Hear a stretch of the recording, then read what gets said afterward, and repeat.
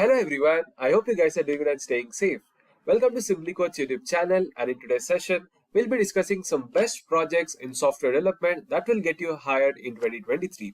As you all are aware that the competition for getting a job has been increasing each year as a result of the rising demand for software developers. So you'll need to put in a lot of practice and effort if you want to get succeeded in the IT industry. In order to get hired by big companies, you must build some good projects to gain experience and confidence, and for that, you must first determine which domain you are good at, be it any programming language or a trending technology. And once after picking a certain domain, you must have a good portfolio of projects to showcase your skills and experience. So in this tutorial, we'll share the best projects in software development that will get you hired in 2023. If you're a beginner and want your resume to have some great software development projects to catch your recruiter's eyes, well, you're at the right place. But before we begin, if you're new to the channel and haven't subscribed already, consider getting subscribed to our channel Simplicode to stay updated with all the latest tech content. And don't forget to hit that bell icon to never miss an update from us. So without any further ado, let's get started. Over to our training expert now. First, we will be covering the C++ projects for 2022. Followed by that, we will learn the Python projects for 2022. And finally, we will wind up the session by learning the most popular JavaScript projects for 2022. I hope I made myself clear with the agenda. Now, without further ado, let's get started with today's projects. Now, over to our experts. In this video tutorial, we will be learning about some C++ projects for 2022 that would be helpful for you to learn and grasp C++ programming language in a practical way. We will not only discuss these projects but also will make these projects from scratch using some basic concepts of C++. So we will start with the hotel management project, in which we will have the information of the items or rooms that we have, what food items are ordered by the customer, and how many rooms are allotted to them, etc. Then we will make another project on registration and login form. In this project, we will learn how to make the complete structure and functionality of the login and registration form. First, we will learn how to create a login page in C++. In the menu, there will be different options like registration, login, and forgot password, etc. After that, we will make a supermarket billing project in C++. In this project, there will be various functions that we will be creating for this project, like add function to add the goods and products in the market, and delete to delete some products, etc. And at last, we will make an airline registration system in C++. This project on airline reservation system will allow a user to book a flight to a particular country of his choice, and he or she will receive the ticket by filling in all the important details, etc. But before we begin, make sure to subscribe to our channel and press the bell icon to never miss an update. Now let's go ahead.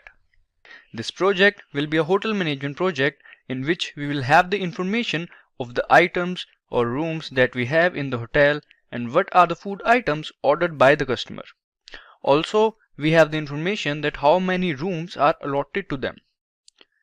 Also, this project will tell us about the sales and the remaining food stocks we have and the total collection of the day. We will make this project in 3 parts. Firstly, we will discuss the first part, in which we will declare some variables and then initialize them. After that, we will enter the quantities of items that we have in the hotel. Then, we will make a list of items or menu of items and rooms that we have in the hotel. So let's start. Now we will switch to our code editor, that is dev C++. So this is our code editor. So here, first of all, let's make a new file. We'll click on file and now we'll create a new file. So now let's start with the project. So first of all, inside the main function, we have to declare some variables. But before that, we will write the header files, that is hash include iostream, and then the namespace standard.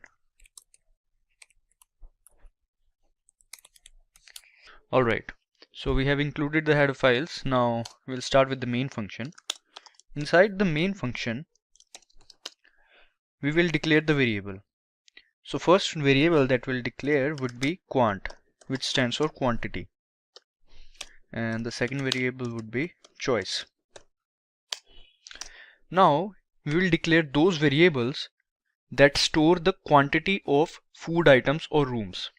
So let's say the variable which will store the quantity of rooms would be q rooms, and we have to initialize it also.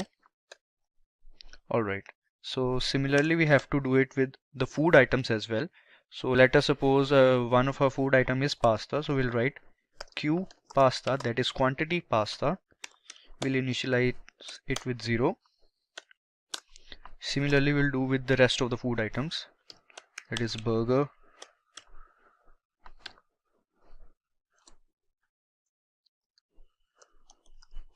noodles,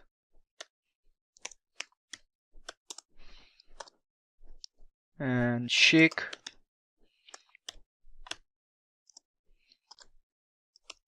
and chicken. Here chicken would be, let's say, chicken roll. So these are our food items. So these variables will hold the quantity of these food items. So now we will declare those variables which will hold the value of the number of food items that have been sold. So for example, Q pasta holds the value of number of pastas we had in our hotel, and S pasta will hold the value of number of pastas that have been sold. So let's start. Similarly, we'll write S rooms, that is sold rooms. We have to initialize it with 0 as well, and S pasta. Similarly, S burger,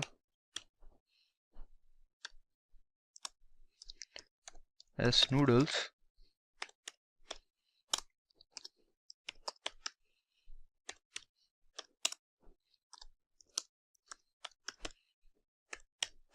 S chicken. Alright, now we will create some more variables that will store the price of the total price of each of these food items or rooms.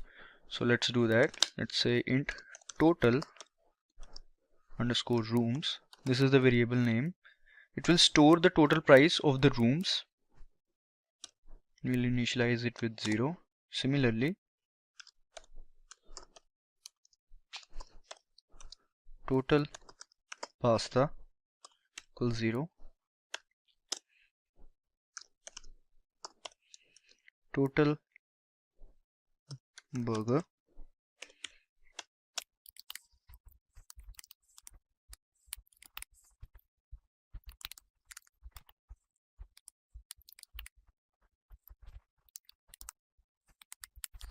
Alright, so these variables holds the quantity of food we have, these variables holds the quantity of food we sold, and these variables will hold the price, the total price of each of the food items or rooms. So let's comment it. These holds quantity so that it's easy for you guys.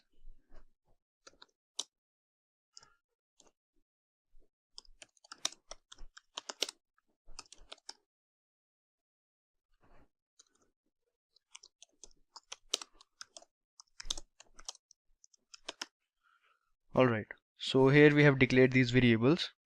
Now we will make a list kind of a structure in which we will ask the user to enter the number or quantities of food items or rooms that we have in the hotel. So alright, now let's do this. First of all, we have to display a message, but before that we'll use /n and /t. So /n means the next line, and /t will add a horizontal space in the output. So we need that horizontal space. So we'll write quantity of food, let's say items only, quantity of items we have in a hotel. Alright, now we'll write rooms available. So we'll add /n and rooms available. Alright, so after this we'll write cin and take the input of quantity of rooms we have, because here we are asking to enter the number of rooms we have. So we'll write C in queue rooms because it holds the quantity of rooms we have. We have initialized it with 0. Similarly, we'll do it for the rest, like quantity of pasta, like this we'll do. Inside the /n, now we'll write the quantity of pasta.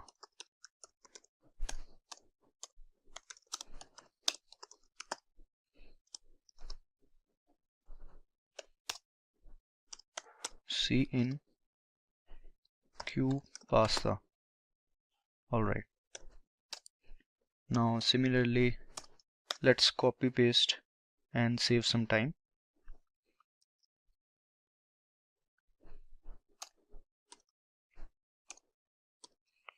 So this first was the pasta, then burger,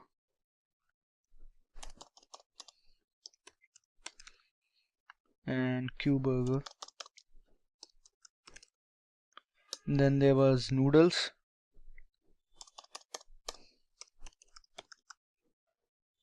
Q noodles.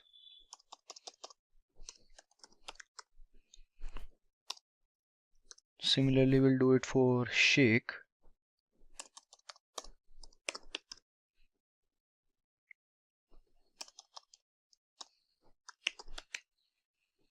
And then here chicken is the chicken roll. So quantity of chicken roll.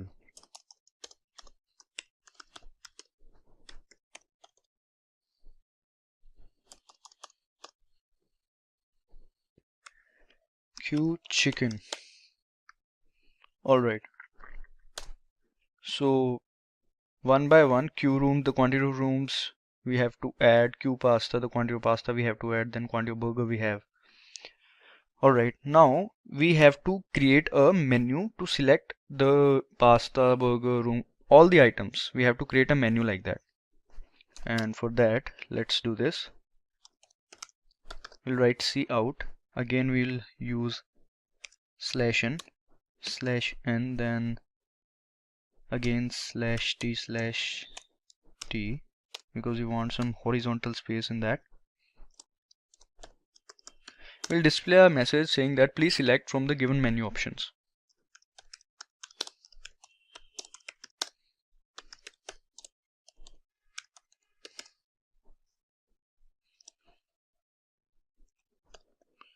Alright, so it's a message for the users or the customers, I would say. Now again we'll use /n because I want to add some new lines. So I'll use 2/n. Now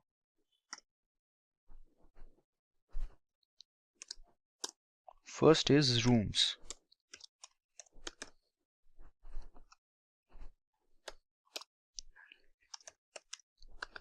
Secondly, we'll use only one /n, and here we are creating the menu to select the food items or rooms. So now we'll write pasta, and similarly we'll copy paste.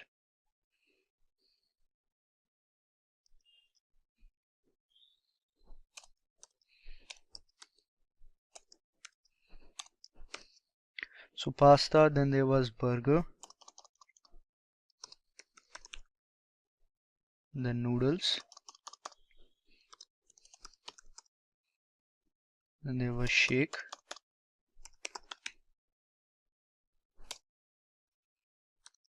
then there was chicken.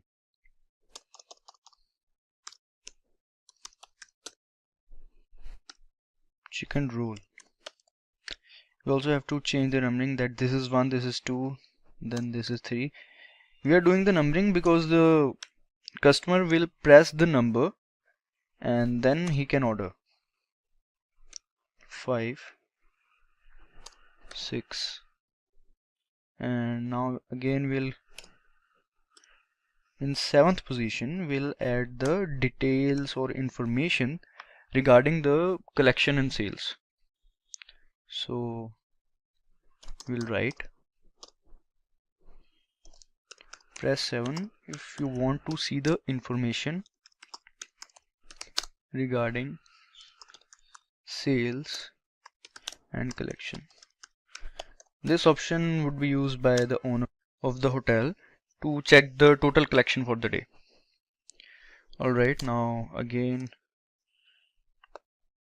the 8th number is for if we want to exit. Yeah, so this is done. Now after that we'll display a message saying that please enter your choice. So we'll use /n and write please enter your choice.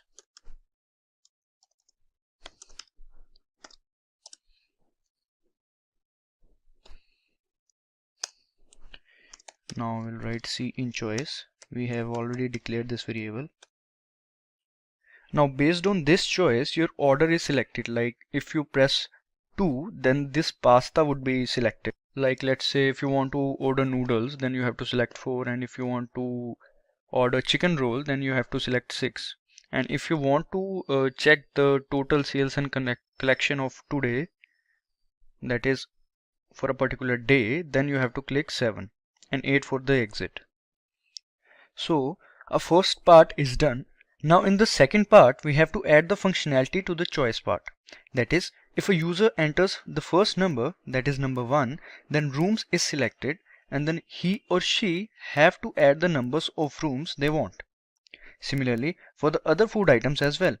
Like if they want to take 2 burgers or 3 burgers instead of 1, and we only have 1 burger left, then also we have to display a message saying that only so and so burgers are left.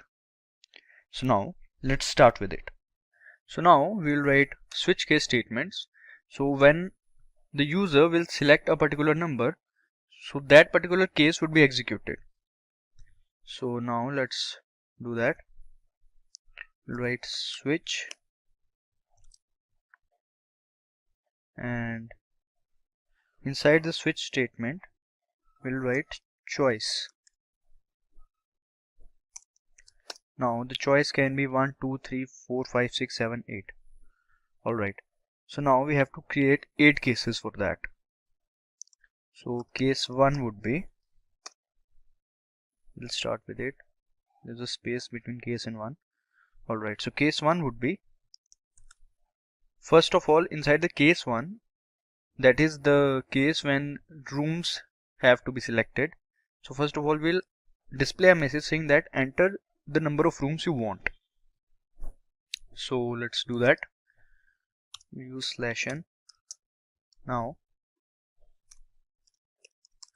enter the number of rooms you want.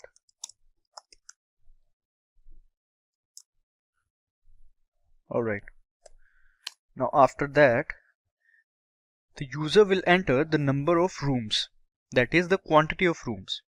So now we'll take the quantity in the quantity variable, that is quant variable. So the user will enter the number of rooms, that is the quantity of rooms he or she wants.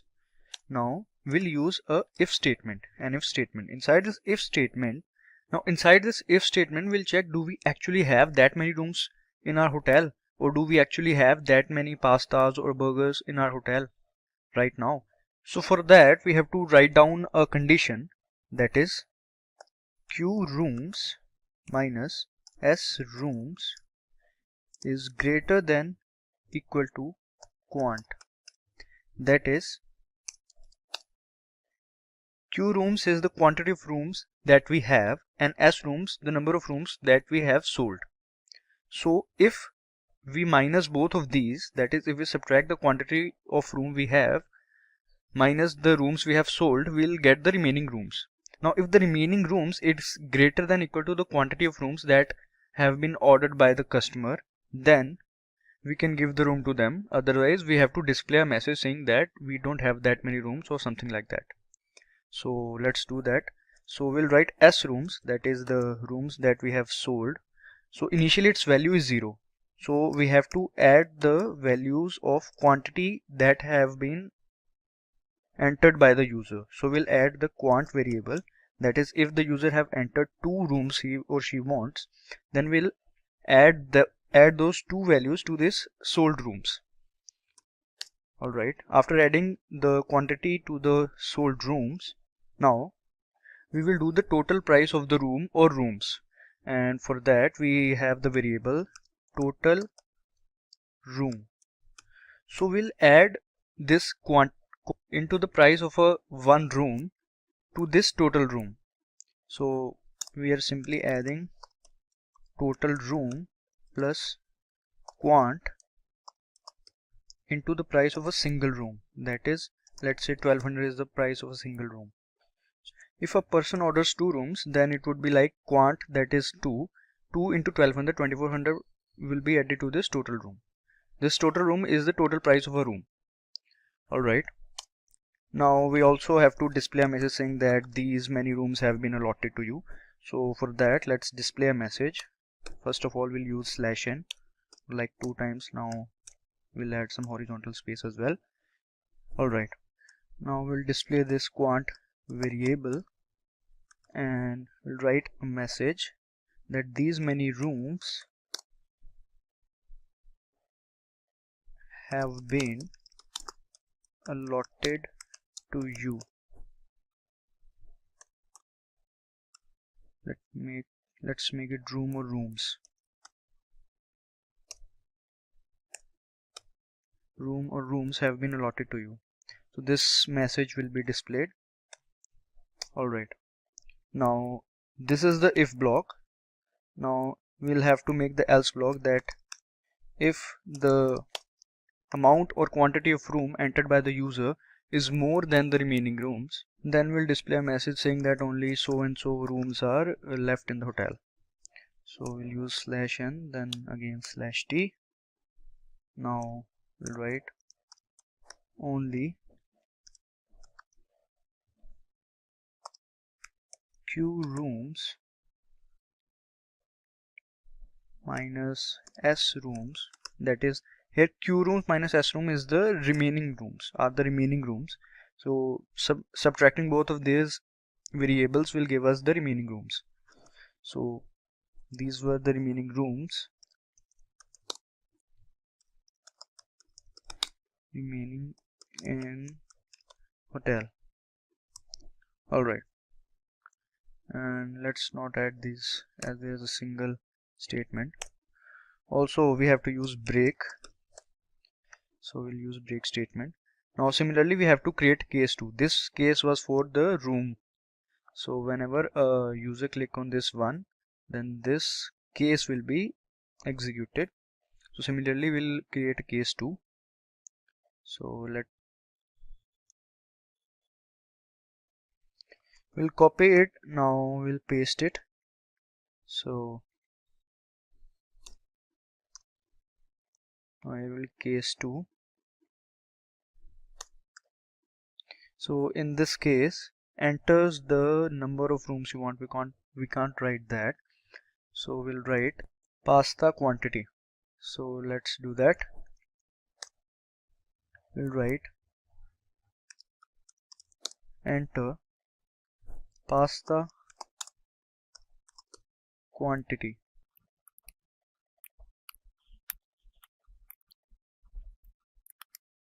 Alright, so in this case the cin would be same, that is quantity variable we have.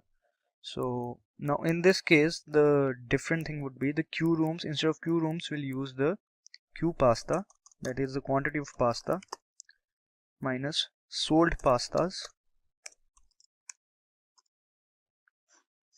It must be greater than quantity of pasta we have.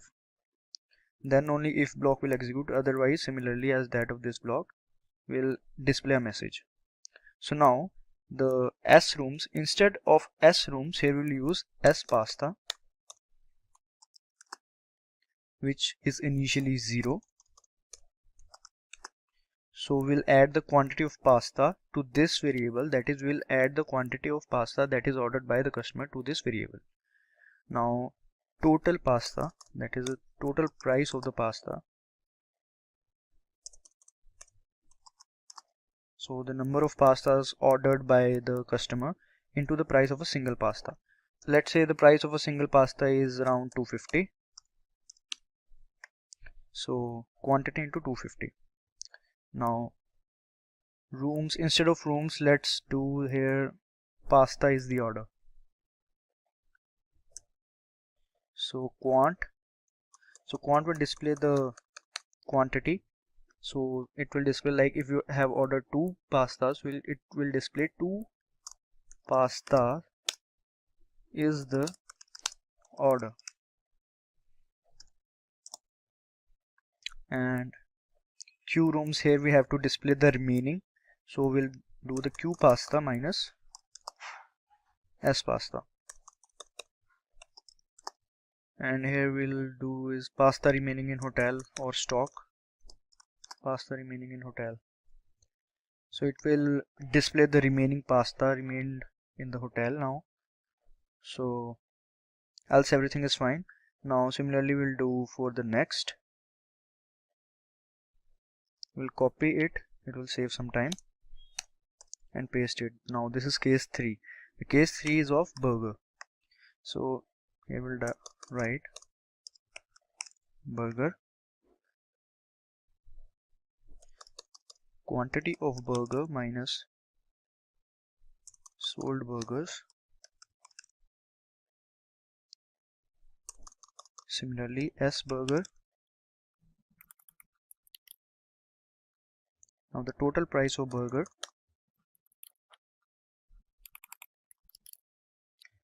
So let's say the price of a burger is around 120, and so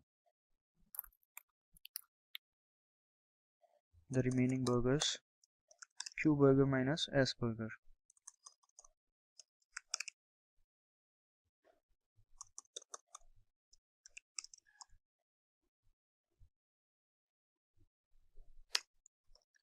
The fourth case now, that is the noodles case. So enter noodles quantity.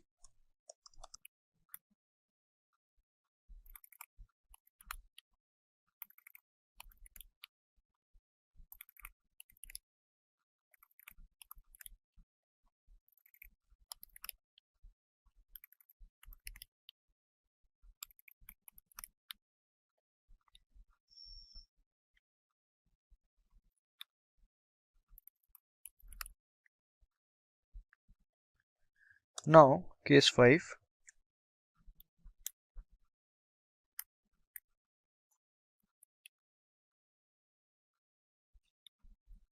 Now case 5 is of shakes. So we'll write enter shakes quantity.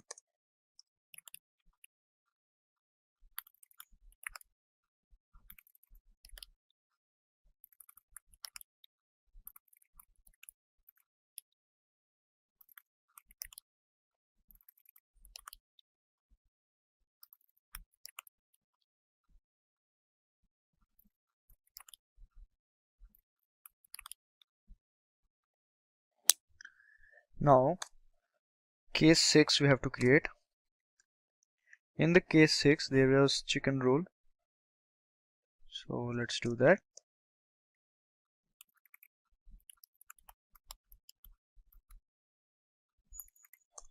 Q chicken minus s chicken.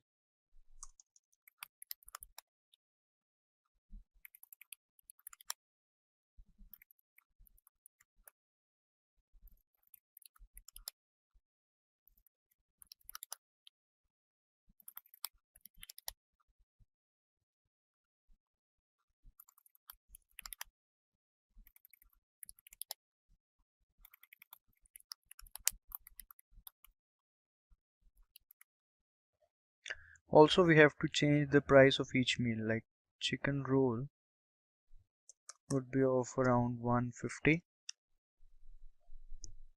and this shake would be 120. Noodles 140, let's say.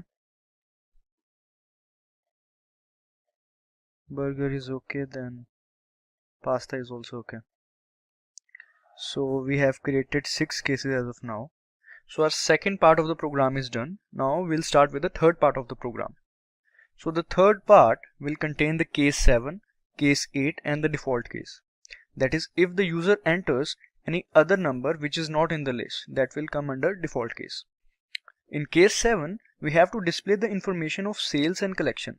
That is, how many money we have collected for the day and the remaining food items, etc. So now let's start with the case 7. So when the user will enter 7, that is case 7, then he want to see the details of the information of sales and collection. So we'll display a message saying that details of sales and collection. Alright, so after this message, let's add /n/t/t. Alright, so after this message, we have to display the number of rooms we had, the number of rooms we gave for rent, and then the remaining rooms, that is minus the quantity of rooms minus the sold rooms, then the total rooms collection for the day. So similarly we'll do for all the meals like pasta, burger, noodles, etc. So let's do it. So we'll start display. First of all, we'll add /n. Now number of rooms we had.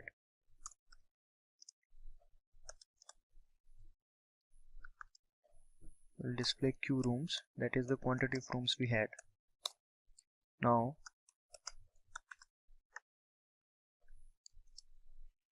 similarly, number of rooms we gave for rent. Alright, so we'll write s rooms. Now we have to display a message. Similarly, we'll write /n/n remaining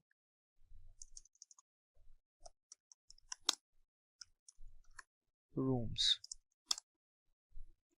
So for that we have to simply subtract q rooms with s rooms, that will give us the remaining rooms.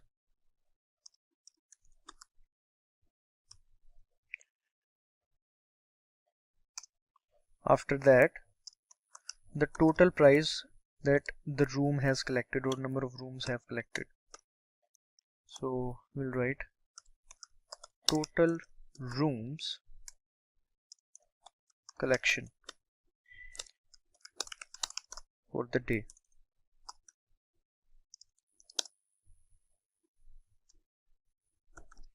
Now it is stored at total rooms. This variable is storing the total types of rooms. This is the complete information of rooms. Similarly, we have to do it for the burger, noodle, pasta, etc.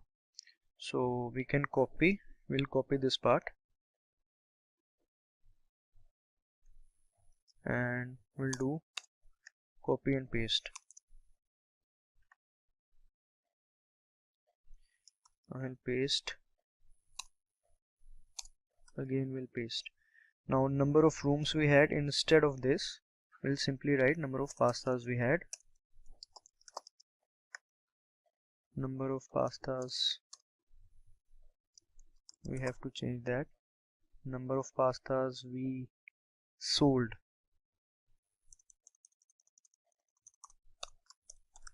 Yeah, that would be right. Now remaining pastas. There are few minor changes that we have to do. Total pasta collection.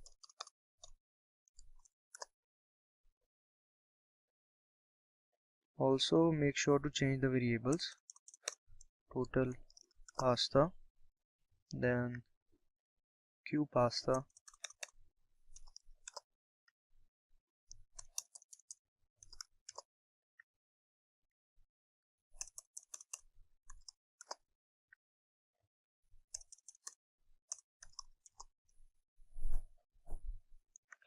alright.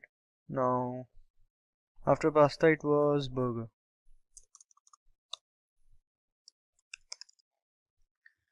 Burgers, we have number of burgers we sold.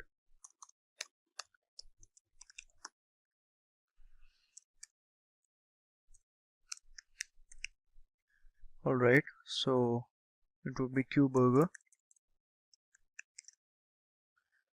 and S burger. Remaining burgers.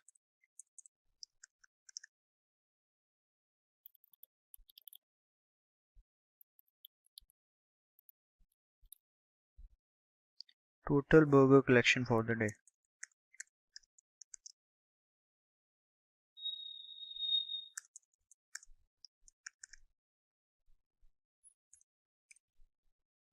Alright, now we'll do same for noodles.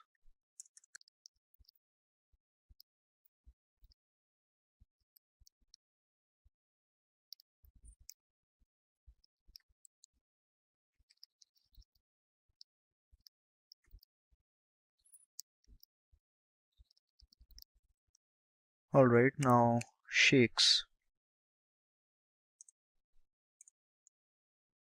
Number of shakes we had.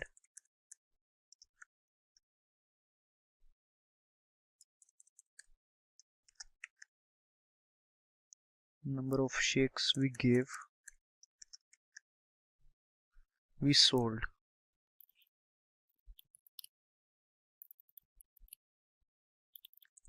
Remaining shakes.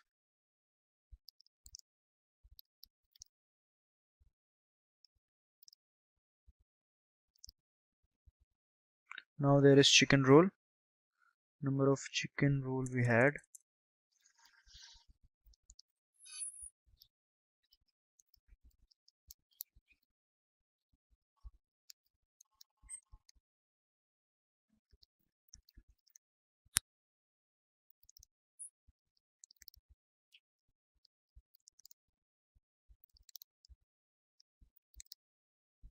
Alright, now the case 8. The case 8 we have used for, this was the case 7, and the case 8 we have used for exit, as you can see here.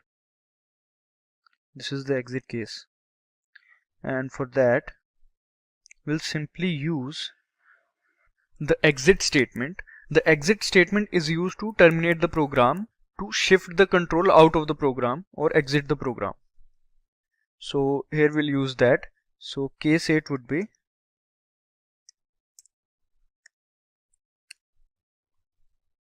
exit, and inside that we'll use 0. 0 here will mean that 0 millisecond, and now after that we'll have to use the default case, that if the user enters any other number that is not present in the menu list, then this default case will be executed.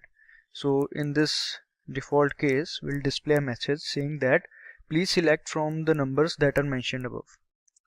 So we'll use /n, please select the numbers mentioned above. So this message will be printed.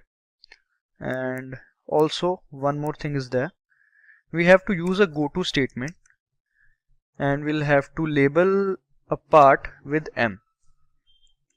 Now I'll explain to you that why have we used this jump statement, that is goto statement. So after making a choice, we again want to choose another option. That is, if I have ordered 2 pastas, then I also want to order 2 burgers as well. So we will mark or label menu with M.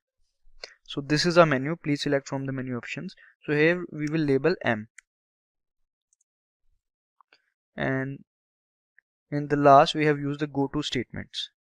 So the goto statement here will transfer the control to the menu after making a choice.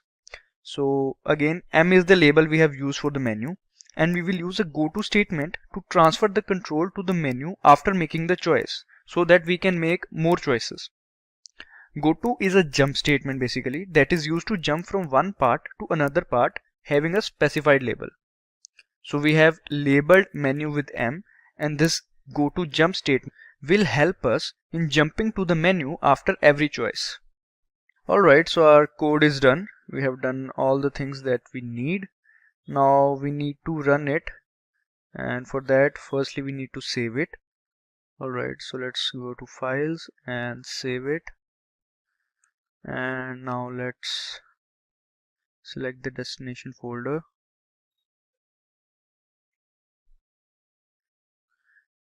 Let's name it as management.cpp.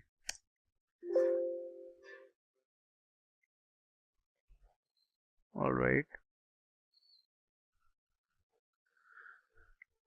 so the program is saved. Now let's try to compile and run this program.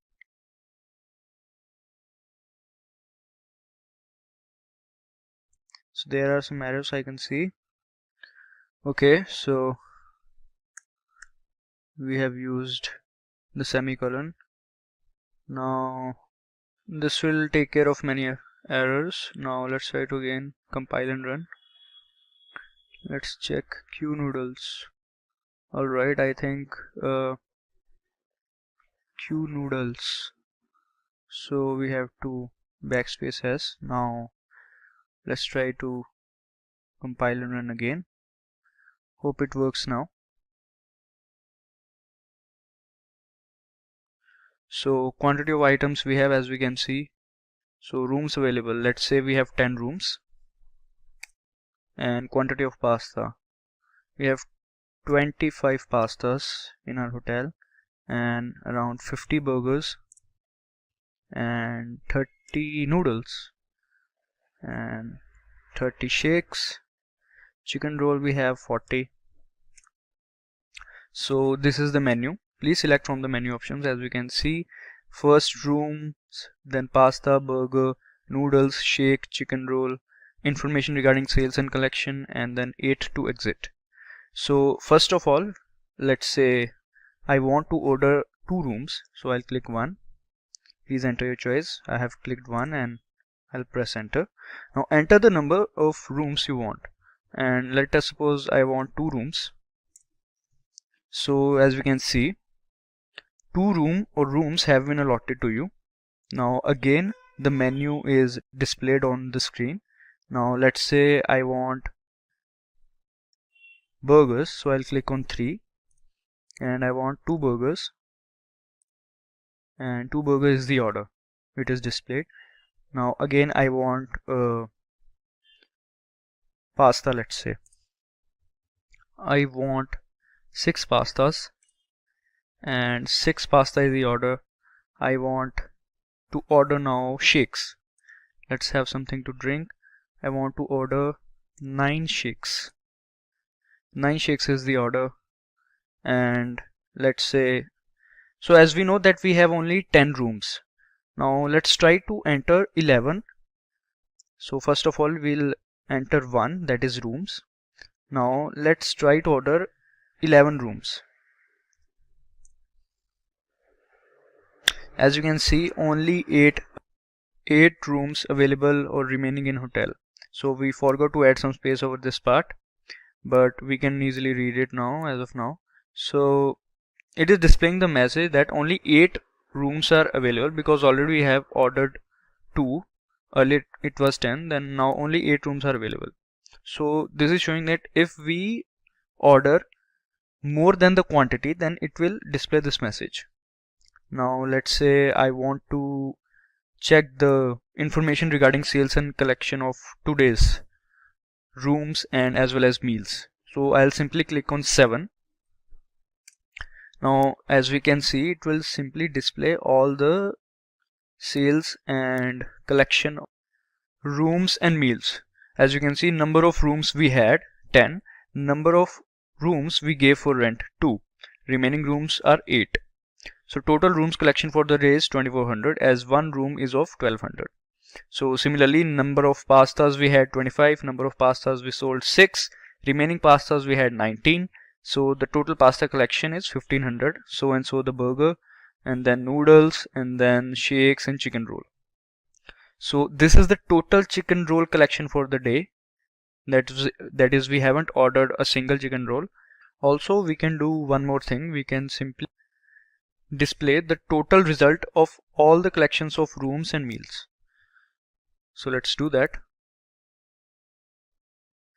So to display the total collection of the day, all we need to do is to add all the totals of pastas, burgers and rooms. So for that we have to go to case 7.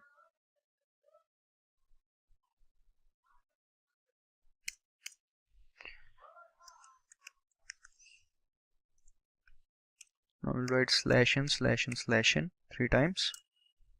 So here we'll write total collection for the day.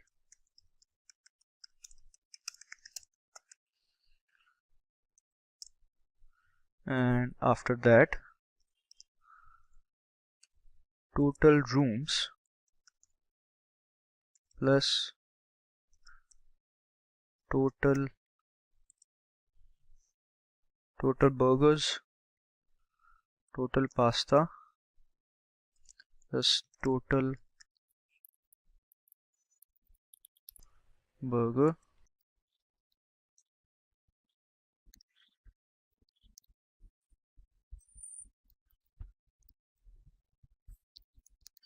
total chicken. Alright, after this we will use the break statement. Now let's run the program.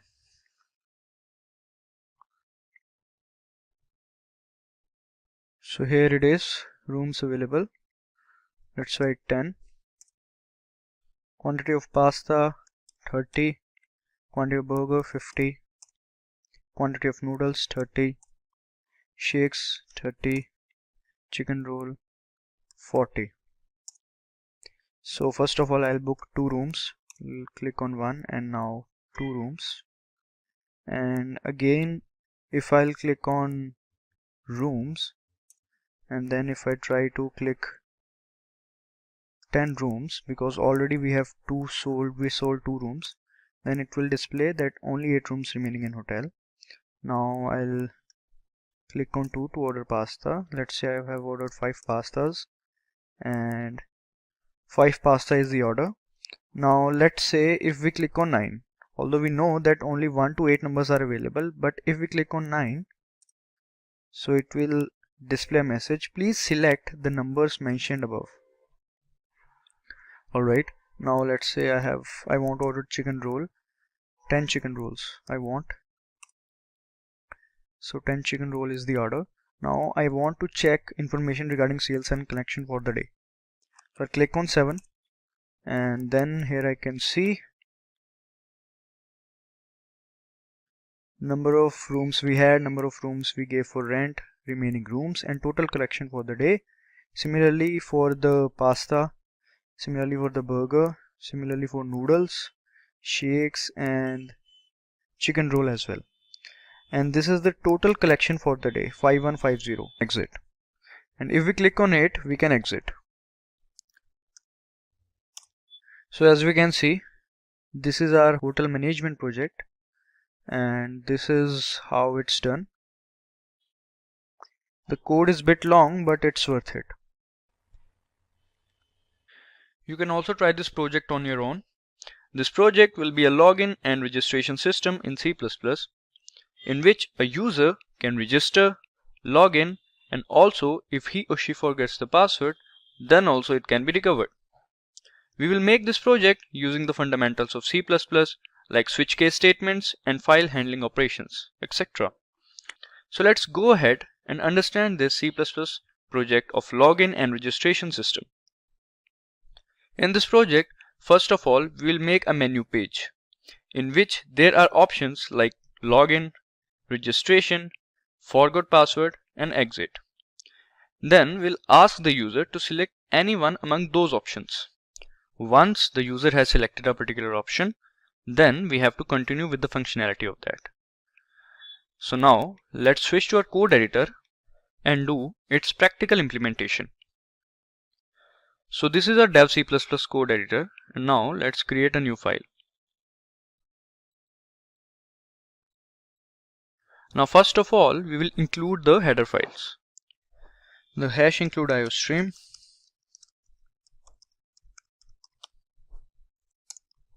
Then there is fstream class for file handling operation. Hash include fstream. Then there is string.h for string.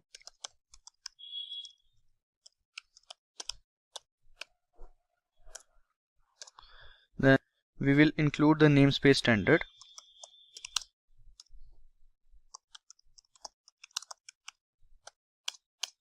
Now we will do the forward declaration for three functions, that is login function, registration function and forward function. And after that, inside the main function, we will make the menu for the login page. So let's start. First of all, we are doing the forward declaration. This is the login function.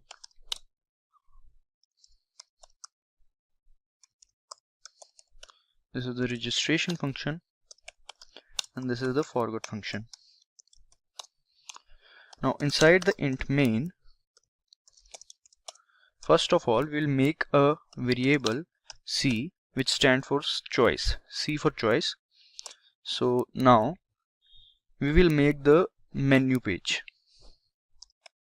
So let's create, we'll use /t for adding the horizontal space.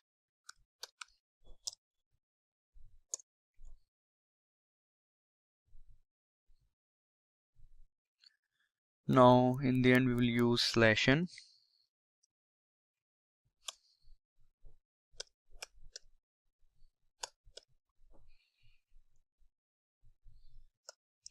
Alright, similarly we'll do here.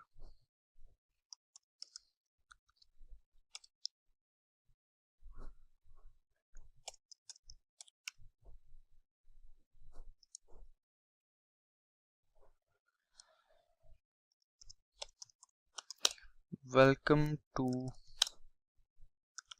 the login page.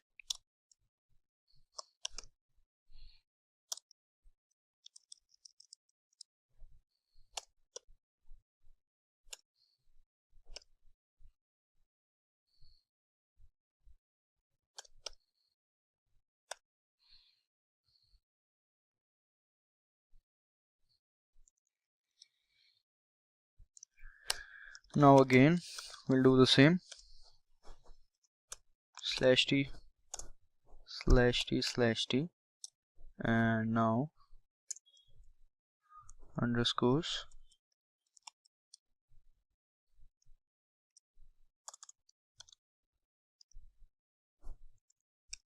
menu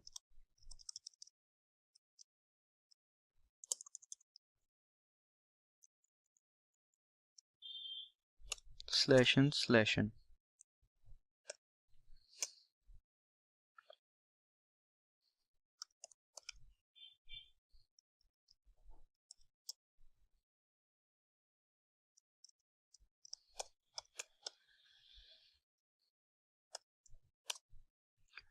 Alright, now we will make the options. So we'll do the /t.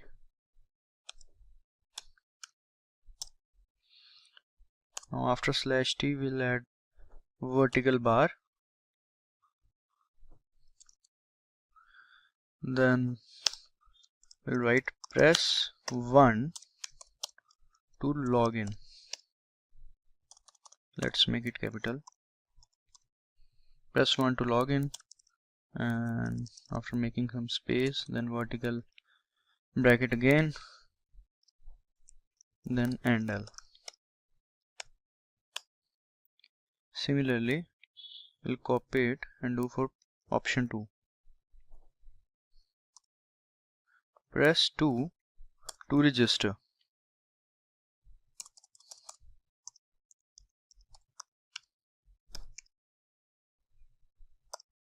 Alright, let's maintain the symmetry. Press 3 if you forgot your password. Alright,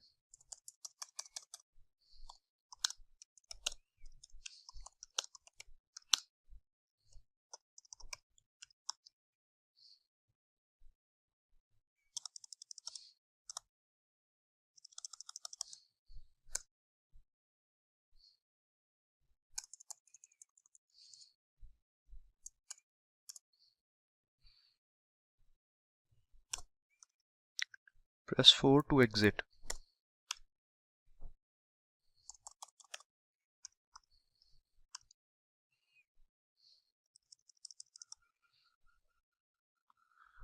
Alright, so this is done. Now after that we will ask the user to enter your choice, and for that we'll display a message saying that please enter your choice. But before that we'll use /n and some /t's. Alright, now we'll ask the user please enter your choice.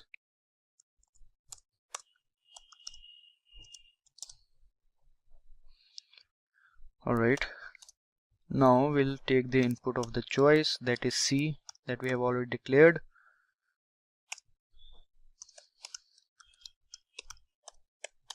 Next line. Now we'll use switch case statements. For example, if the user selects 2 to register first of all, then inside the switch case statement in case 2 we will call the registration function, and if the user enters 1, then we will call the login function. So let's do that. Let's create a switch statement and see, that is choice. Now inside the switch statement, first of all we'll create a case 1. Inside this case there would be login. We are calling this login function, and then there is break statement. Alright, similarly now we will create case 2.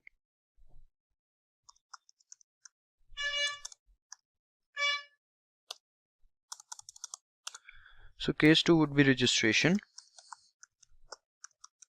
Here we are calling the registration function, and then there is break statement.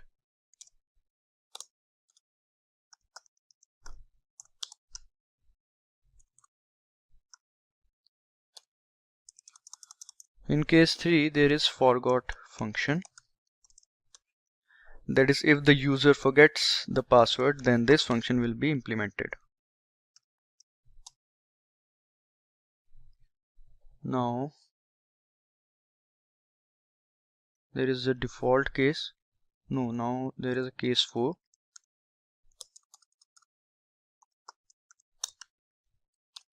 In case 4 there would be a message saying that thank you, because case 4 would be exit.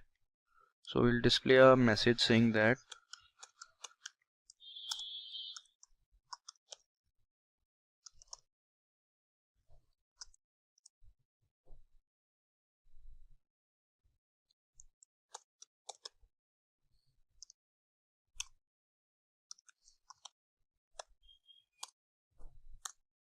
now we'll also have to make the default case.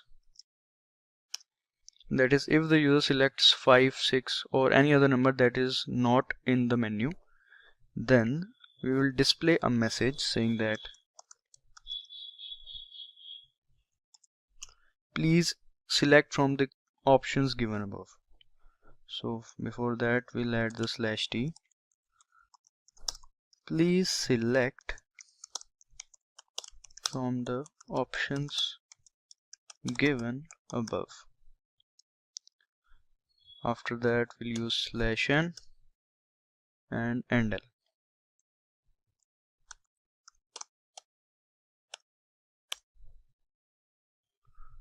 After that we'll call the main function so that the control goes back to the main function, and we'll also use system CLS, that is clear screen.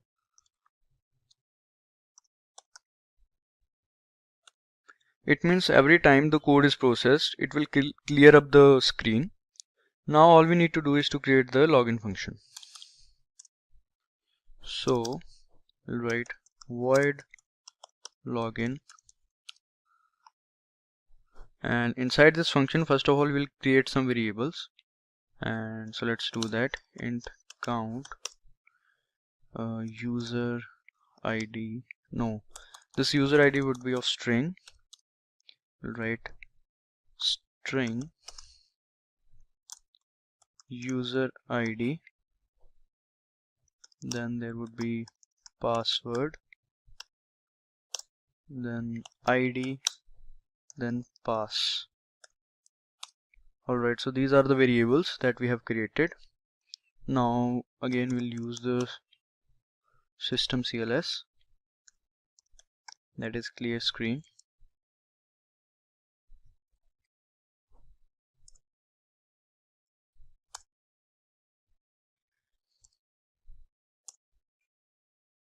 We have to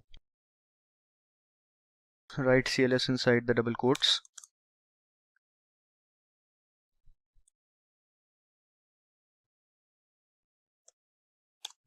Alright, now we will display a message that please enter the username and password.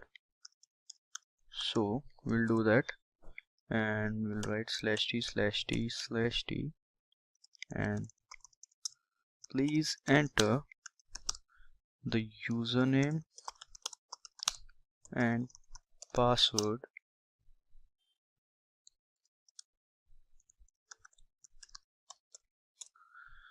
Alright, now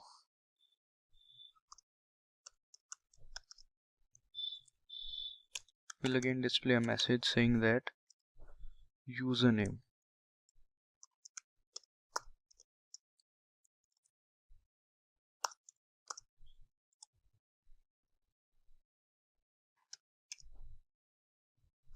Now we'll take the input.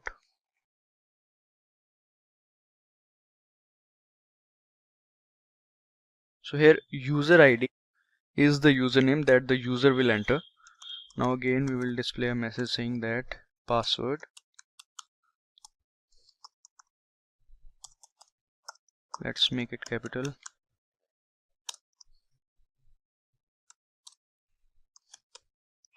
Again we'll take the input.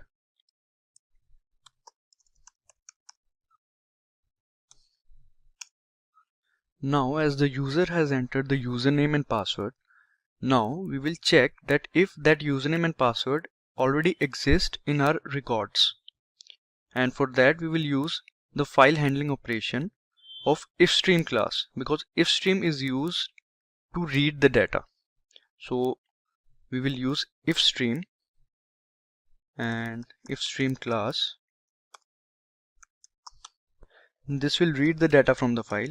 Input is the object name and the file name would be records.txt. Alright, we'll have to make it inside the double quotes.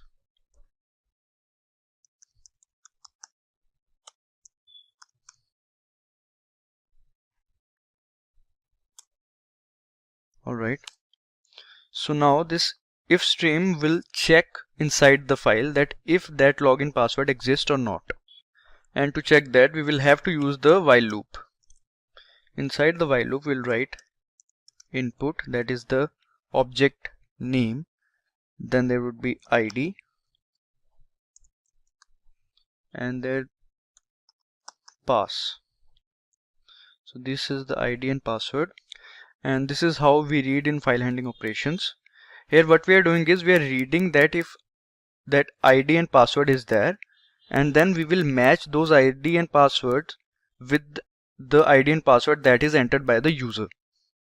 So for that we will have to use the if condition inside the while loop. So let's do that. We will write if ID equals user ID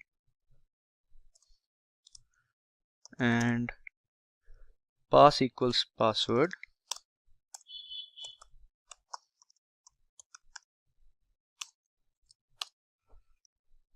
then count would be 1, and then we will use system CLS to clear the screen.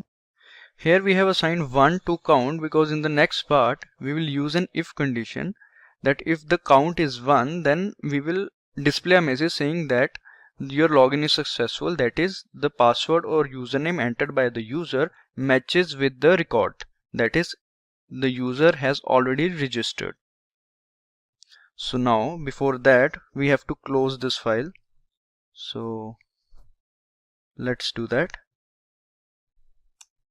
To close this file, we will use the object name, that is input dot close. This is how we can close the file. Alright, now we'll use the if condition, and inside this if condition, as I've said, if count equals 1,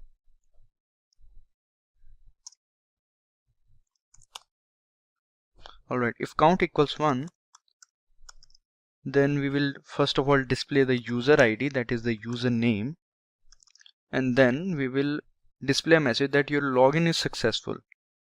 So let's do that. Your login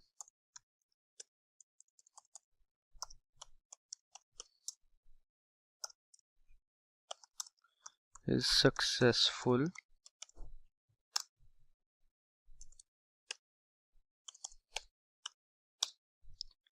Now thanks for logging in.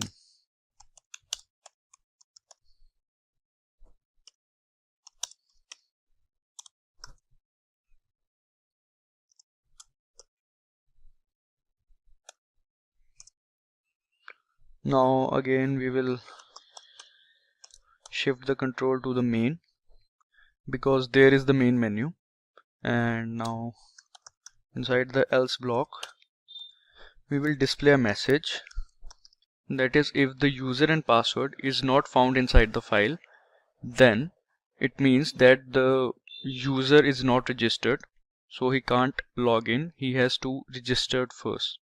So we'll display a message saying that login error.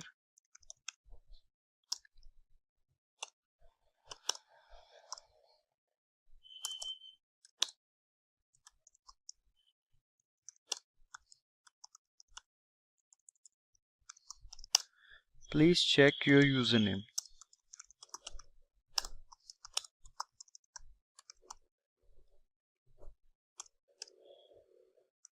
Now again main function. Now we have to create another function, that is the registration function. That is, if the user press 2, then this registration function would be called. So let's create this function. Void registration.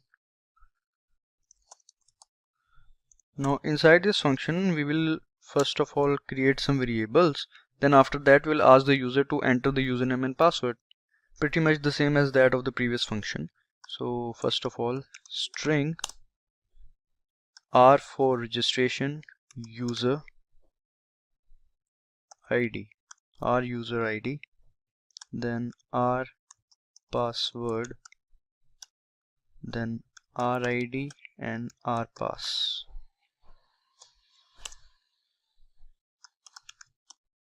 System CLS again, clear screen.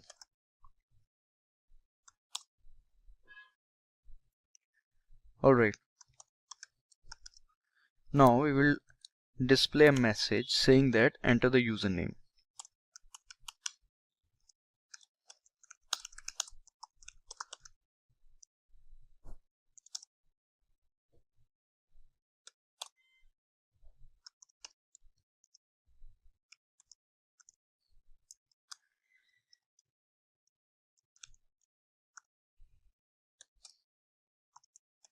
Again enter the password.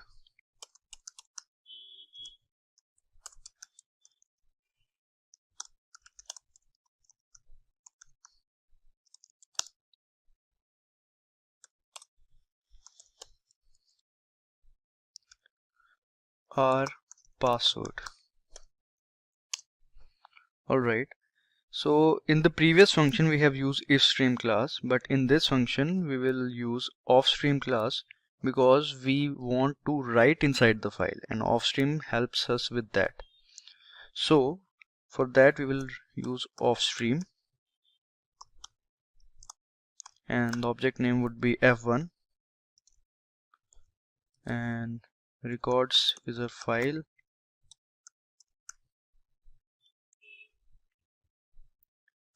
and we will use the app mode. This iOS means the input output stream, and app will open the file and append the output in the end. So this is our app mode. There are different modes. So here we are using this app mode. So after this we'll put the semicolon in the end.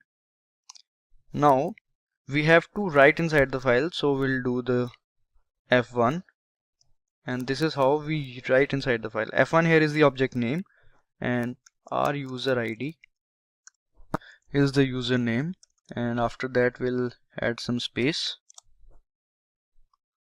and then our password, that is the password.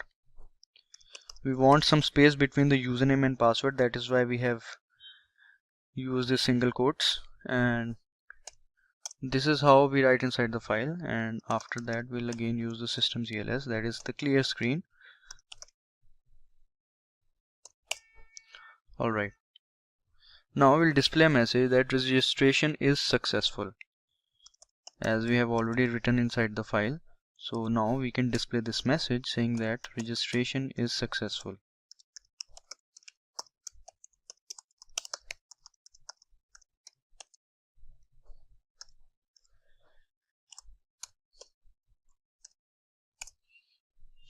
Now again control back to the main function.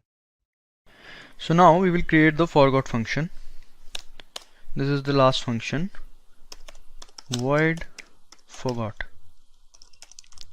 So this function would be called when the user forgets the password or username.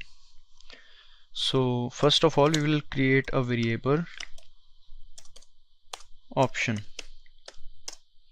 Now we will ask the user that you forgot your password, no worries. Then we'll ask the user to press 1 to search your ID by your username, and press 2 to go back to the main menu. So let's start. Before that we will use systemcls.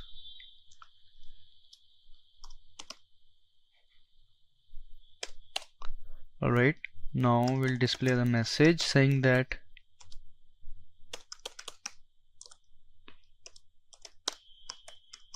you forget the password, no worries, and then we'll use /n.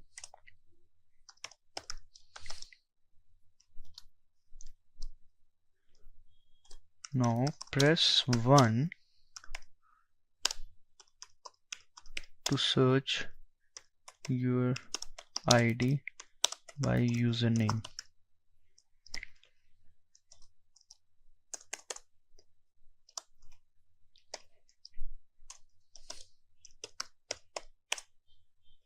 Alright, now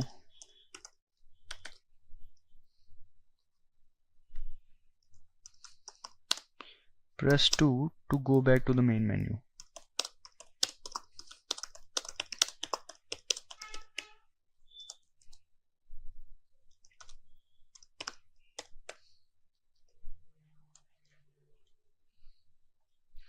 Alright, now after that we'll use /t.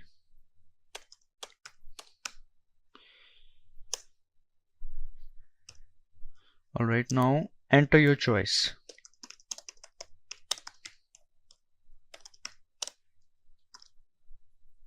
Now we'll take the input cin option. After that, using the switch case statement, option. Now inside the switch case we'll create cases. So case 1, that is when the user selects option 1, then int, we'll use bracket over here because there would be multiple lines.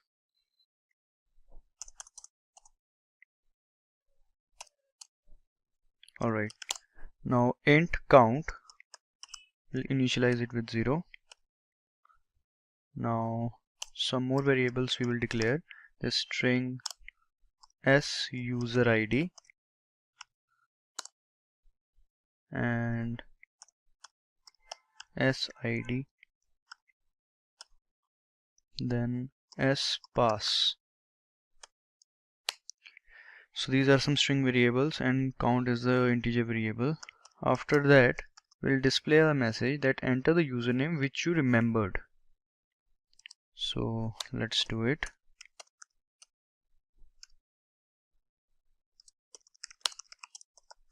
Enter the username you remembered. Alright, now we will take the input from the user as user ID. So once the user entered the username, then we will check that if that username exists in the file using the ifstream object. As we know, ifstream is used when we want to read from the file or check from the file.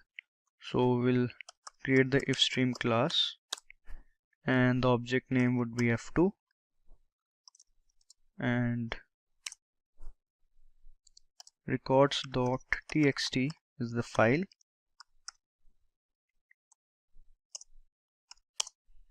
Alright, now using the while loop we will check that if the username is there inside the file or not. So sid and spass. So now if sid equals s user id,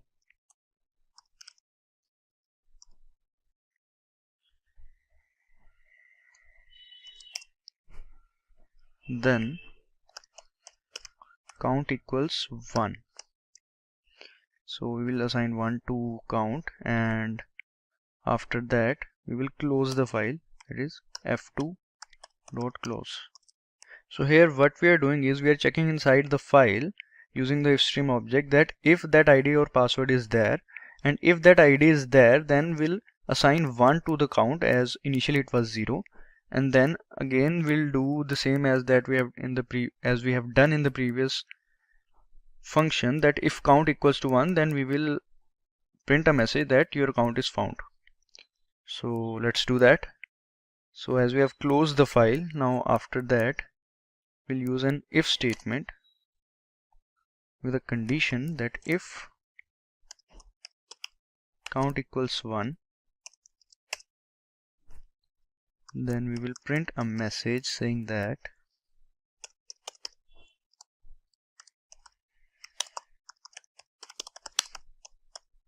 your account is found.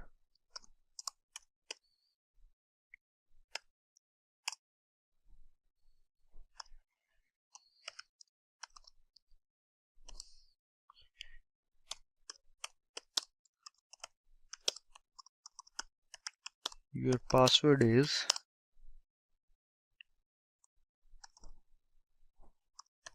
spass. So it will display the password.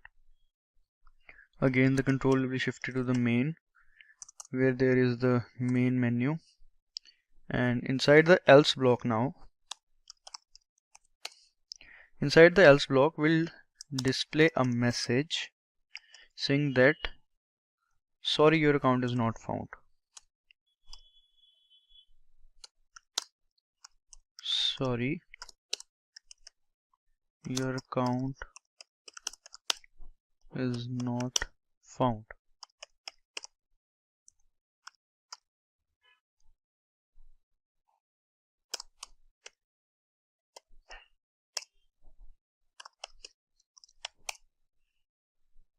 So as the case 1 ends, we will use the break statement. Now we will create case 2.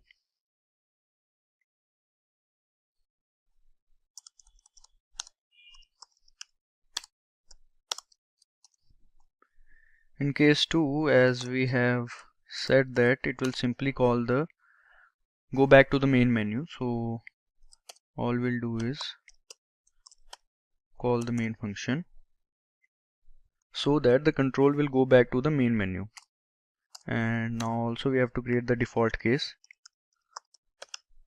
In the default case, we'll simply print a message saying that wrong choice, please try again. So we'll use /t/t/t. Wrong choice, please try again.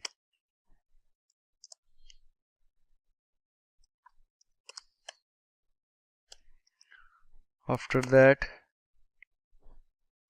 we'll call the forgot function so that the user can try again with the correct option.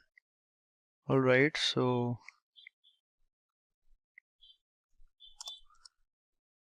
we forgot to save this. So let's name it as register.cpp and save it. Now let's try to run this. Go to execute and compile and run. There is some error. Alright, so I must be capital as we have declared. Let's try again.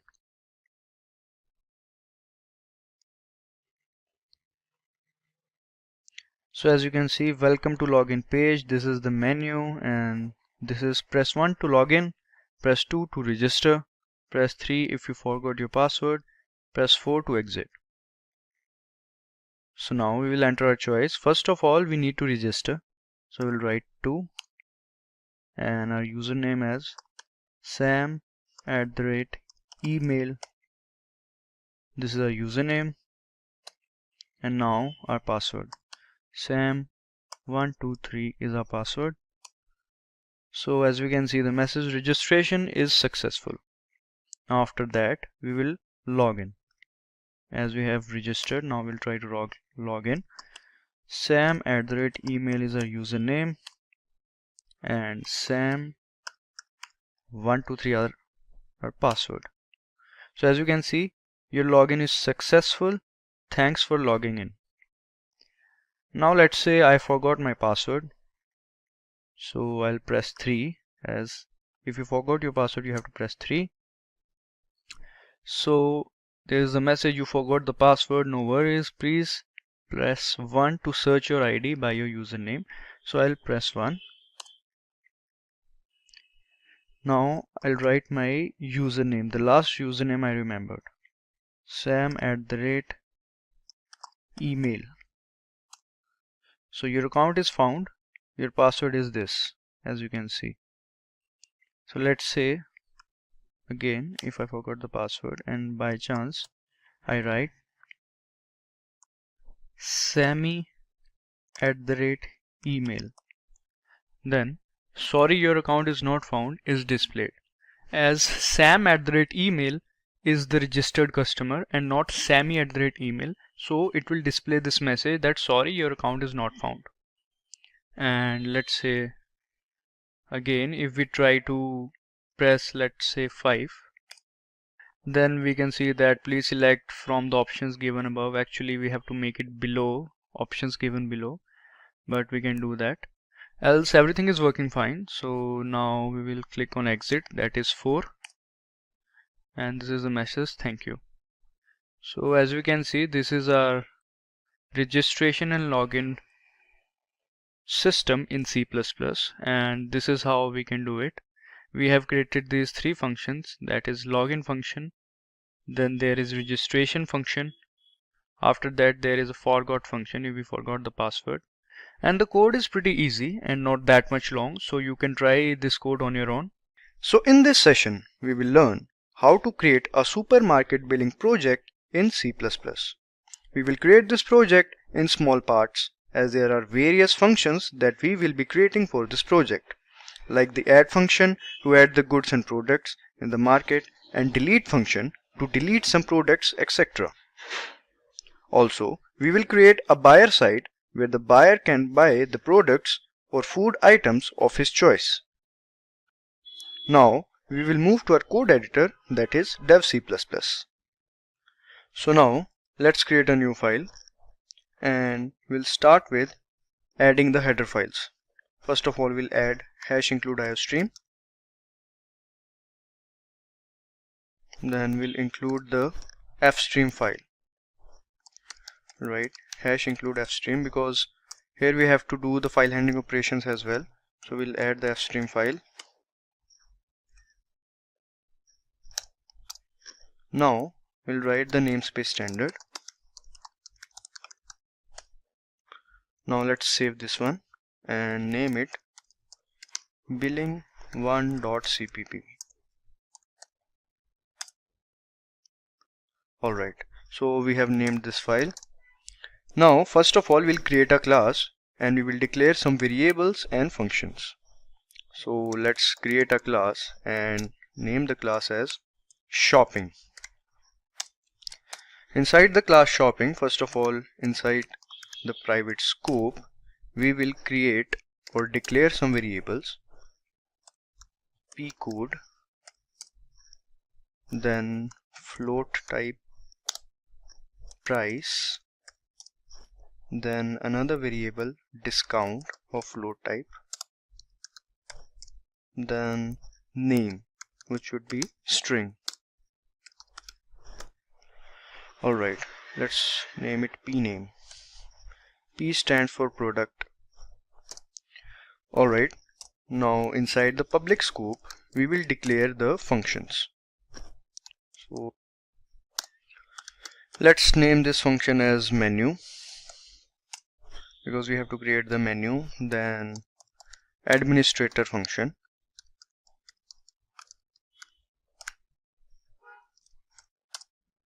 alright, now let's create a buyer function, a buyer or customer whatsoever.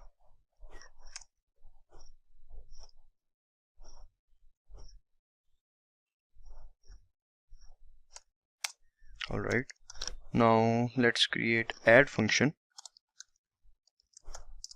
then the edit function. These definitions of these functions we will create later. First of all, here we are declaring these functions. After that we have to remove some products. For that we will create remove function, and then the list function to display the list, and at last receipt function. Alright, so here we have declared the functions and the variables. So now we'll put semicolon in the end of the class and we'll start with the first function, that is the menu function. So we'll write void class name, then the scope resolution operator and menu function. So now inside this function, first of all we will create a variable, that is choice, and some more variables like, let's say, email and password, because here we will need email as well as password for the login purpose. So now we have to create this menu, and for that we have to first of all display supermarket main menu, and after that we will display that administrator, buyer, etc. and all that. So now let's start with that. For that we have to display, and you can display in your own style, like I usually do like this, /t, to add some horizontal space.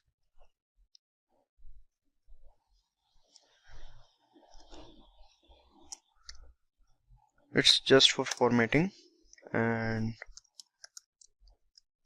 after that same will do.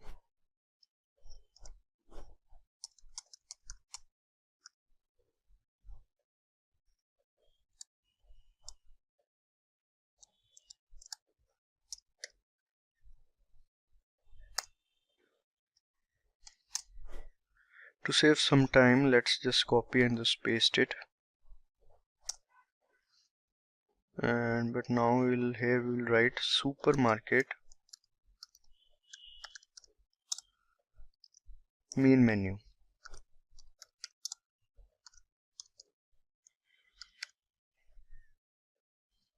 Reduce some space.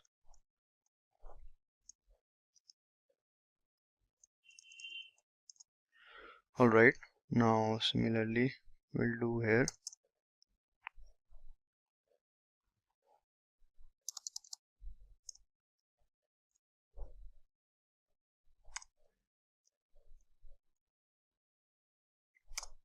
Now let's just copy and paste this part.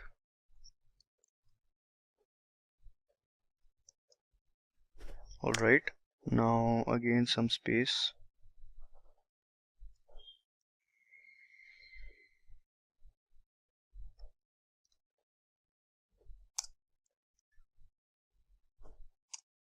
Alright, now we'll create a menu in which the user have to select, the customer have to select whether he is an administrator or a buyer. So let's do that, and for that we'll write cout /t/t/t to add some horizontal space. And alright, now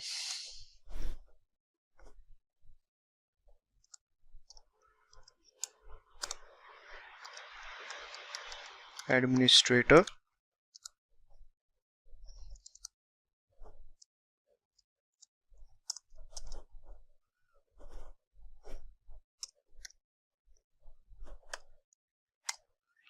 now similarly here we'll add some space over here.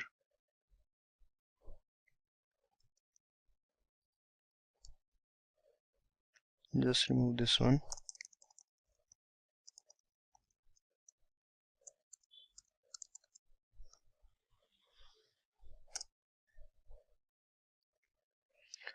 In number 2 we'll write buyer, the person who wants to buy stuff from the market.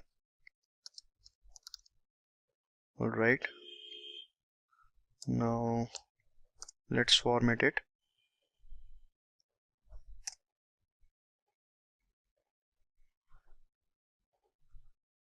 We'll add some space over here. Now in number 3 we'll write exit.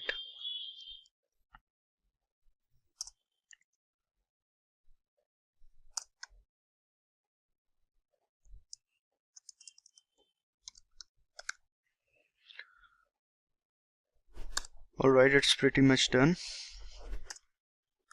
After that, again, if we want to add some space, we can add some. It's just for formatting purposes, you can do it in your own way.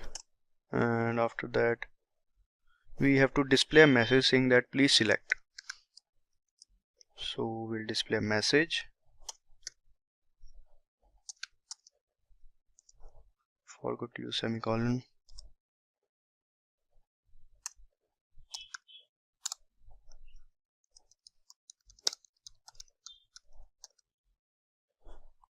Now we'll take an input from the user that whatsoever he wants to click on, like if he's an administrator he'll click on 1, if he's a buyer then he'll click on 2, and if he wants to exit he can click on 3.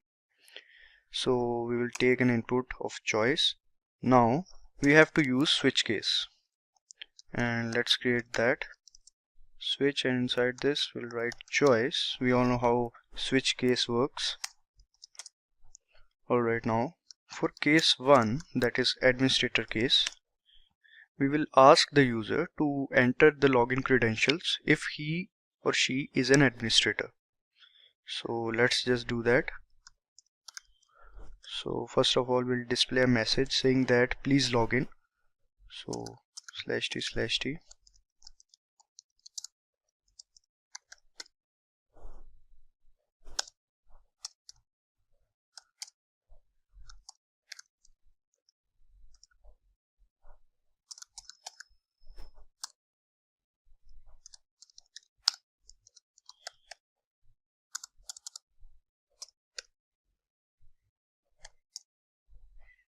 Enter email, and then we'll take the input of email. We already declared this variable email, and now we'll take the password from the user.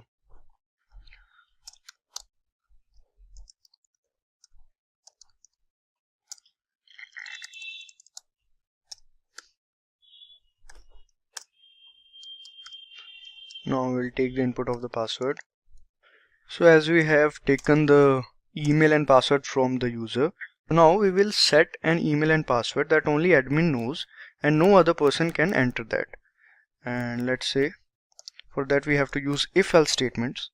So if email equals, now let's set the email first of all, robbie@email.com. You can write the email and password as of your choice, and I'll set the password now as robbie@123. Now inside the if block, if the user enters this, that means it is the administrator, and we will call this administrator function. Alright, now in the else block, we'll simply display a message saying that invalid username password, invalid username, invalid email password.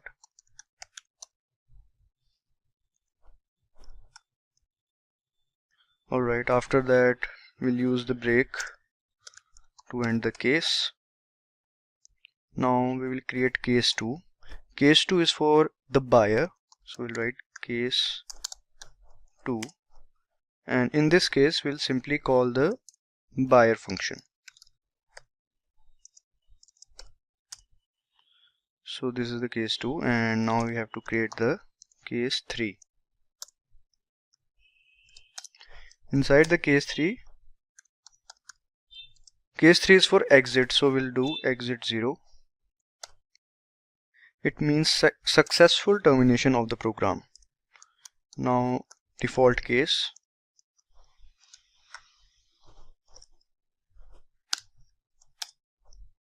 So inside the default case, we'll simply display a message saying that please select from the given options. Default case will execute if a person selects any other option rather than 1, 2, 3. So we'll have to instruct him that please select from the given option. Select from the given options.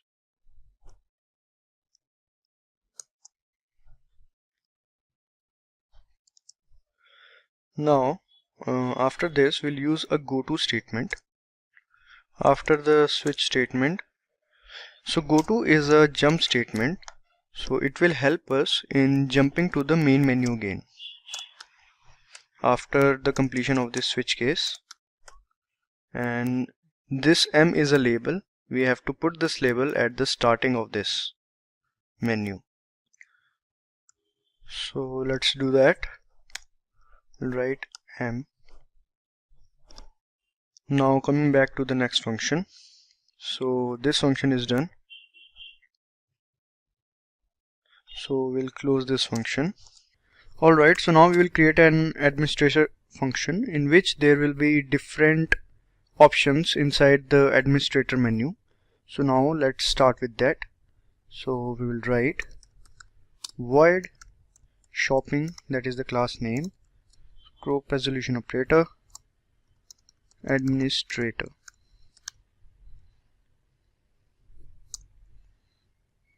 So our function name is administrator. So inside this function, first of all we will declare a variable choice. Now after that we will create a menu in which there will be different options. So let's do that. First of all we'll write /n, then /t, some horizontal spaces, so that administrator menu. Alright, after that here will be our first option. So first of all we'll write /n, then /t's. Just to make it a bit fancy, we can do this.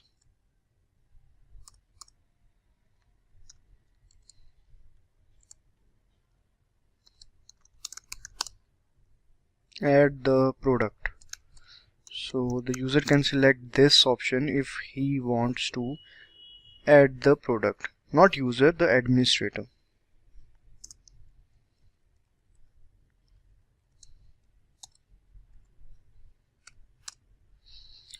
Now we will add some space in this one.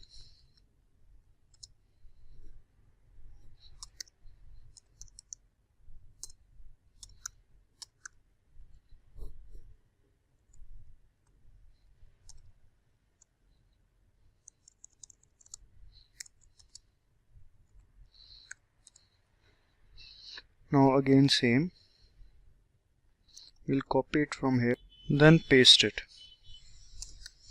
So here we will change it to the modify the product, and we have to adjust it as well. Alright, now again we'll add some space. We can copy this one.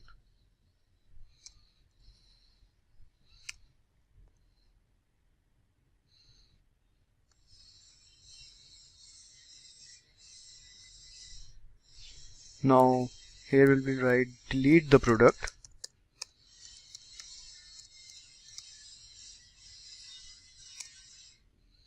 Now here again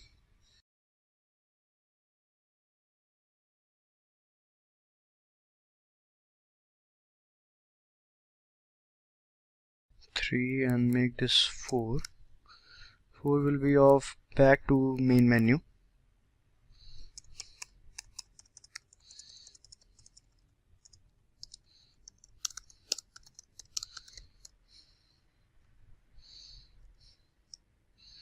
Alright. Now after that we will ask the user to please enter your choice. So we'll display a message saying that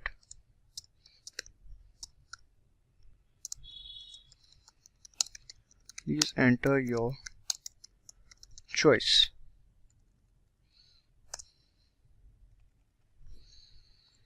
Alright.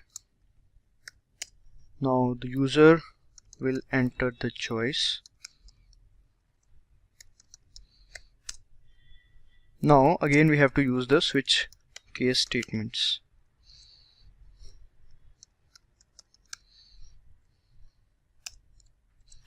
Inside this first case, first of all we'll make, and inside this first case we will call the add function. After that we'll use break statement. Now we'll create case 2. In case 2 we will call the modify function or the edit function. So we'll write edit and again the break. Now we'll create case 3. In case 3 there will be delete function. So we'll name this function as remove. REM stands for remove. Now case 4 would be back to main menu. So for that we'll simply call the menu function.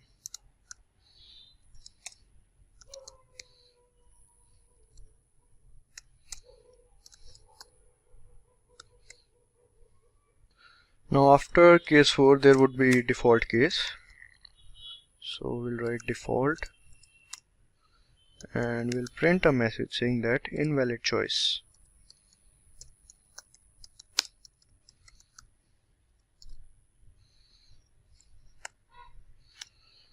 Alright, so after the switch case statement, again as we have done in the previous function, we will mark M with a go to statement, which is a jump statement, and label it over here.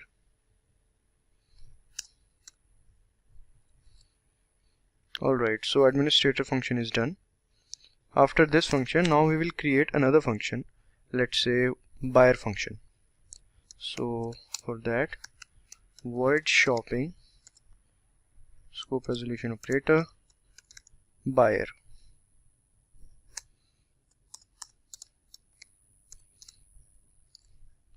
Alright, so inside this buyer function, first of all we'll declare the variables in choice. Now inside this function we'll ask the user that he or she wants to buy the product or go back. So let's create that. First of all, here we'll write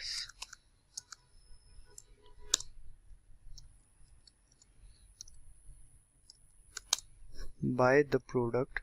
No, first of all we'll write buyer. Yeah. After that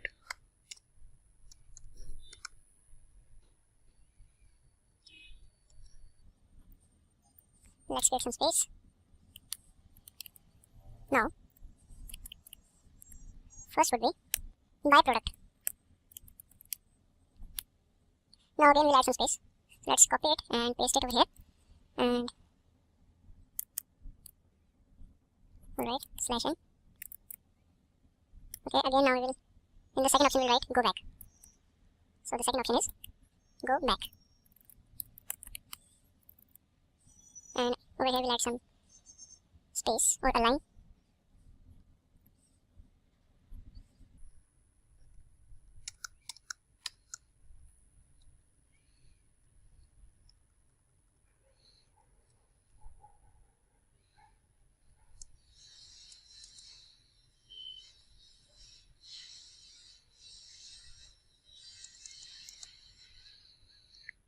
Alright, so these were some options. After that, we will ask the user to enter your choice.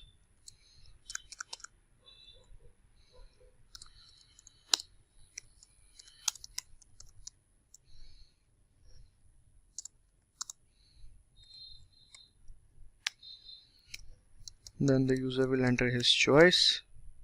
So we are taking the input. After that, we'll use the switch statement and choice.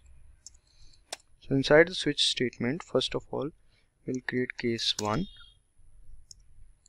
Inside this case, we will call the receipt function. Inside the receipt function, all the operations of the buyer will take place. So this is the receipt function, and after that we'll use break. Now we'll create case 2. In case 2 we'll write or call the menu function, as 2 would be go back, as we can see. Now default case,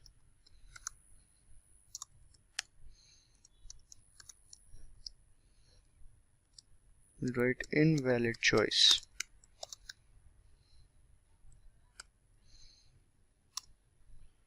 Now after this again we'll use the go to jump statement and mark here M.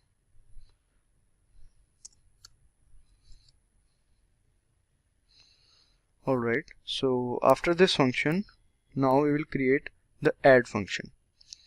So as we know, if the user over here, the administrator over here, will click on this add the product, that is the first case, then this add function will be called. So now we will create this add function. So we'll write void shopping add. So inside this function we will use some file handling operations. So create an object of fstream class. So data is the name of the object. Now we'll create some variables like int c, int token equals 0, and float p, float d, and string n. So these are the variables that we have declared. Now we have to create a menu kind of a structure in which we will ask the user to enter the product code of product, the name of the product, price, discount, etc. So let's do that. So let's write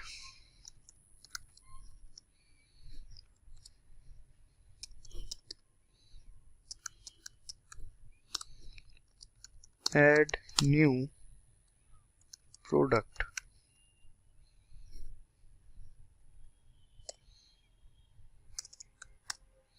Alright, after that we will write the product code of product. We'll ask the user to enter the product code of the product. So we'll write /n/n and /t.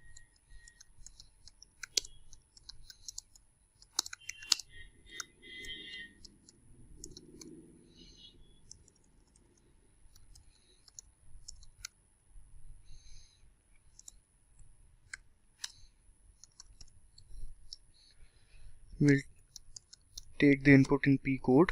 We have already declared these variables at the top of our code. Now we will write another message saying that name of the product. For that we'll write name of the product.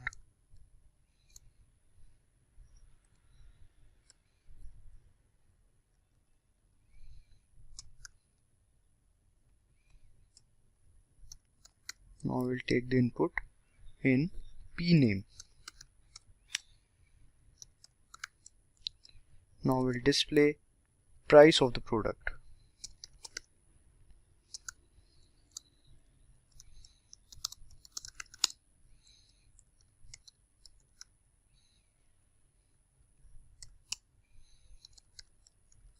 We'll take the input in price. Now we'll ask to enter the discount. So we'll write discount on the product.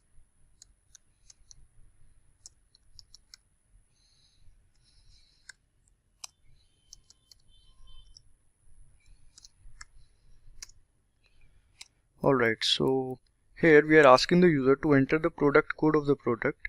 Then the user will enter the product code, then the name of the product, then he will enter the name, then the price, and then the discount. So after that, now we will have to open a file, because as this add option is being used by the administrator, so we have to store these product details inside a particular file so that we can display to the user that we have these products in our supermarket. Alright, so for that we'll have to use the file handling operations. Data is the name of the object, as we can see, and with the help of data.open we can open the file, and the name of the file we can write here, database.txt.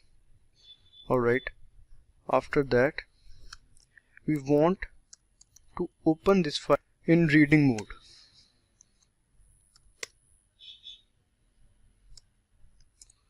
iOS in will open the file in reading mode and iOS out will open the file in writing mode.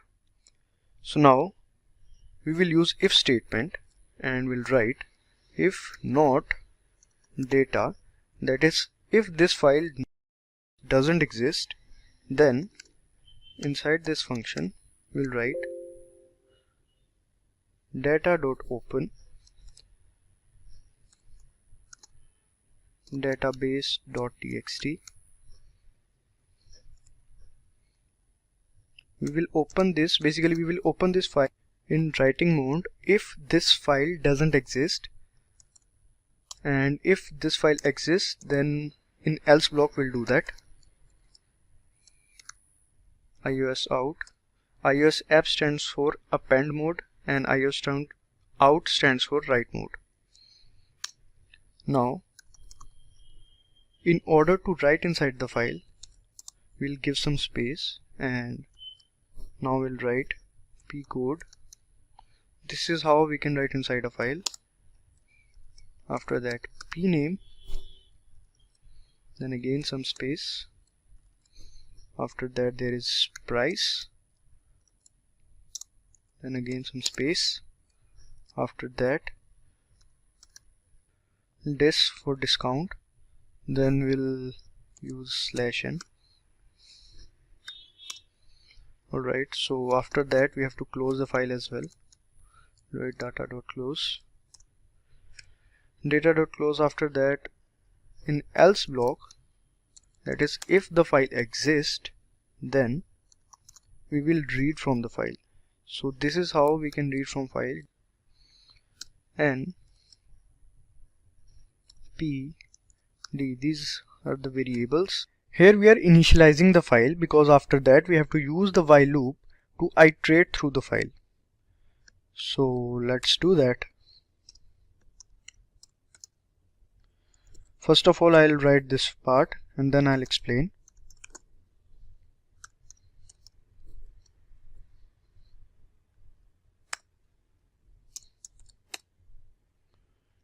Inside this we'll use if statement, and if c equals to p code,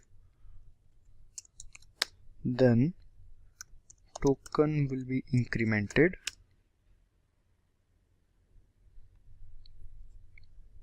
and for initialization or for iteration we'll again do that.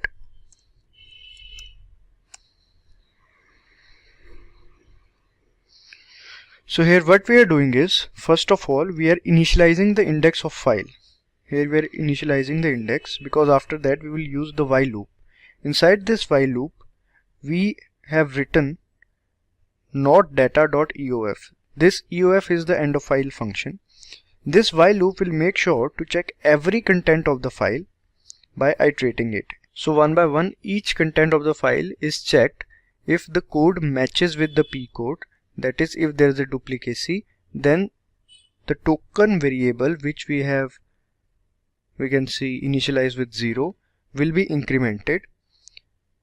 It will become 1 basically. After that, for the iteration purpose, we are reading from the file, and after that now we will close the file, data.close.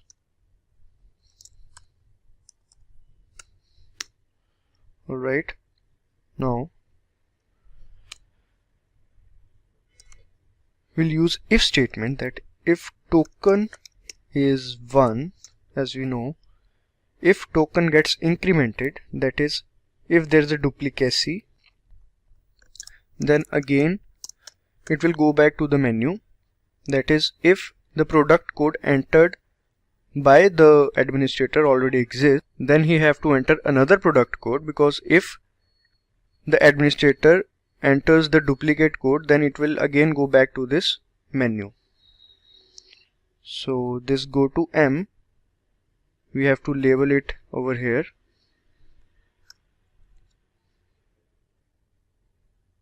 Alright, now in the else block,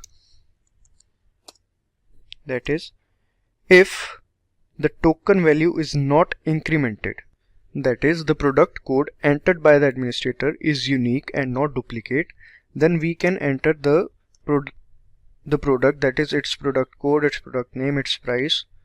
So for that we can just copy paste this part,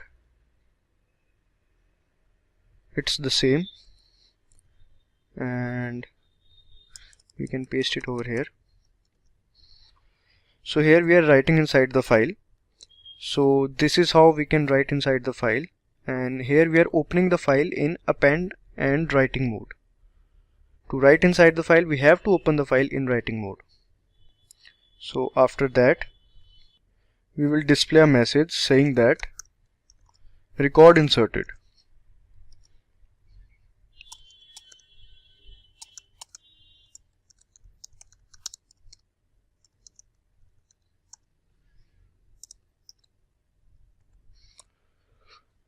There's some bracket error. The else block will close over here.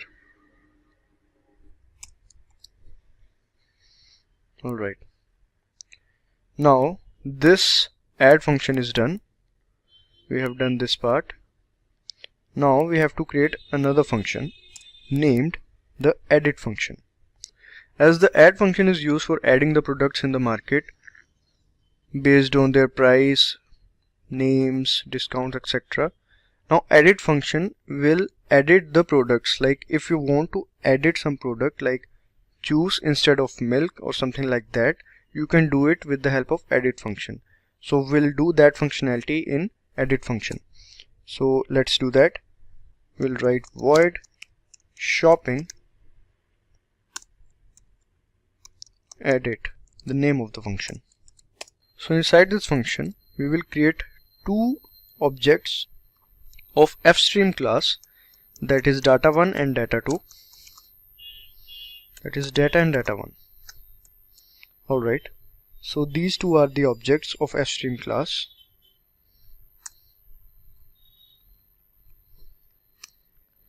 Now we will declare some variables.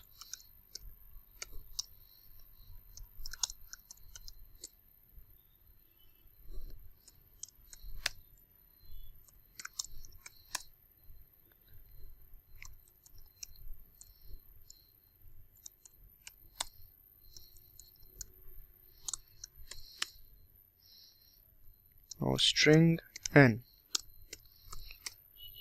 Alright, now we'll write a message displaying modify the record. So we'll write /n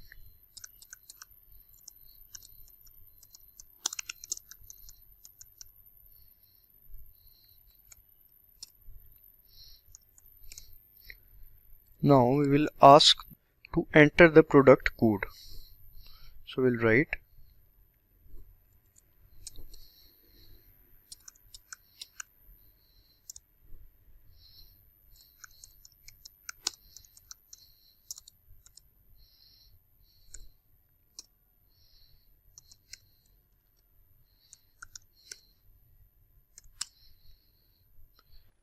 now we will open the file and check if that file exists or not.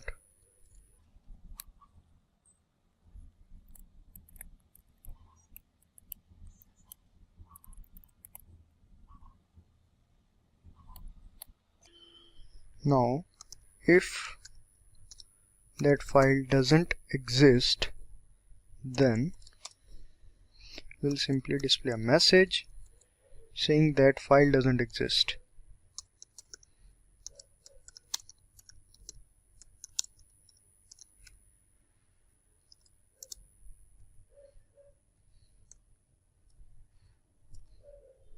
And in else block we will open the file, but not the same file, the other file. This file would be database1, and we will open this file with the help of this object, that is data1.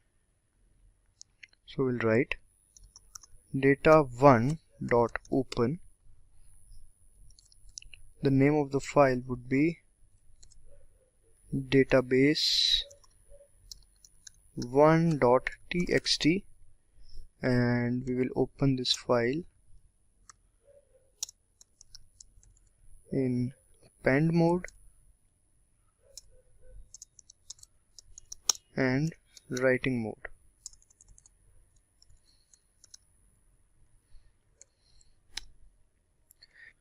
So here what we are doing is we will save our edited data in this file and we will rename it to the original name, that is database.txt.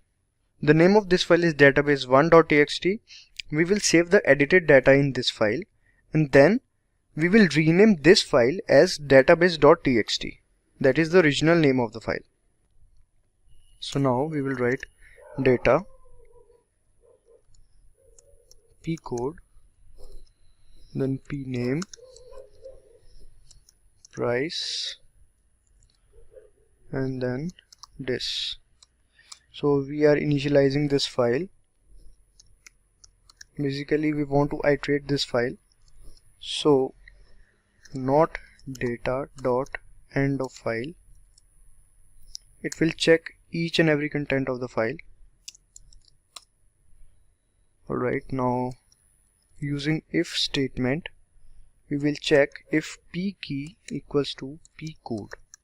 P key is the code that is entered by the administrator which he wants to edit. So if that matches, then inside the file we'll write /n/t/t,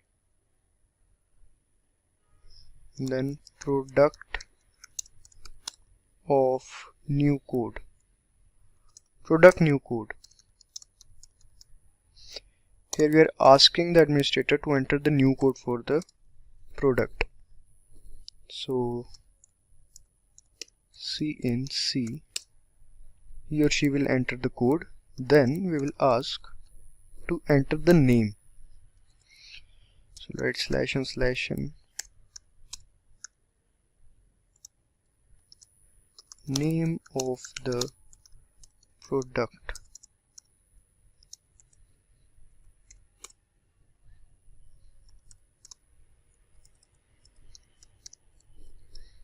P name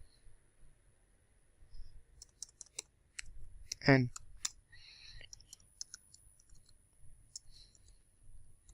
now the price. So we'll write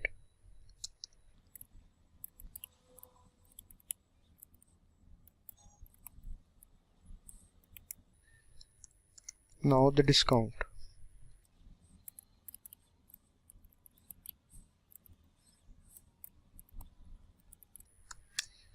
Now all the updated details of the product will be entered with the help of data1 object.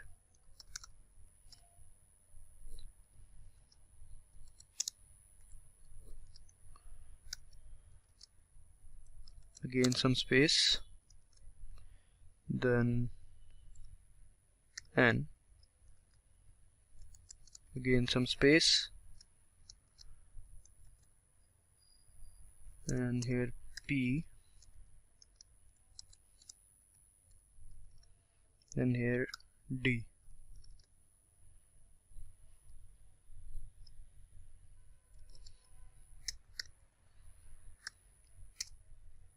Alright, now we'll write a message saying that record edited.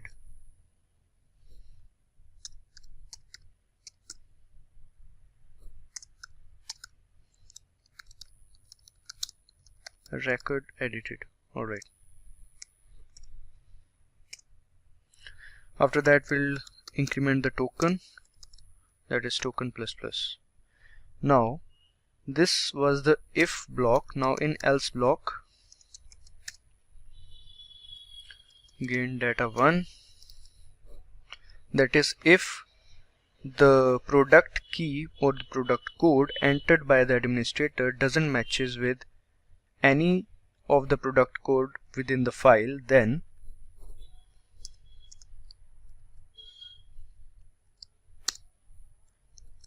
the old variables, that is p code, p name,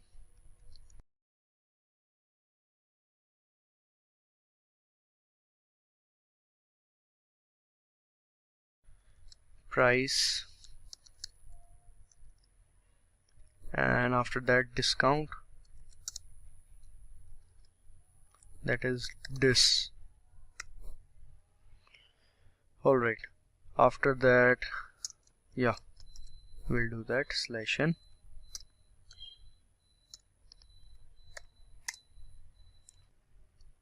Now outside this else block we'll write that p code, p name, just for increment purpose. We want the while loop to iterate, so that is why we will use this one, so that this while loop can iterate. Alright, after this we will close both the objects, that is data.close. We are closing both the files, and data1 dot close.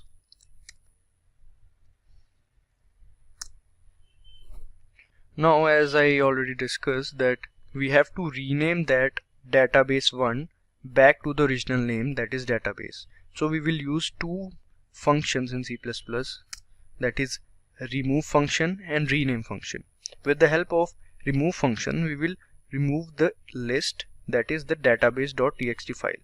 We will remove that database.txt file, and then with the help of rename function we will rename database1.txt to database.txt.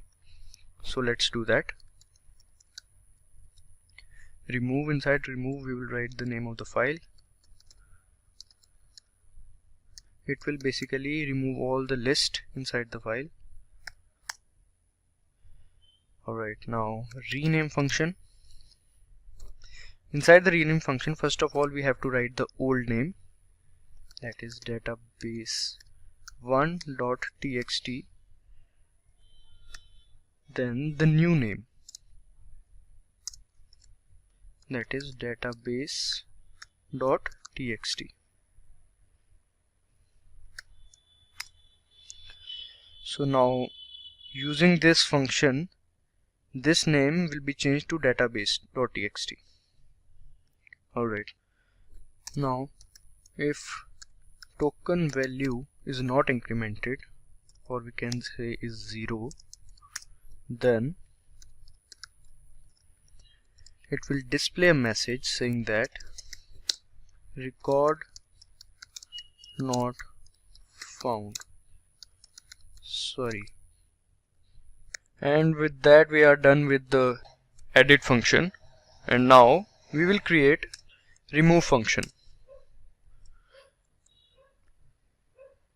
So we'll write void shopping rem remove.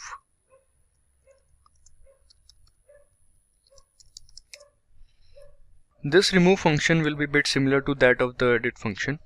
So now let's start with that. Fstream will create two objects, data and data1. Now int p key and int token will initialize it with 0. Now we'll display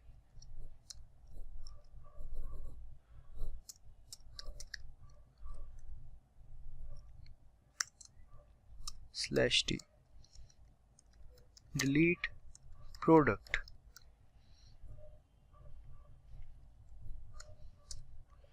Now we'll display to enter the product code. So we'll write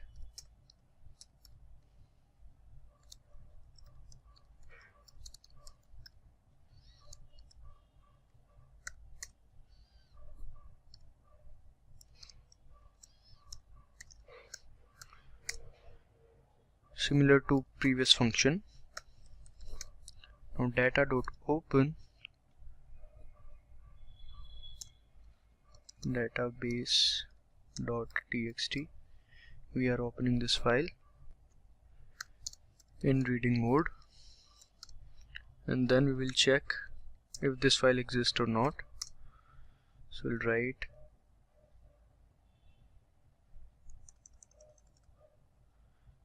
here we will write if not data, then inside we will display file doesn't exist.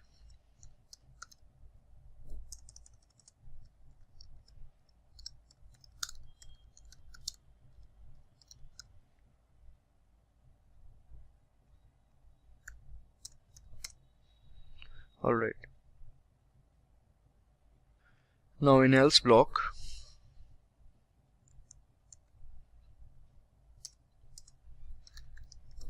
inside the else block we will open the data1 file,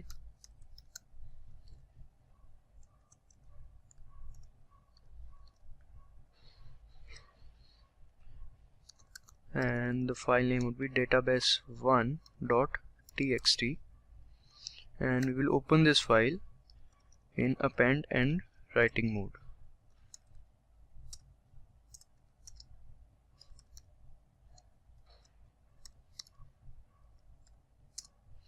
Alright, now after that we use Simplicode to initialize or iterate the while loop. We will write this.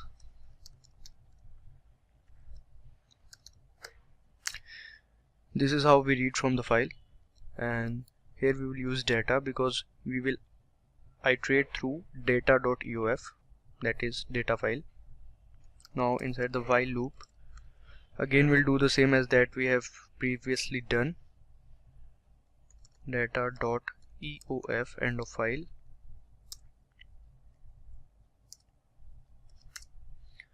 Now use if pcode equals to pkey, then we'll simply display the message saying that product deleted successfully.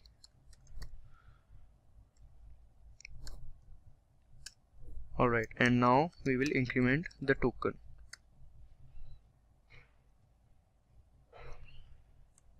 Now in the else block we will write data1 space, then pcode, then pname, then price, then discount. Now pname,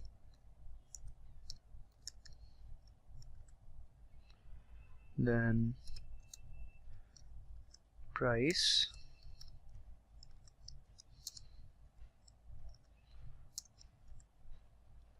then discount.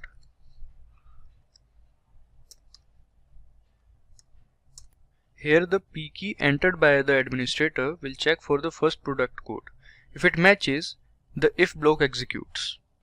In the second iteration, it will not match and else block will execute, and database1 file will be displayed. In other words, in else block, all the products will be displayed except the one which you want to remove or delete.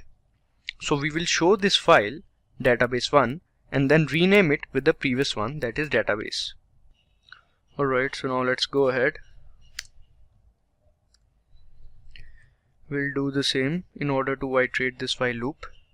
Now, as we done previously, data.close, as we have to close the files. Data1.close, and after that again the remove function to remove the database file,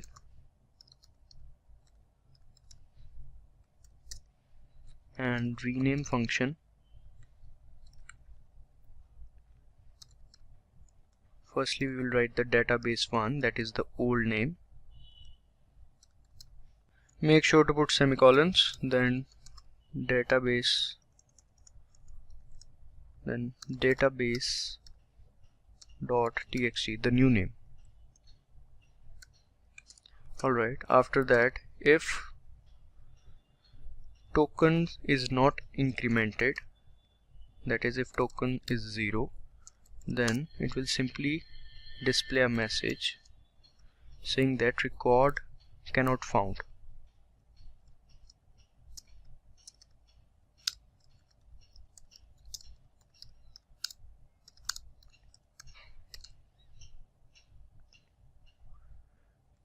Or record not found. So as we have created three major functions, now we will create another function named list. It will help us in showing the list to the customer or the buyer. Right, shopping. Now we'll write list. Inside this function, we'll write the data, the object of the fstream class, then data.open will open the database file,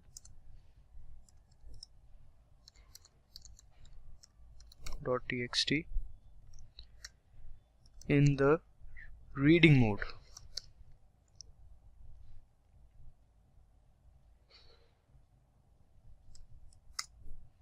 Alright, after that we will format it a bit.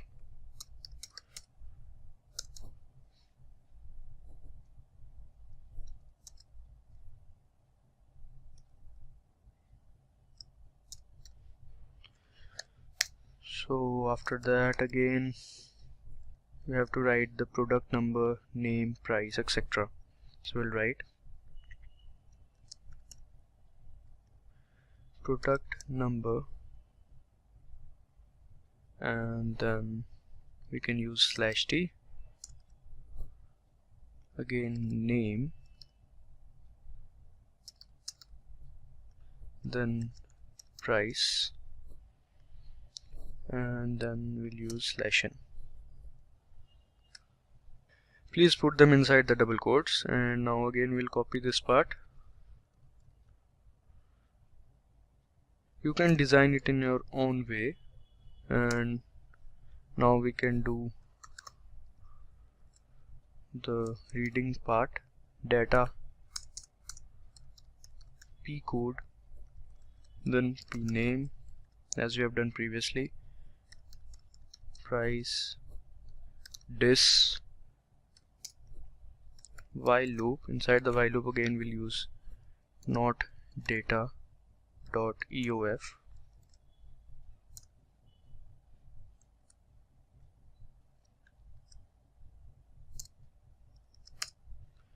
now inside this file we'll write the product code, product name, and the price. We'll start with product code, then product name, that is p name,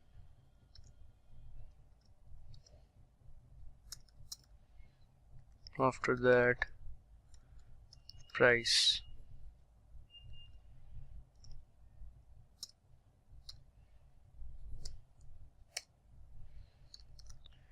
for the iteration purpose we'll write again p code, p name, price, discount. Alright, now after that we will close the file by writing data dot close. Alright, so we are done with this function as well. After this, now we will create the receipt function in which all the customer operations will take place. So now let's create this receipt function. So we'll write void shopping, RECIPT receipt. And now inside this function, first of all we'll create the object of fstream class. Then we'll declare some arrays because we have to store multiple product keys and multiple quantities of those products. So that is why here we have to use arrays, and then we will declare some variables. So let's start. First of all, fstream class, the object of this class is data. Now after this we'll create array. Array C means array of codes, so I'll declare it in that way. Now after that, now we'll declare another array of Q, that is quantity.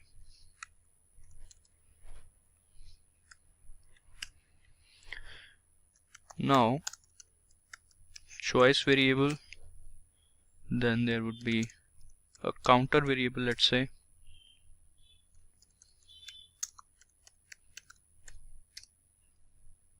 Then discount variable, we'll initialize it with 0, and we'll initialize amount with 0 as well.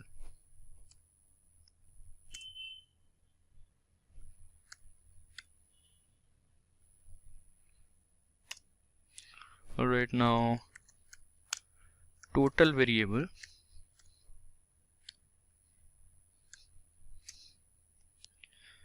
now we will display a message saying that receipt, so that the user will know that this is the receipt.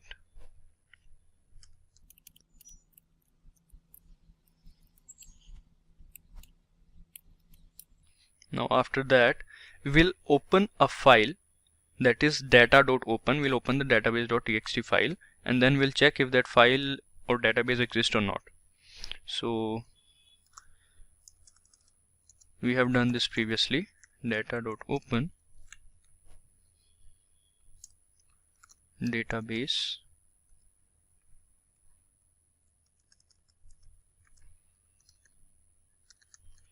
.txt. We'll open this file in reading mode.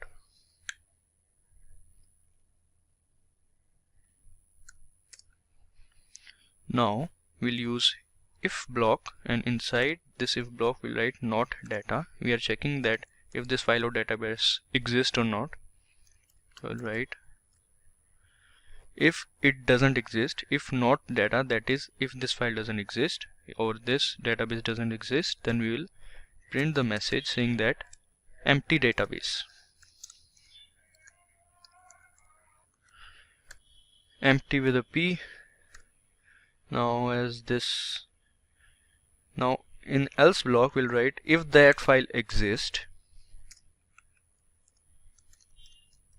then first of all we'll close the file that we already opened. Now in else block we will call this list function that we have created, because if the file is created then we have to call the list function and we'll show the user or the customer that these are the products available in the supermarket, and for that we are calling this list function. Now we will design the structure and ask the user to place the order. So let's do that.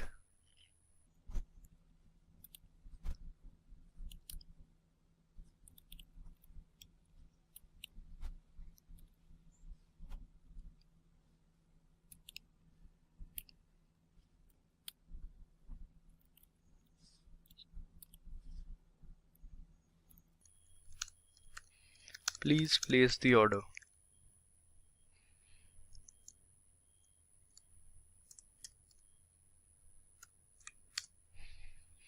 Now again we'll copy this part.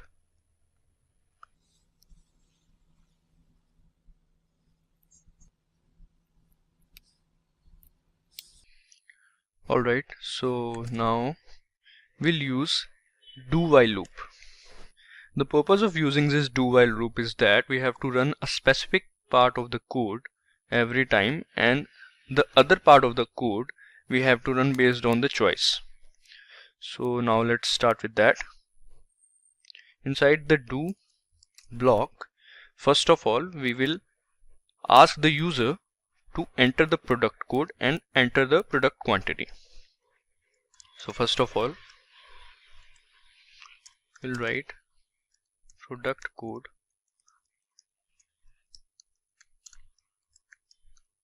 enter product code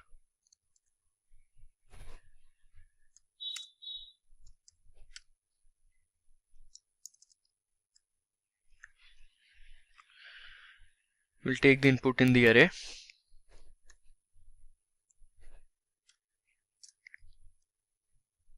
Now we'll ask the user to enter the quantity.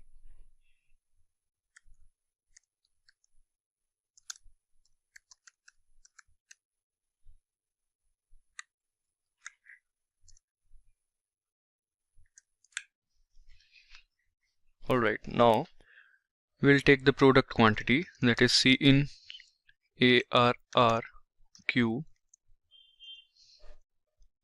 C. Now we will check that if the product code entered by the user matches with the product code that is being already entered, then we will display a message saying that duplicate product code, please try again. So for that we have to use the for loop first of all, and inside the for loop we'll initialize I with 0, I less than C. We have already initialized C with 0. Now I plus plus. So inside this for loop use if condition and check if the product key or product code entered by the user matches with the product code that already exists in the file, then we will display a message saying that duplicate product code. So we'll write if array C of C that is entered by the user equals array of C I. So I will keep on iterating as we have used for loop. So inside this if we will display a message saying that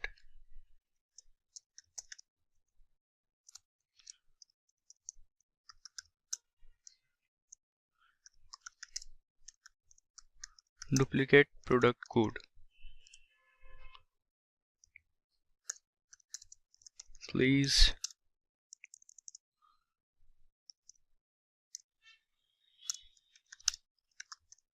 try again. Alright, now we'll write go to M, again the jump statement as we have already discussed. Now after this we will increment C++, that is, if the product key is not duplicate, then C will increment, that is, the counter will increment. Alright, now we'll display a message saying that do you want to buy another product or not. Right.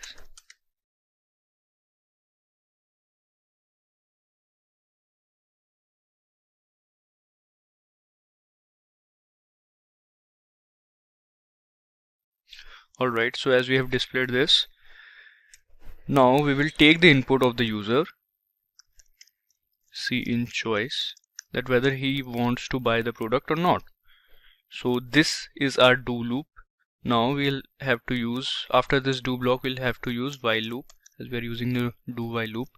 Now here is the condition that if the user will press yes, that is Y, then this loop will execute.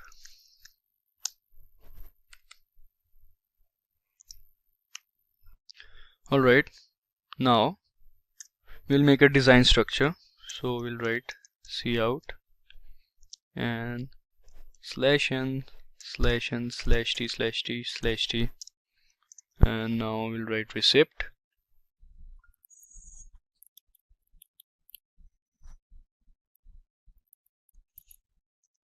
Alright, now after that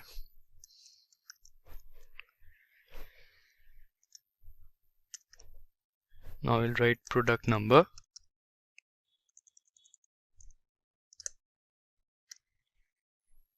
Sorry, by mistake we write capital N. Now we'll write product number. Then now we'll write product quantity.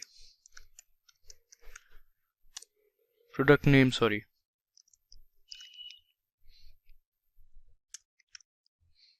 Now product quantity.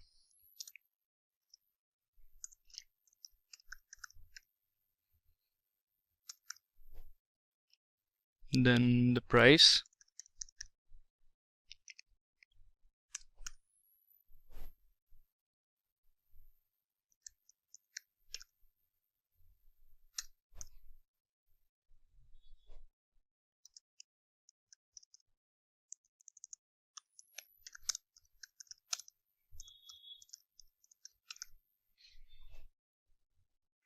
Now we'll use the for loop to iterate through the file. So we'll write for int I equals 0, I less than ci++.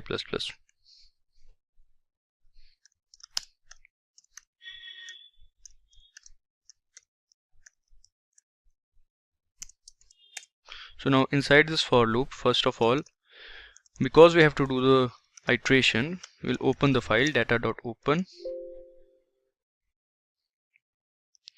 database double quotes database.txt, and we'll open this file in reading mode, so iOS in.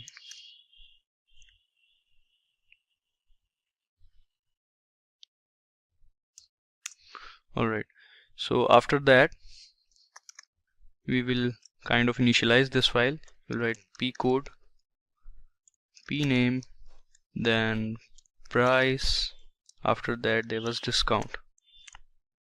Alright, now as we have done previously, while not data dot eof, that is end of file,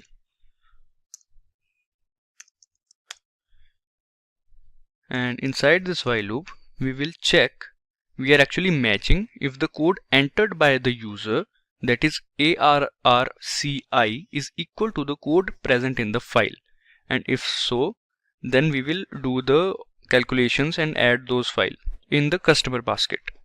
So let's do that. Pcode equals array of C of I. Here we are checking.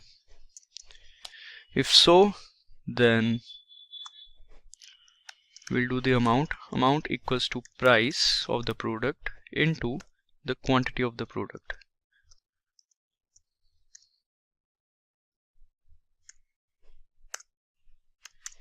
Alright, after that we'll have to do the discount part. So in this part we know that the discount is calculated by multiplying amount with discount divided by 100, and then we have to subtract it from the amount. So let's do that. Amount minus amount into discount divided by 100.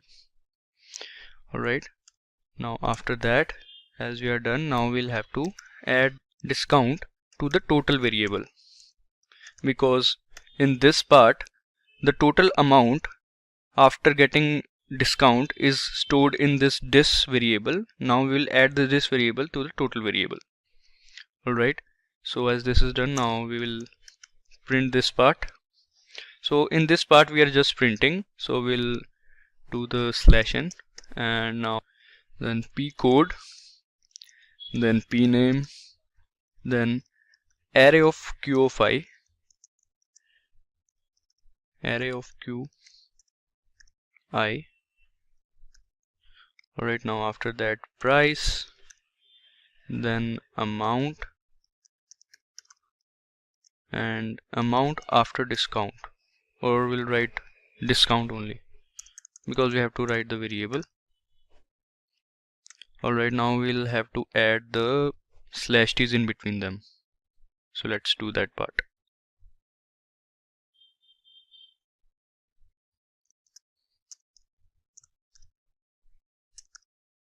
Alright, so we have added the /t's in between them for the formatting purpose. Now to iterate the file, for the iterating purpose we'll do the same, that p code, p name, price, discount. Alright, now after this while loop, now we will have to close the data file, so we'll write data.close.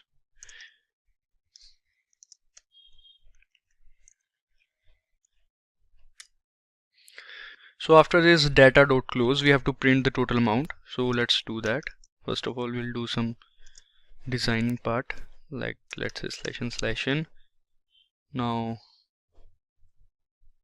just for design purpose, now we'll simply print the total variable. We'll write first of all total amount.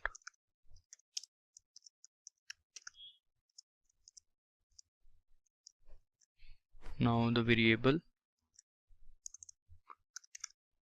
total. Alright, so everything is done except the main function. Now in the main function we'll write, so int main. Now inside this main function, as we know, we have created the class shopping class, so we will create the object of that shopping class, and we will call the menu function with the help of that object. As we know, that is the first function that must be called, so we'll write shopping,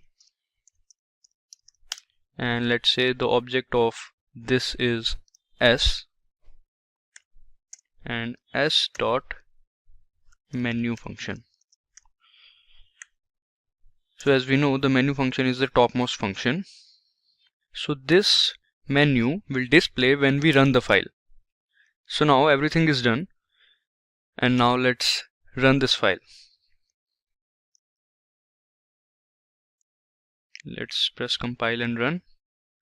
I hope it works. There are some errors. Alright, so 335, okay. So this is the error, and now 57 line.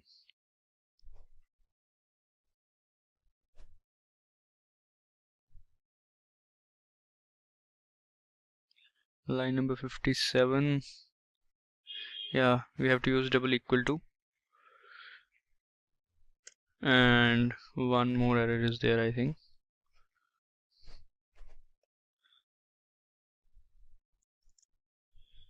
Now let's try to run this. There might be some more errors, as you can see. Alright, after this 386.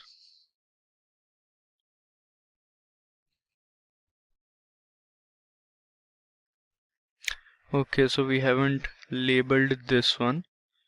We have to label M. Now let's try to run this.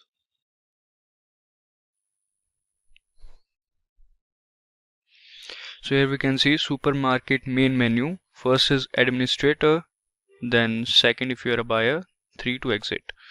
So first we'll log in as an administrator. So as you can see, please log in.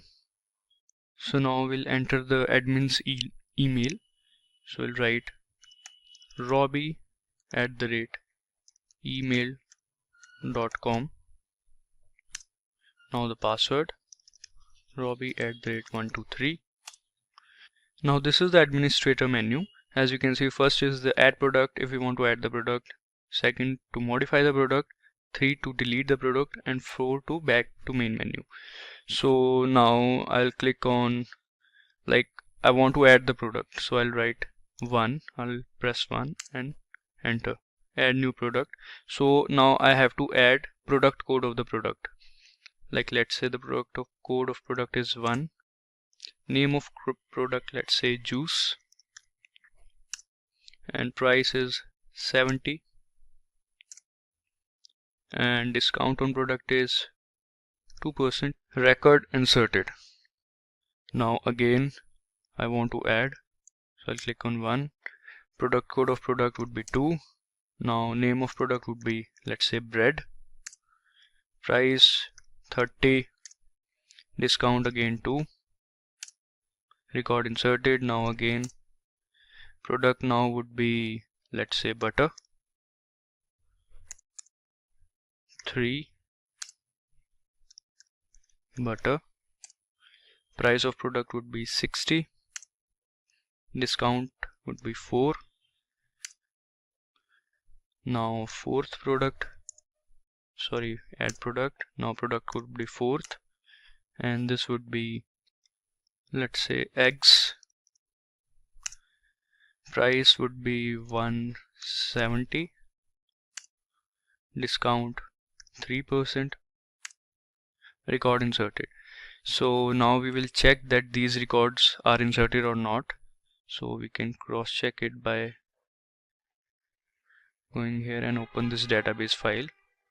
So as we can see, 1 juice, product code 1 is juice, price is 70, 2 is the discount, then second is bread, third is butter, 4 is egg.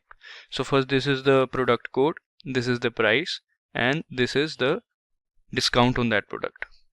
Now let's come back and modify the product. Let's say first product was juice and we want to modify that product.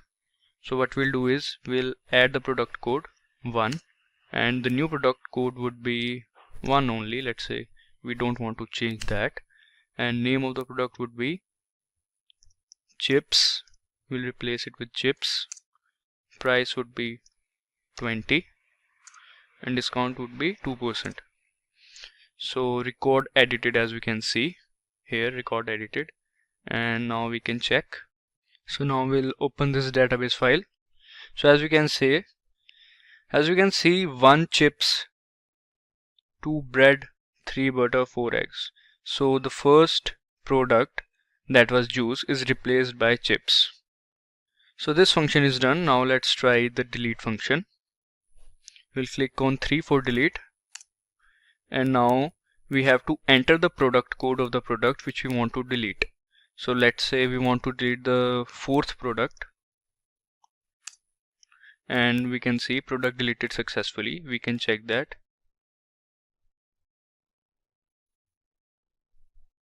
As you can see, there are 3 products left. The 4th one got deleted. So now let's go back and let's check if the customer wants to buy the product, how can he or she buy. So let's first of all we'll click on 4 to go back to the. So now let's click on 2 as a buyer to buy some products. Now we'll click on 1 to buy the product.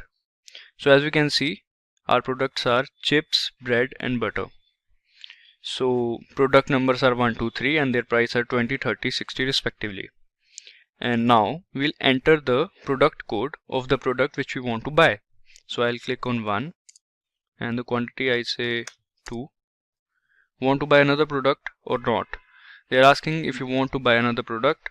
If yes, then press Y, and if no, then press N. So we'll click on Y because we want to buy another product. So now I'll click on 2, that is bread.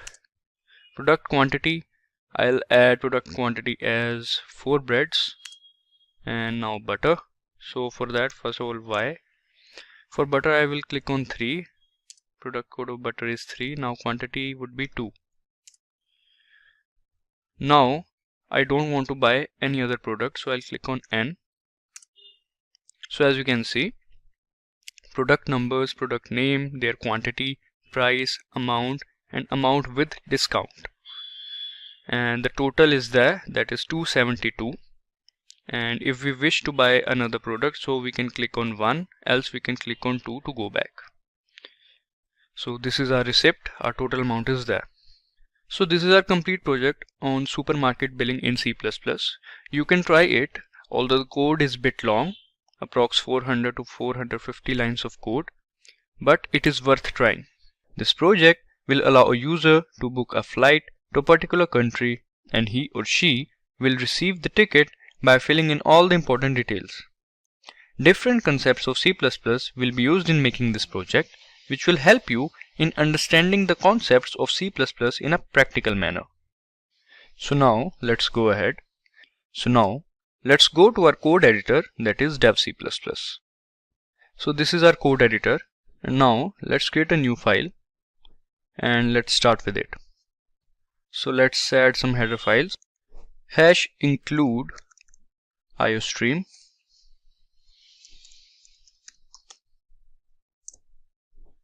Now we will add another header file, that is fstream, for file handling operations.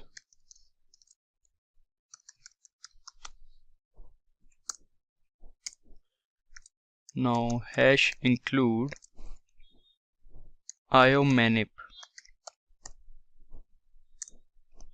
So this header file is used for floating point values. So now we'll add the standard namespace. Now we'll write the main function. Now inside this main function we will create an object of a class. Our class name is management and the object name would be mobj. After that return 0. Now we have to create this class. So we'll write class management, and inside this class we will make a constructor because we have created the object of this class. So a constructor would be called, and inside that constructor we will call the function. So let's do that. First of all we'll write the public scope. Now under this public scope we'll write management. So this is our constructor management, and inside this constructor we will call a function. Let's say the name of the function is main menu. Alright, so now the class ends, so we'll write the semicolon in the end. Now inside this function main menu we have to create a menu that will display on the screen, and also we have to use this function many times inside this program. So we have to declare this function globally. So we'll write void main menu. So this is the function prototype. Now after that we can create this function. So let's write void main menu, and now we'll declare some variables, lchoice, int schoice, and another variable, let's say back. Now we have to create a layout or a structure for a menu. So let's do that. /t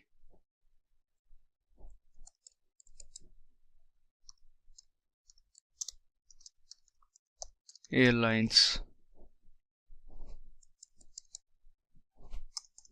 You can write any name as of your choice. Now we will write main menu. We'll write /t.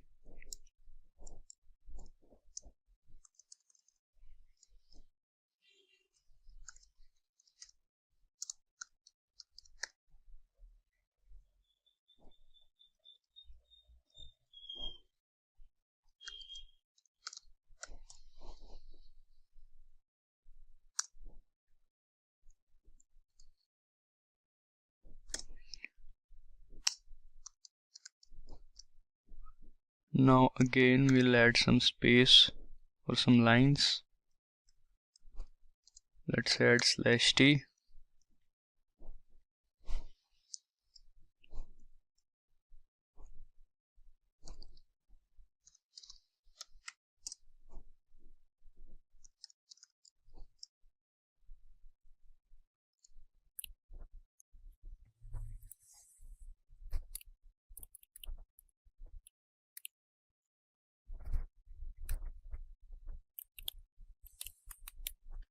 Now we'll create a structure in which we'll ask the user to press a particular button to open a particular functionality, like press 1 to open the customer details, press 2 for flight registration, press 3 for ticket and charges.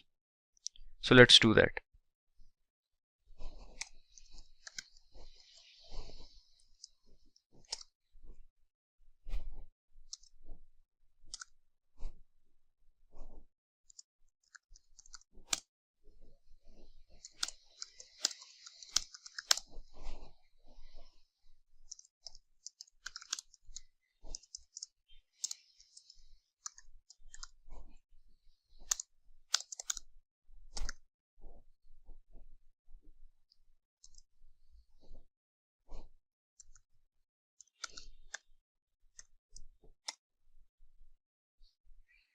Now I'll copy paste. I'll copy this part and paste it over here. In second one we'll write press 2 for flight registration.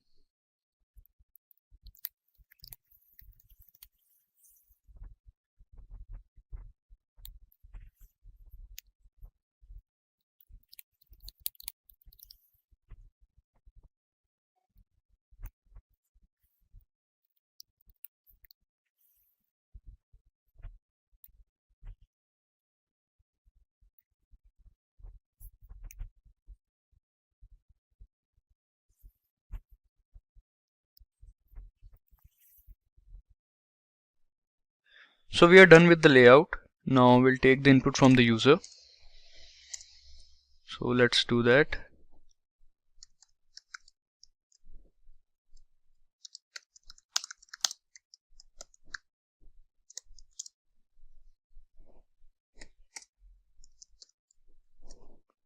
Now we'll write lChoice, the variable that we have declared. Now for all three of them, we'll make a separate classes. That is, for customer details, we'll make a detail class. For flight registration, we'll make a registration class. For ticket and charges, we'll make a ticket class. And to call the functions of these classes, we'll have to make the object of these classes. So let's do that. So we'll write details D. D is the object name. Registration R. R is the object name. Ticket is the class name. T is the object name. So we have created these objects D, R and T. Now we'll use a switch statement, a switch case statement, and now we'll write lChoice.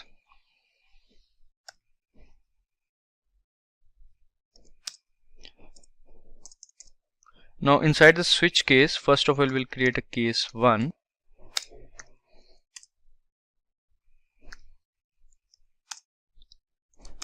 Now inside this case we'll have to call a function of detail class. So let's do that, but before that we'll write cout customers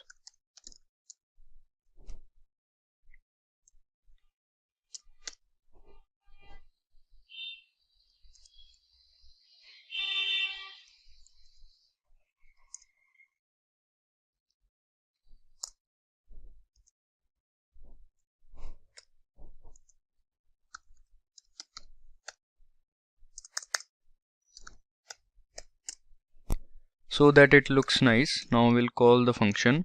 Let's say the name of the function is information, and now we'll ask the user to press 1 to go back to the main menu.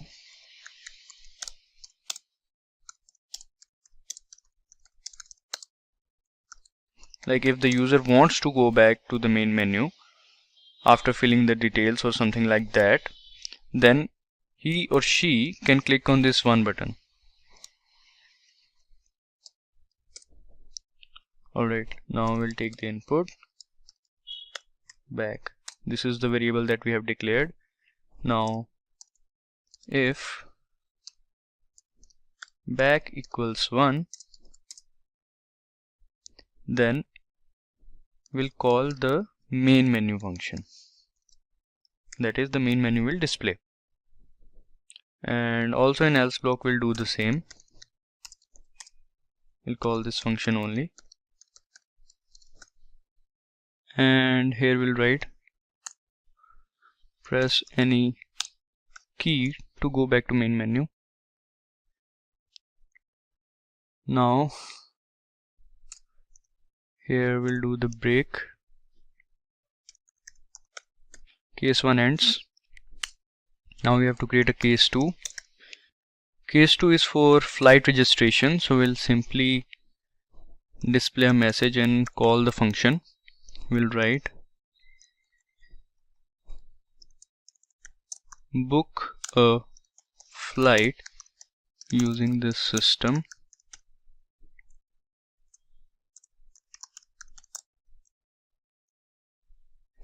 Alright, after that we'll use /n and endl. Alright, now we'll call this function r.flights. R is the name of the object and flights is the name of the function that we will create afterwards. Now we'll write break. Now we'll have to create case 3.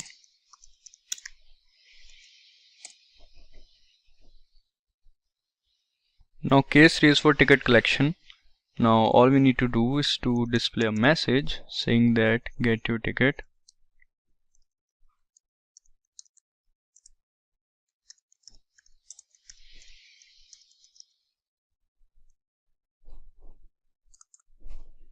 Alright, now we'll use /n.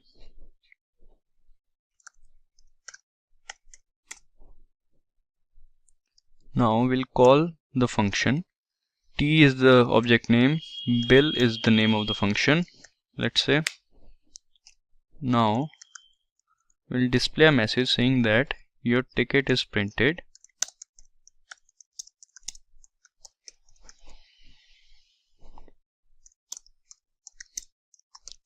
You can get it or you can collect it.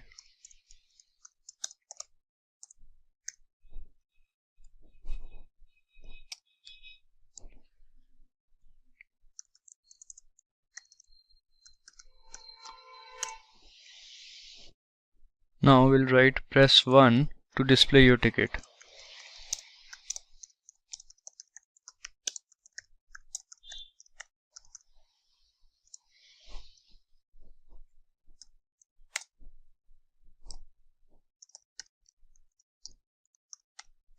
We'll take the input, and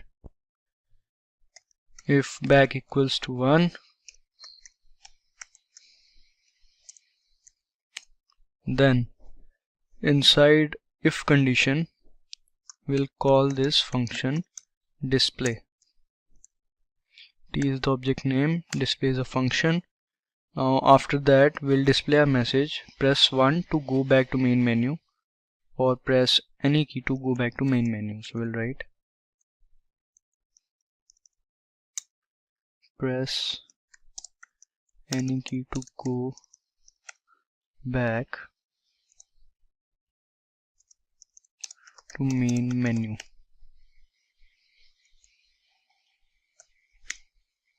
Alright, now after that we'll take the input of this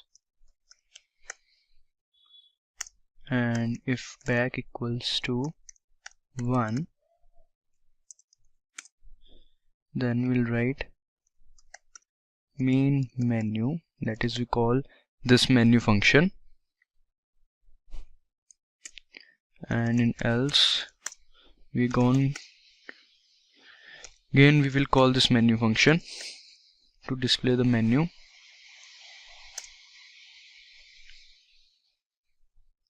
Right after this,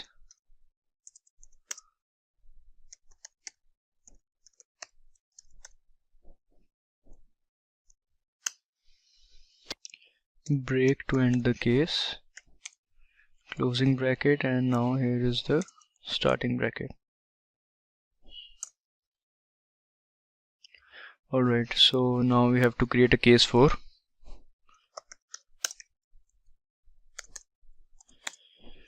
Inside case 4, first of all we'll display a message saying that see out thank you, because in case 4, as we can see, press 4 to exit. So if a user press 4, will display a message saying that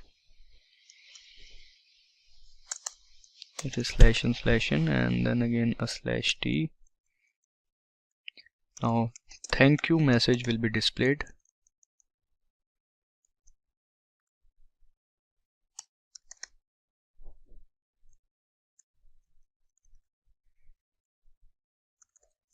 After that endl. Now we'll write break,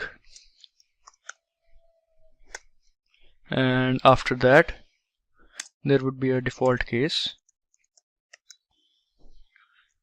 Now in this default case a message would be displayed like invalid input or something like that. We'll write invalid input, please try again. Right after that we'll use /n and endl. Now to go back to main menu so that the user can try once again, so we'll call this function main menu. Now after that break. Now we have to create classes. Like first of all we have to create this detail class in which we are calling the information function. So this is the information function, and now let's create its class, that is class detail. So let's do it. Class details. Now in the public scope we will declare some variables, and static string name and let's say gender, both of these would be string, and now after that let's create the variable phone number and gender, not gender, age. We have already created gender. Now age would be integer. Then there is address, we'll write add. Then there is another variable static int customer ID, so we'll write CID. Now an array we have to create. Let's give it 100. Now let's create this function information. So inside this information function, first of all we'll ask the user to enter the customer ID. So /n enter the customer ID. After that, now the user will enter the customer ID CID, as you can see. Now we'll ask the user to enter the name.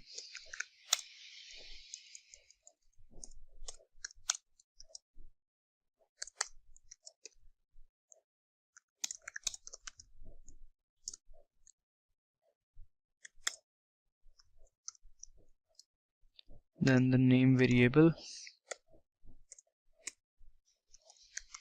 Then we'll ask the user to enter the age.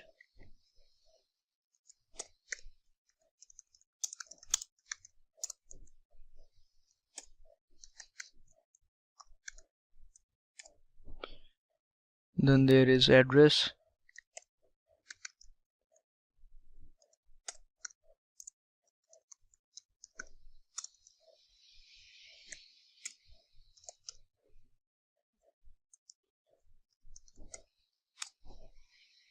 After that there would be gender.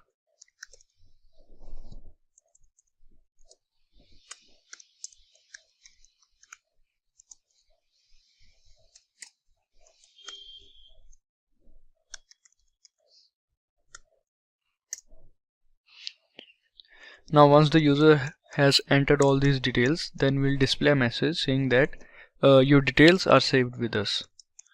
So we'll write your details are saved with us.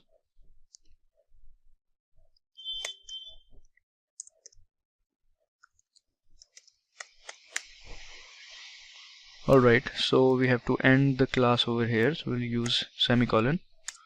Now we'll create another class. Now we will create the registration class, but before that we have to use some of the variables of the detail class in the ticket class. So for that we'll write int detail scope resolution operator CID. This is the variable that we want to use. Then the name variable, we'll write string name, then that variable gender, so we'll write string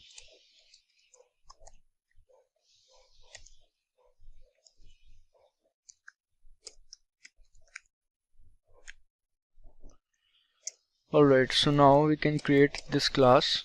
So let's do this. Write class registration, and now inside this class, first of all, we'll declare some variables under the public scope.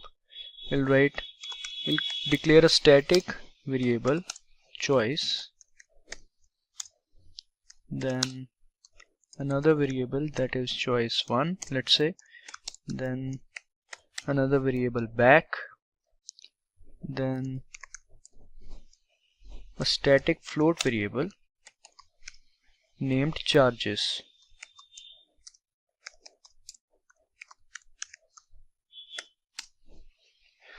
Alright, so these are the variables. Now we have to create the function flights that we have called from the main menu function. So this is the flight function. Now inside this flight function there is a character array named flight n. Now after that, inside this array we'll put the name of the countries as the elements. So let's start. First of all is Dubai. After that there is Canada. Then let's say another one is UK. Then there is USA. After that there would be Australia. Then let's say Europe.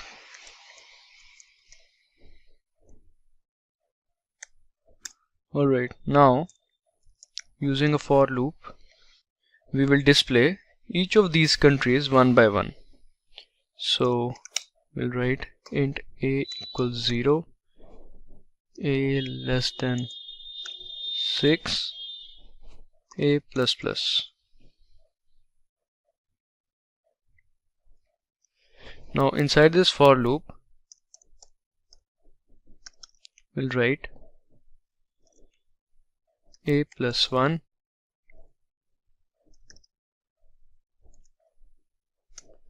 dot flight 2.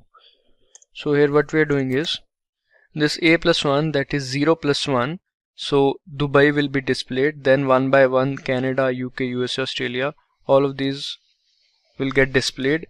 And now after that we'll write flight N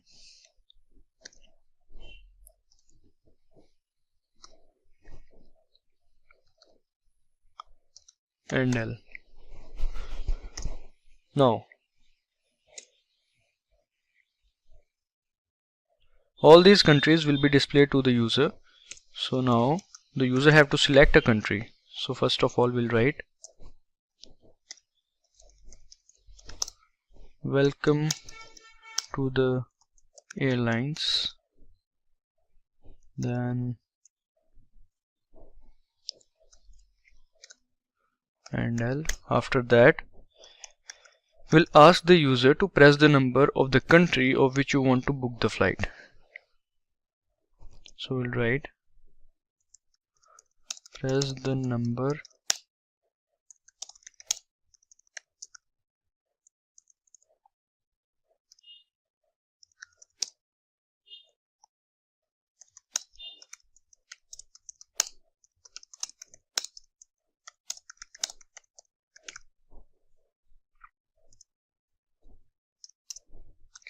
So we'll take the input from the user, see in choice. Now after that we'll use switch statements. We'll write switch, inside we'll write choice, and now we'll make some cases. Case 1 will be of Dubai, case 2 will be of Canada, then UK, US, Australia, and then Europe. So let's start with Dubai. So we'll display a message. We'll write welcome to Dubai Emirates.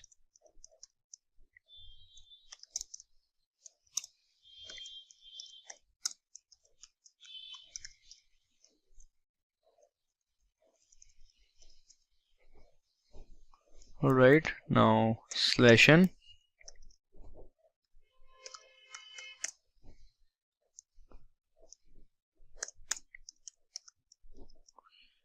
Now again we'll display a message saying that your comfort is our priority.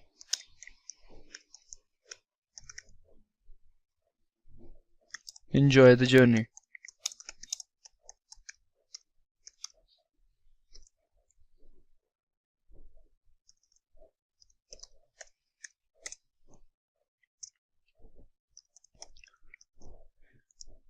Now we'll display following are the flights. Following are the flights.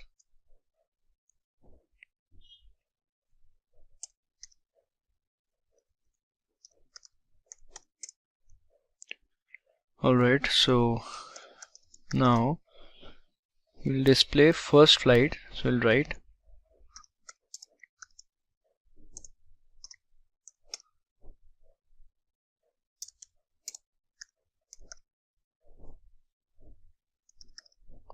this is the name of the flight, and now and L, and now we have to display also that the timing and the date of the flight and how many hours will it take and the price. So let's do that. So here we'll write /t, then we'll write the date,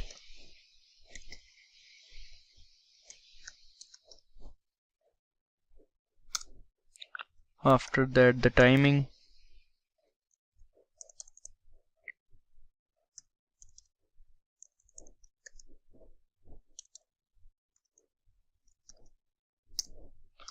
there is 10 hours flight,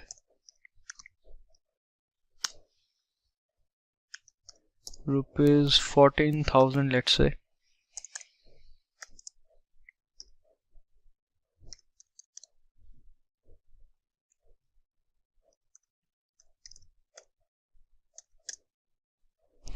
Similarly, let's copy and paste. Let's say there are 3 flights that are going to Dubai, and let's change the model numbers. 6:58 and the time and the date also.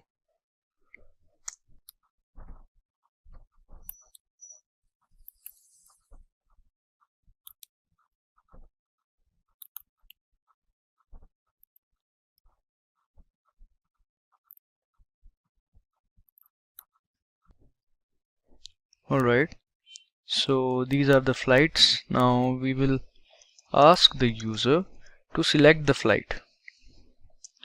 Right, select the flight you want to book.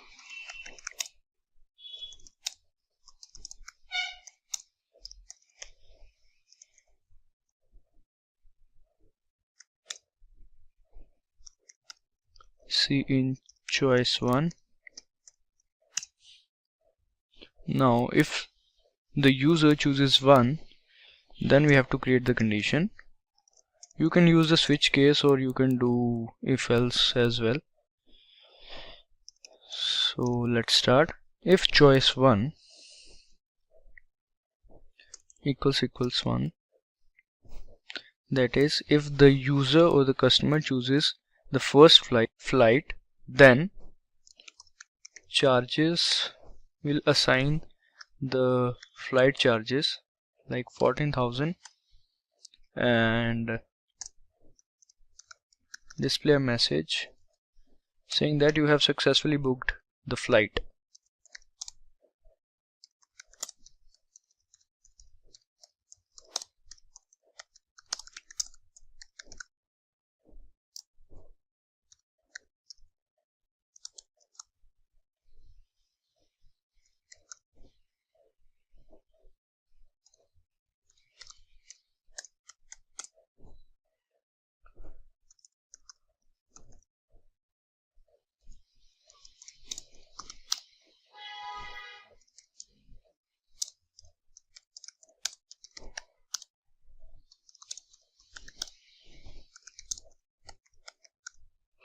You can go back to menu and take the ticket. We'll display this message. So this is our if statement.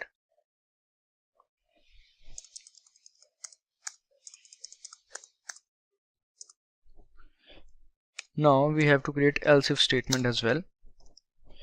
For the condition we'll write if choice 1 equals 2,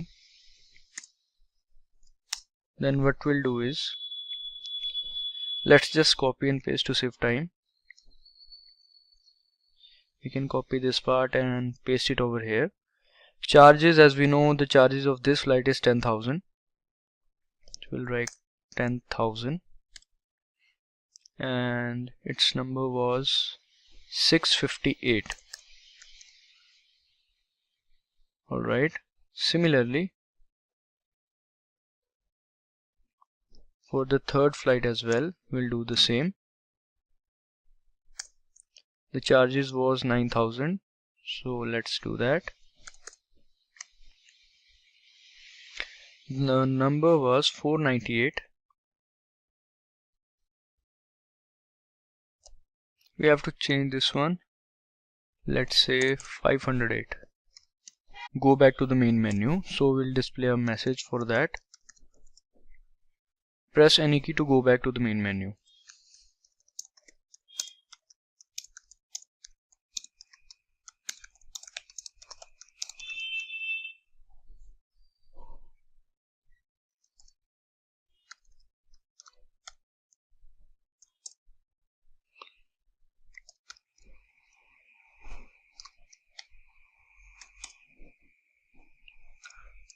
If the user chooses 1, that is if back equals 1, then the main menu function would be called, and same otherwise.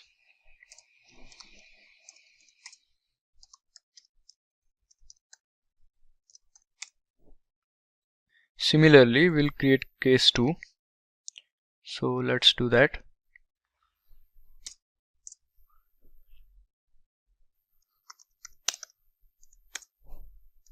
In case 2, we'll just copy and paste this one to save some time.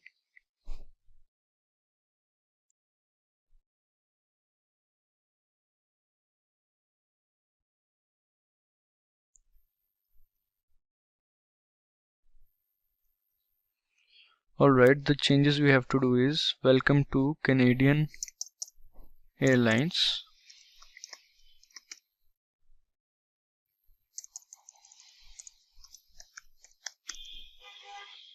And now your comfort is a priority.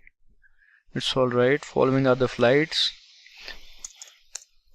So the model number and number of flights we have to change, let's say,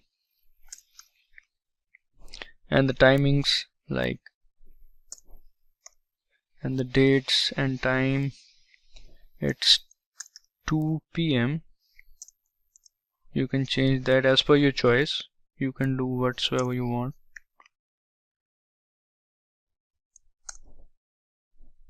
$20.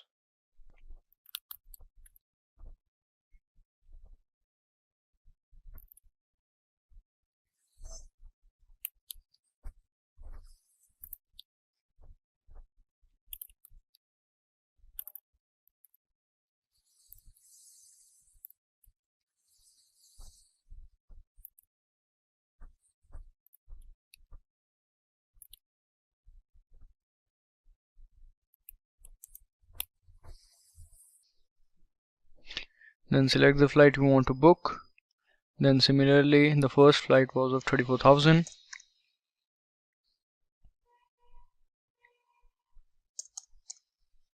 CA198. And if you choose 2, then there would be 29,000.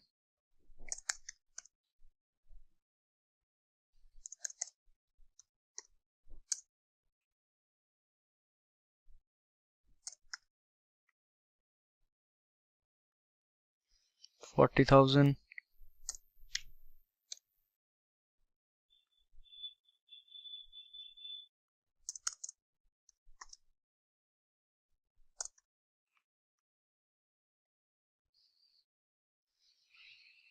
The rest is all good. Shifting to the previous menu as we have done previously. And now again, after this else, we can create case 3.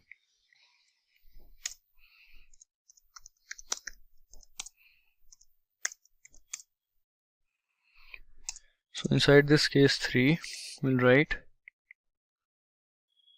welcome to UK Airways. So we'll write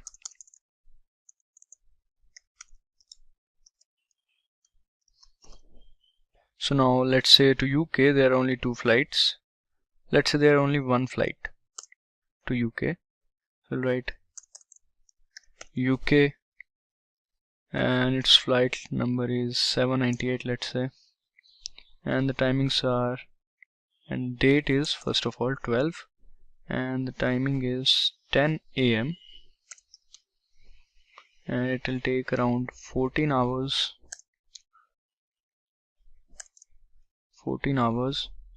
and 44,000 rupees.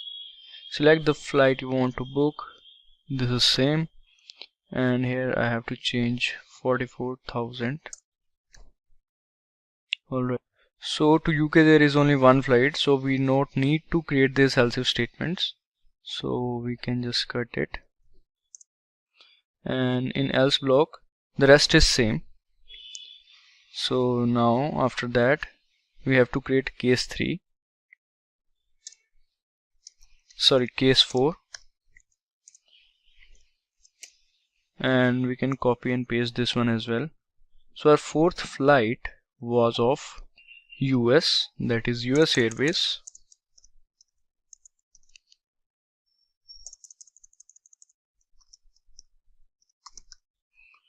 Alright, now we will change the name. We'll write US 567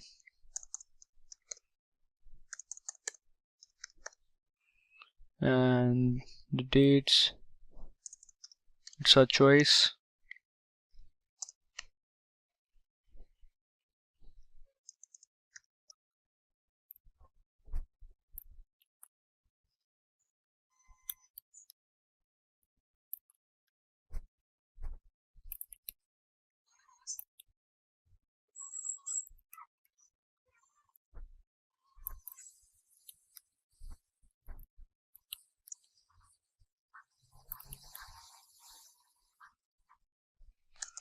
assign it 39,000 here, and there is 42,000.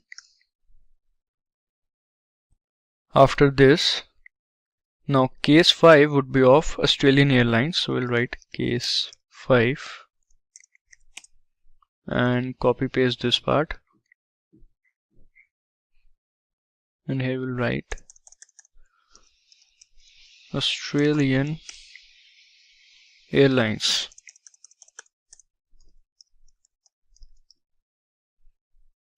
So let's change, we'll write AS and 698, timing date would be 18/9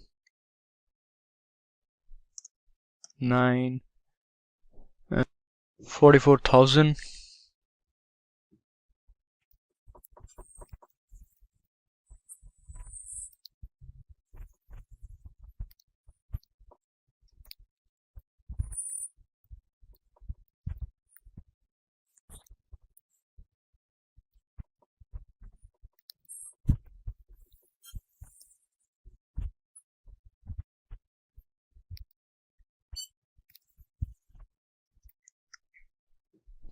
So alright, else everything is done in this part. Now we'll create case 6. In case 6, all we need to change is Welcome to Dubai Emirates, and we'll change it to European Airlines.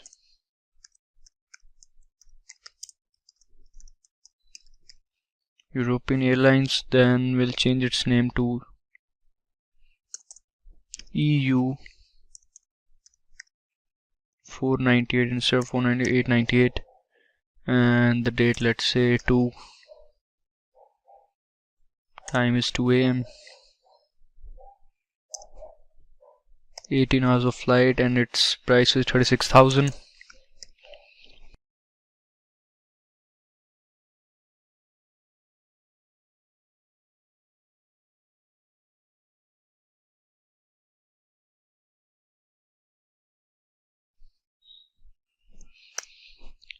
$31,000.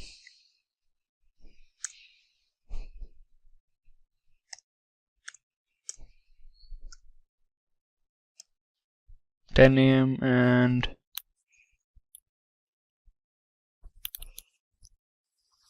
alright, now we have to change its model number as well.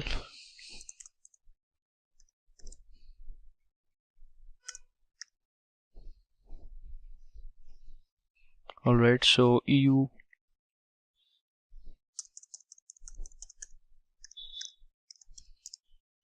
898, and its price is 36,000.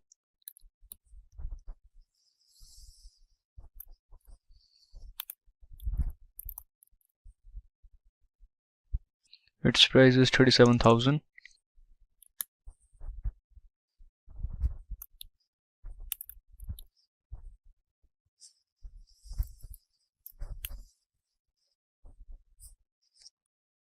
Alright, rest everything is done in this part.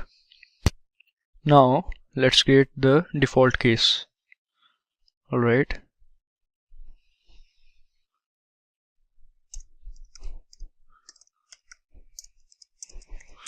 in the default case we will write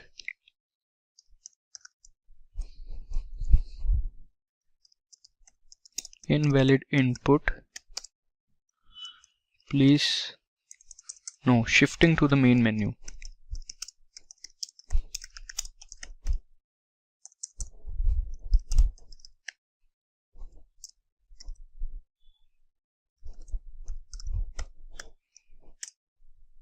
And then we will call this main menu function. Now we'll write break and close the switch statements.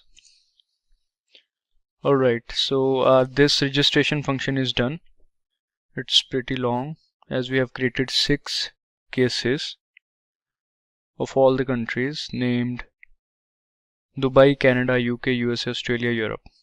Now only one function is or class is left, that is ticket class. So let's create this ticket class.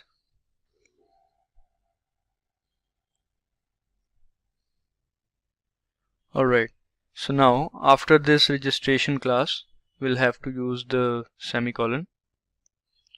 So now before this ticket class, we need to know that we have to use some variables of registration class and the details class in this ticket class. So we will do the multiple inheritance, and before that let's do the same thing as we did earlier.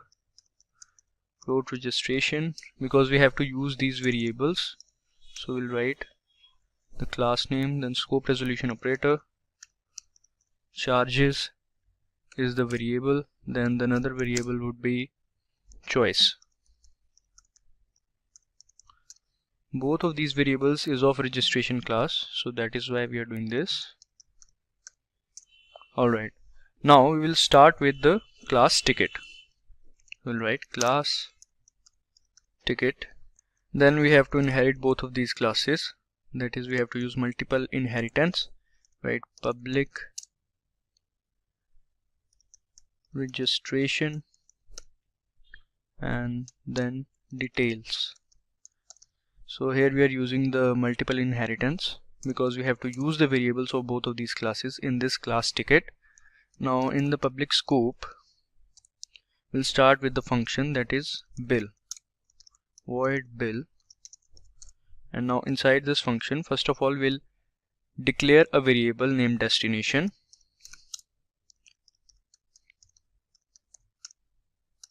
and we'll left it like this because we have to assign it a choice that is being made by the person who wants to travel to the country. So now offstream, as we know, is used to create or write information in the files. The object of is offstream is outf we have created. Now let's say the file is records.txt, you can name it as per your choice, in which the data of the flights is being stored. Now we'll write inside this records.txt file. So as we know, to write inside the file the object name and then whatsoever we want to show inside the file, XYZ Airlines,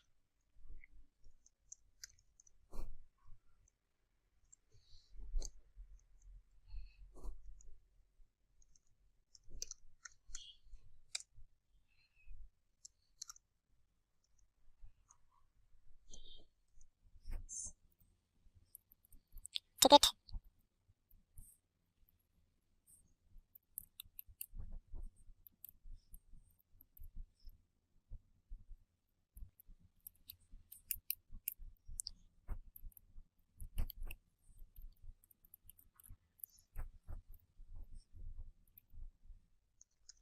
details, that is class name, scope resolution operator, CID, then NL. Similarly we'll do that for name and gender as well.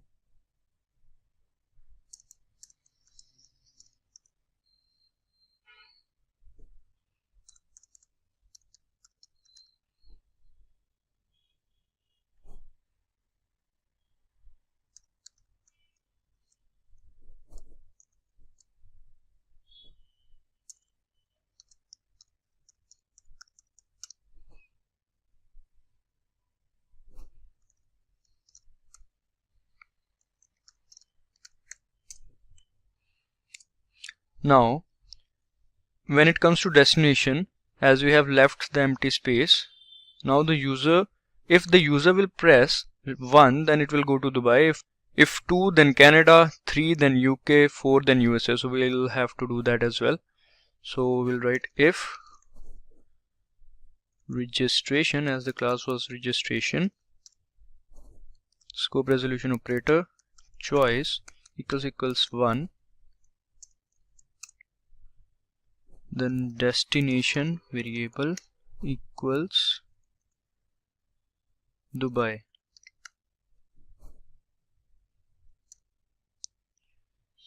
And let's copy this part because we have to use else if statements as well. We can just copy and paste. All we need to do is else if. Now we can change it to choice 2 and name to Canada.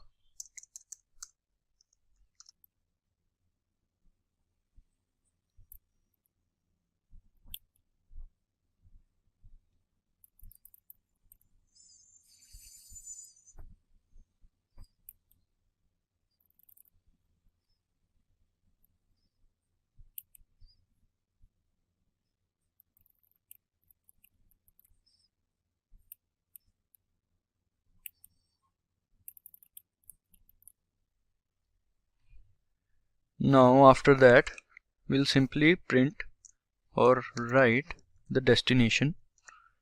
So first of all we'll write destination and then we'll print the variable. Let's do /t to add some horizontal space. Now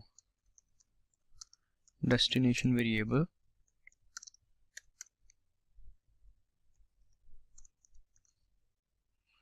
alright, now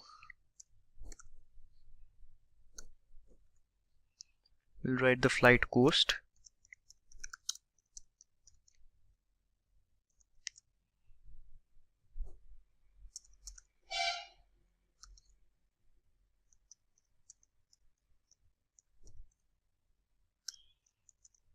Because it is a variable of registration class.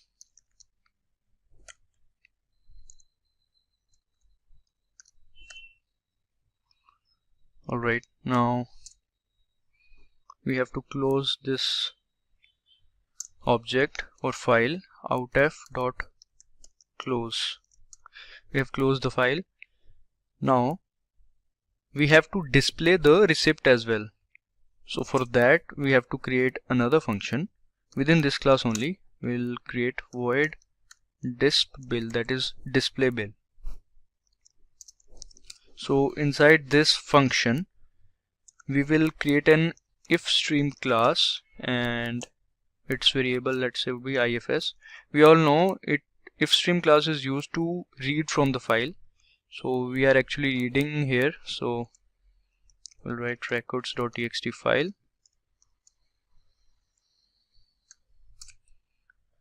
Now we'll use the if condition inside this.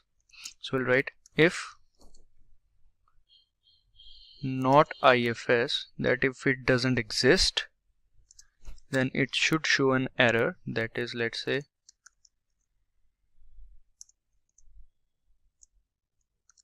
file error.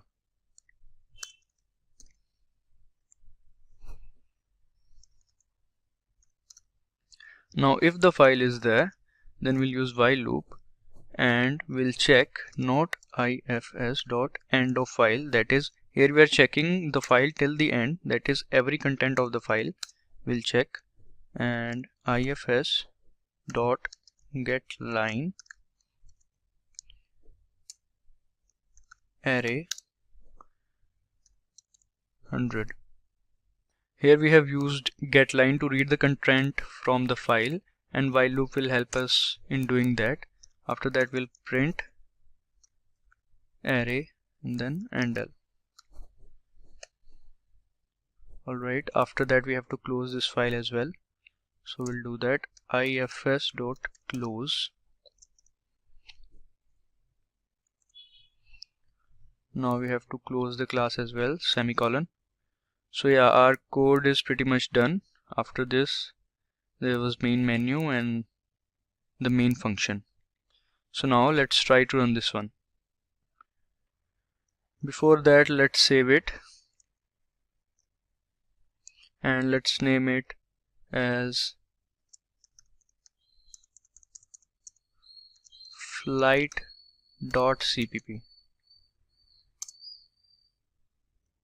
Alright, now let's try to run this.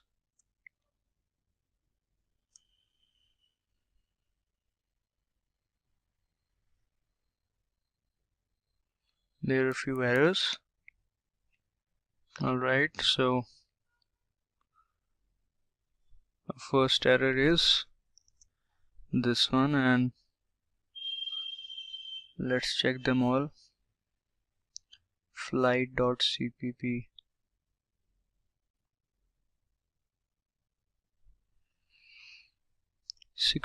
line 66, there's some error. Alright, function name is wrong, flight, we missed the T. Then line 466,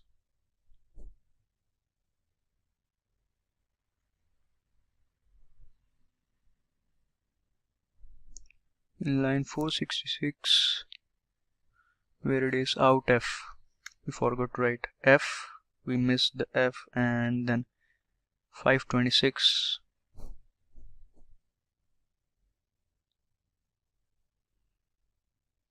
This one is associated with the previous one error, that is information error. Let's go to 561, t.display.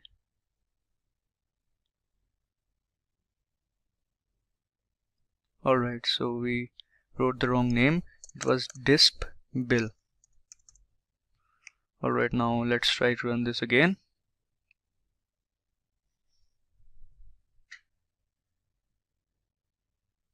Semicolon, we forgot. Now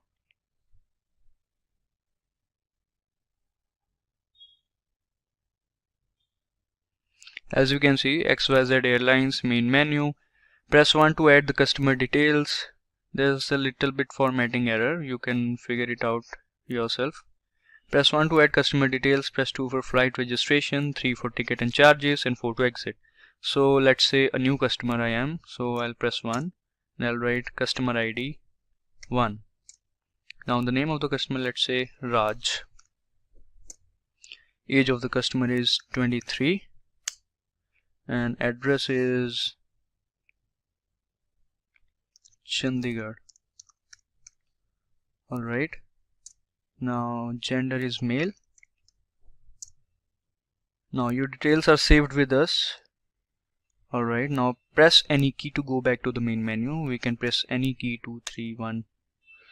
Then this is the main menu again. Now I want to register a flight, I'll press 2. So these are the flights, flight to Dubai, Canada, UK, USA. We forgot to add some space. We must add some space over here. So these are the flights to Dubai, Canada, UK, USA, Australia, Europe, and welcome to Airlines. They are asking us to press the number of the country of which you want to book the flight. Let's say I want to go to USA. So 4. So these are the flights: US 567, US 658, US 508, and these are the timings and these are the dates. Let's say I want to go to 658, US 658, then I'll press 2. So there's a mistake by us, we forgot to change the name of this flight. We'll change this later, and now let's go back to the main menu. Now let's say we know that we have booked this US 658, but there was some writing error. We by mistake forgot to write US 658 over here. Instead we write TUB. Now as we know that we have this flight that is booked, so we want to go for ticket and charges, so we'll click on 3. Your ticket is printed, you can collect it. Alright, press 1 to display your ticket. As you can see, customer ID 1, customer name Raj, male, description destination USA, flight cost 39,000. As we know, this is the 39,000 flight. So this is how you can build this project. And now let's correct our mistake. Let's go to Australia, US flight, sorry. So here it is. Let's change it to US. and now let's save it. So now it will work fine. So this was our project on airline reservation system. You can also try this project on your own. Indian Premier League, that is IPL, is one of the most popular and exciting events in world cricket. IPL 2022 will begin on 26th of March, so it's the best time for us and our viewers to learn about how to perform exploratory data analysis using the recently held IPL auction dataset. So in this video, all the results and insights that you will see are totally based on the data we have collected from Kaggle. We will leave a link to the dataset in the description of the video. You can go ahead and download it. For this demo, we'll be using Python and Jupyter Notebook to answer specific questions. So let's get started. We'll move over to our Jupyter Notebook. Okay, so I'm on my Jupyter Notebook and this is the file that we are going to use. So here you can see I have some of the cells already filled in. So this will save us some time and we can explore this data set in depth. So this is the file that I'll be using, or the IPython notebook. Cool. So first let's go ahead and import all the crucial libraries that will be needed for our analysis. So here you can see I am importing the pandas library, the numpy library. These are for data manipulation and numerical computation. Then we have seaborn and matplotlib for data visualization. Then I have imported this warnings module so that we do not get any warnings while running the code. Cool. So let me just hit Shift Enter to run the first cell. So here we will import all the libraries. Okay, it's done. Now the next step is I'm going to create a data frame in the name of IPL, and here I'm importing the dataset using the read_csv function, which is part of the pandas library. So PD here has been imported as pandas. I'm giving the dataset location followed by the name of the dataset. So here the name is IPL_2022_dataset.csv is the extension of the file. So let me go ahead and run this as well. Alright, so now we have successfully imported or loaded our dataset. Now the next step, let's go ahead and explore our dataset. So I'll use the head function for this, IPL.head. Okay, so here you can see the different columns. We have an unnamed column which is actually unnecessary for our analysis, so we'll see how to drop this column. Apart from that, we have the name of the players, the base price at which the player was sold, or whether the player was a draft pick. So here Rashid Khan from Afghanistan, Hardik Pandya, then we have Subman Gill. These are all draft pick, and then we have the price at which the players were listed in the IPL auction. Then we have the type of player, whether the player is a bowler, an all-rounder, a batsman, or a wicketkeeper. Then we have the cost in rupees. This is in crores. So basically this column tells us the price at which the player was sold in the auction. Then we have the price or the cost in dollars. After that we have 2021 squad. Basically this means in last year's IPL, where was the player? So here you can see Rashid Khan was playing for SRH, the Sunrisers Hyderabad, in 2021. But this year in 2022, he'll be playing for Gujarat Titans. Similarly, Hardik Pandya was playing for Mumbai Indians for past few seasons, including 2021. But this season is going to play for Gujarat Titans. So on and so forth. Now, let's see the total number of players that are present in the dataset and the total columns that are there. For this, I'm going to use the shape attribute. So I'll write IPL.shape. You can see here there are total 633 players that were part of the auction, and this includes the players who were draft pick also.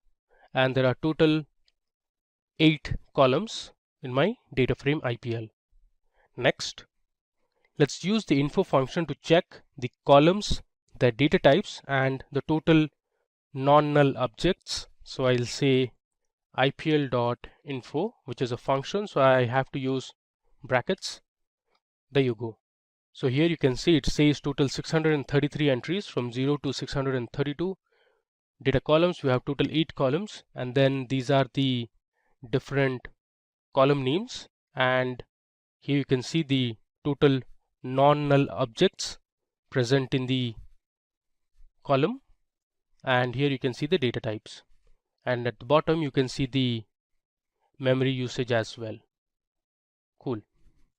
Now the dot columns attribute will return the name of the columns in the data set. So if I say ipl.columns and run it, it will give me all the different column names that are present in the data frame. Now, as I said, the first column, which is unnamed :0, is actually unnecessary. So we are going to drop it. For that, we are going to use the dot drop function, and then I have passed in my column name followed by the axis, on which axis is it there, and then I say in place equal to true, which means it will replace and permanently remove the unnamed column from the data frame. So let's run it, and now we'll again check the head of the data frame. You can see before we had the unnamed column, which was the first column in the data frame, and now we have successfully removed it. So player becomes the first column in the data frame. Alright, now moving ahead, let's see the total number of null values that are present in each column of the dataset. So I'll say IPL dot, I'm going to use the isNull function followed by the sum function. If I run this, you can see here the player column doesn't have any null values.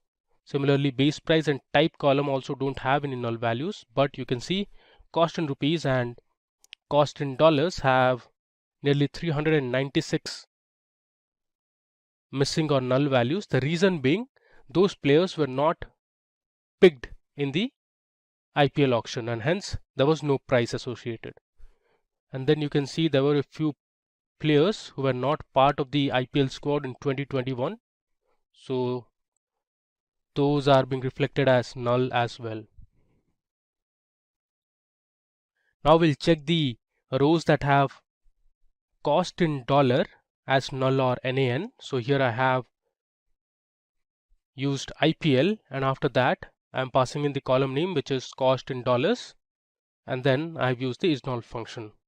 If I run this, you can notice the cost in dollars column, all these values are NaN or null, and even the same rows have NaN for cost in rupees as well.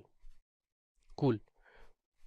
Now the next task is to fill these null values or NaN values with zeros. So for that, I'm going to use the fill NA function, and here I have passed in 0. So all the null values in the dataset will be replaced with 0 for cost in rupees column and cost in dollars column. Let me just run it. All right. Okay.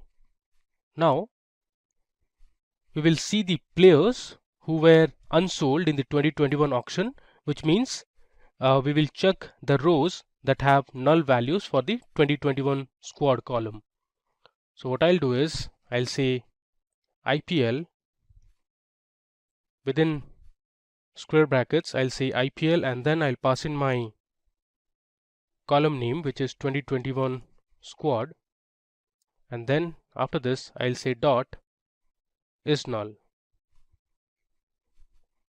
So this cell will give us the unsold players in the 2021 auction.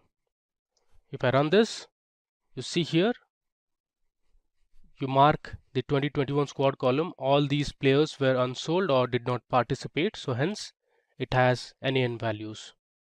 Alright, now what we are going to do is we will replace all the null values that are present in the 2021 squad column with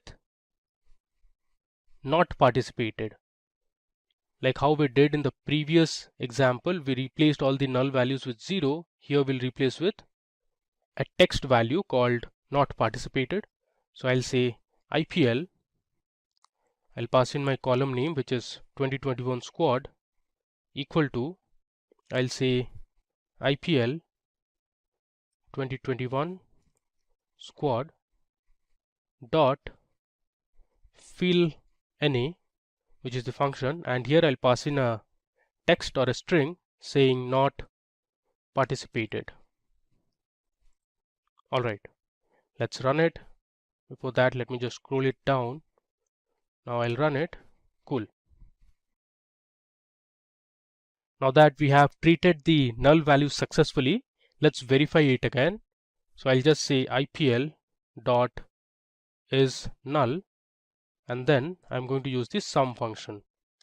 If I run this, okay, this is also a function. Cool. Now if you see, we have successfully removed all the null values and replaced with either zeros or not participated, and hence now you can see none of the columns in the IPL data frame have null value, so it shows 0. Great. Now moving ahead, now we are going to add another column called status, which will hold two values, sold and unsold. But before that, we are going to slice our data frame. So here I am looking for all the rows where cost in rupees is greater than 0, and those should be unique, and I'm storing the value in a variable called teams. So here you can see we have the different teams where the cost in rupees is greater than 0. Now I'm going to create another column called status. So I have written IPL within square brackets. I'm passing in the column name, which is status, and that will be equal to the team replaced by sold value. Let me just run it and show you the result. There you go. So here you can see we have added a new column called status, and it has values sold and unsold. If I just say IPL, at the bottom you can see the unsold values as well. Cool. Now in the next cell, we are going to check for duplicated players. So there are duplicate rows in the data frame, but here the names of the players are same, but in reality the players are different. So it is quite understood that different players can have the same name. So to get those names, I am using the duplicated function, and I'll say keep equal to false, which means I don't want to keep those players. Now let's run it. There you go. So here you can see Lalit Yadav, we have two entries. So Lalit Yadav here is an all-rounder whose base price was 20 lakh for 2022 IPL, and last year he was playing for the Delhi Capitals, and this year also he is sold to Delhi Capitals. Next we have Lalit Yadav, who happens to be a bowler. So this is again different Lalit Yadav. So last year he was unsold, and even this year he remains unsold. Similarly, we have Amit Mishra, who earlier used to play with the Delhi Capitals, but this time he remains unsold, so on and so forth. So you can see two entries for Subham Singh as well and Shivam Mishra. Alright. Now let's answer a very basic question. We're going to find out how many players have participated in the 2022 IPL auction. For that, we have already seen the total number of rows that were present, but again I'm going to use the shape function, and within square brackets I'm going to say 0, which means it will give me the total number of rows, and you can see 633 players were part of the auction. This is as per our data that we have collected from Kaggle. Up next, we are going to find how many types of players have participated. So I'm going to say types equal to, say IPL, I'll use the column name which is type, and I'm going to find the count of each type of players that are present in the data frame. I'm going to use the values underscore counts function, and then I'll say types dot reset underscore index. If I run it, okay, there is an error here. Let me debug the error. Okay, so this should be value underscore counts, and the variable name is types and not type. So let's run it. You can see here we have the different types of players. So all-rounders, there are total 242 all-rounders who are part of the auction. Then we have 215 bowlers, 112 batsmen, and 64 wicket keepers. Now using the above table that we just created, I'm going to plot my first pie chart. So for that I'm going to use the matplotlib pie function. So plt.pie, I'm using types.values since I want only the values from this table, and then I'm saying labels equal to types.index. I've used a label distance of 1.2 to maintain some space, and then this is my format in which I want to print or show or display the percentage of distribution. I'm going to use shadow, so it says shadow equal to true, which is another parameter or an argument, and then I'm going to start my angle at 60 degrees, and here I have used a title called roll of players participated that will have a font size of 15, and finally I'm saying plt.plot. So let me just run it. There you go. So here we have a nice pie chart or a pie plot. So you can see the different pies here. We have all-rounder, wicketkeeper, batter and bowler. So majorly there are all-rounders in the auction followed by bowlers. Then we have 17.69% batters and 10.11% wicket keepers, which is the lowest. Cool. Now we are going to create another bar plot or a bar graph that will tell us how many players were sold and unsold. So for this I'm going to use a count plot. So we'll create two bars, one for sold and the other one for unsold, and each of the bars will have different colors. One will have orange, the other one will have pink, and I'm using labels. So to label the x-axis and y-axis, I have sold or unsold. Y label will have number of players. The title of my bar graph would be sold versus unsold. I've given a font size of 15 and I'm saying plt.plot. Now the function that you see here at the bottom will display the data labels for each of the bars. Let me just run it and show you the result. There you go. So I have used a figure size of 10,5. Alright, now you can see we have a really good bar plot which says there were total 237 players sold and 396 players were unsold as per the data we have. Cool. Now you can also print the total sold and unsold values. Let me show you how to do it. I'll say IPL dot, we can use the group by function, and I want to group it by status column, and the value that I want to measure is the players count. So I'll say players, rather player, and then I'm going to use the count function. If I run this, you can see here I've successfully grouped the unsold and sold players. The values are matching with the bar plot that we just created. So sold were 237 players and unsold are 396. Cool. Now we are going to see the total number of players bought by each team. Again, this is going to be a count plot, so basically a bar plot. So here the condition I'm passing is in the teams column the value shouldn't be unsold.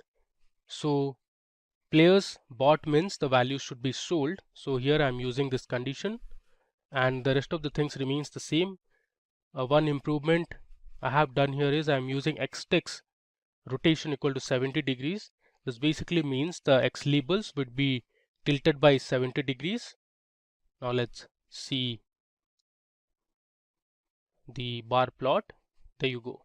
So here you can see I have the title players bought by each team. On the y-axis we have the number of players, and on the x-axis you can see the values have been tilted by 70 degrees. Let me just zoom in so that you can see it better. And this is the bar plot. So the maximum a team can purchase is 25 players. Some of the teams have also purchased 24, 22 and 23 players. Let me just show you. So Gujarat Titans have totally purchased 22 players. Then Delhi Capitals have total 24 players in their squad. Again, Lucknow Super Giants have 22 players. If I scroll and see again, Bangalore Royal Challengers or RCB, the Royal Challengers Bangalore have 22 players in the team, and Rajasthan Royals and Sunrisers Hyderabad have 24 and 23 players respectively in their teams. Alright, now we will create 3 more columns called retention, base price and base price unit. For that, first of all, I am creating a new column called retention, which is equal to IPL base price. Let me just run it, and then I'm going to replace these values that are present in the list 2 crore, 40 lakh, 20 lakh, 1 crore, 30 lakh, 1.5 crore with from auction, and I'm saying in place equal to true. Let me just run it. Then we are going to treat the base price. So here in the base price column, I'm going to replace draft pick value as 0. So let's run that as well. And now I'm going to split the base price value into two separate values called base price unit and base price. So basically I'm splitting on the space that I have. Let me show you how it is going to split. So this is, let's say, our base price column. What I did was I replaced the draft pick values to 0, and then the rest of the values will be split into two columns called base price unit. So basically it will have the unit of the base price, let's say crores or lakhs, and the base underscore price column will have the value, which is 2, here 40, 20, 20, so on and so forth. Let me just scroll down and run that particular cell. Now to create these two columns, the base price unit column and the base underscore price column, I have used the lambda function and I'm splitting based on the space. Let's just run it. Now I have replaced retained with 0, and let me show you the final data frame that I have. So here you can see we have replaced the draft pick values in the base price column to 0, and on the right side you can see the 3 different columns that I wanted to create. So one is called retention. So zeros refer to draft pick. Any other value will say the player was picked from the auction. Then you have the base price unit. So here you can see crores, lakhs, and the value base prices 2, 40, so on and so forth. Cool. Choose from over 300 in-demand skills and get access to 1,000 plus hours of video content for free. Visit SkillUp by Simply Learn. Click on the link in the description to know more. Now let's check how many players were retained and bought from the auction by each of the teams. So I'll say IPL, let me just scroll down, dot, I'm going to use the group by function. Then I'll say team, comma, retention. Then I'm going to use the value as retention because I want to find the count of retained players. Then I'll say colon -1. Let me run it. You can see here the different team names because I have grouped by team and then retention. So I have Chennai Super Kings. From the auction they had picked 21 players and they had retained 4 players. Coming to Delhi Capitals in the 2022 IPL auction they picked total 20 players and they have retained 4. Similarly, if I scroll down, let me talk about, let's say, Punjab Kings. They have picked 23 players from the auction and retained 2 players from the team last year. Talking about RCB or Royal Challengers Bangalore, they have picked 19 players from the auction and they have retained 3 players. All right. Now in the next cell of code, we are going to display the players in each team based on the different types of players. So let me just run it and show you the result. So here I am using the same condition. The value shouldn't be equal to unsold, and I'm going to use another parameter called hue for the different colors. So here I have used hue as type because I want to show the players in each team based on the different types. Again, I have given my title to the bar plot, and then I have the X label, the Y label, and my rotation is 50 degrees now. If I scroll down, you can see the different types of players. Here is the legend. So blue is for bowler, orange or yellow is for all-rounder, green is for batter, and red, which also looks like maroon, is for wicket keepers. And on the x-axis you can see the different team names. All right, now let's answer another couple of questions. So here I have, what is the highest amount spent on a single player by each team? So to solve this question, I'll say my data frame name, that is IPL. Then I'm going to say retention equal to this should be from auction because we want to see the highest amount spent and not from the retained players. Then I'm going to group by, I'll say team,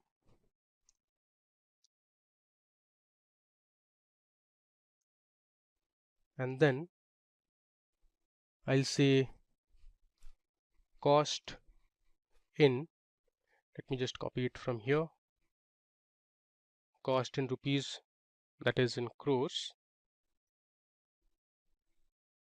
and I'll say max colon -1 dot sort underscore values, I'll say ascending equal to false, which means I want the sorted result in descending order. Okay, let me just bring this to the left side and we'll run it. There seems to be some error. Let me check the error. It says there's a spelling mistake. This should be team. Let me run it again. There you go. So you can see Mumbai Indians have spent 15.25 crores for one of the players, and this player happens to be Ishan Kishan. Then Chennai Super Kings have spent the highest amount for a player who happens to be a bowler. The name is Deepak Chahar. They have bought him for 14 crores. Kolkata Knight Riders bought Shreyas Iyer for 12.25 crores, and so on and so forth. So these are the highest amounts spent on a single player by each of the teams. Let me scroll down. Now we are going to see the player retained at maximum value or maximum price. Now if you follow IPL, the maximum price at which a player was retained happens to be Ravindra Jadeja. So let's see at what price was he retained. I'll say retention equal to I'll say retained, then I'll say sort underscore values by equal to, I'll use the same column, cost in rupees, that's in crores. I'll say ascending equal to false dot head, and I want to find the top player. Again there's some error. Let's see where is the error. Says ascending equal to false dot head.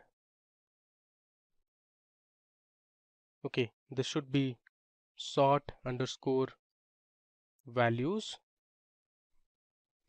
within bracket I should say by. I think this should be fine now. Let's run it. There you go. So you can see here our result is player name Ravindra Jadeja, who was retained for 16 crores by Chennai Super Kings. Cool.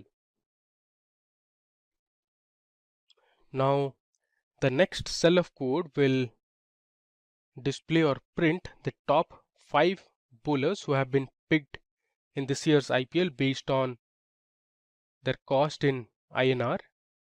Let me just run it and show you the result. You can see here Deepak Chahar went for 14 crores. Then we have Shardul Thakur, who was bought by Delhi Capitals. Earlier he was part of CSK for 10.75 crores. Then we have Prasiddha Krishna, who has been bought by Rajasthan Royals this time. Last year he was with KKR and he has been bought for 10 crores. Similarly, Lockie Ferguson has been bought by Gujarat Titans and he played for KKR last season. He has been bought for 10 crores while his base price was 2 crores. Then we have Avesh Khan. You can see Avesh Khan's base price was just 20 lakhs and he has been bought for 10 crores by Lucknow Super Giants again, and last year he was part of the Delhi Capitals. Now you can replace this value. Suppose let's say you want to find the top 5 batsmen picked or batters picked with the highest amount. You can just say batter instead of bowler, and if I run this, you can see here Shreyas Iyer was bought by Kolkata Knight Riders for 12.25 crores. Last year he was part of Delhi Capitals. Then you have Shimron Hetmeyer, who's from West Indies. He has been picked by the Rajasthan Royals for 8.5 crores. Then we have Rahul Tripathi, Shikhar Dhawan and Devdutt Padikkal. Now if you wanted to check for, let's say, all-rounders, you can replace batter with all-rounder. If I run this, you can see Liam Livingstone has been bought by Punjab Kings this season for 11.5 crores. His base price was just 1 crore and last year he was part of the Rajasthan Royals. Then we have a player from Sri Lanka, Hasaranga. Then we have Harshal Patel, Shah Rukh Khan and Rahul Tewatia, who have been the top 5 all-rounders picked at highest amount. Cool. Now finally, we want to see the players who were part of the IPL last season but were not picked for this year's IPL. So for that, what I'm doing is, first I'm renaming my 2021 squad column. This column I want to rename it as previous team. Let's run it. Then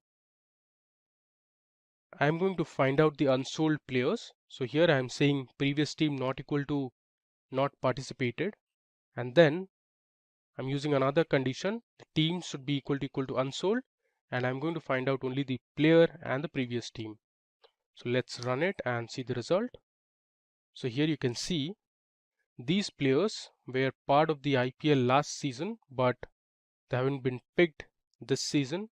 And last season they had played for, let's say Suresh Raina played for CSK, Steve Smith was part of the Delhi Capitals, Sakib Al Hasan was part of KKR. If I scroll down, you have David Malan, who played for Punjab Kings in 2021.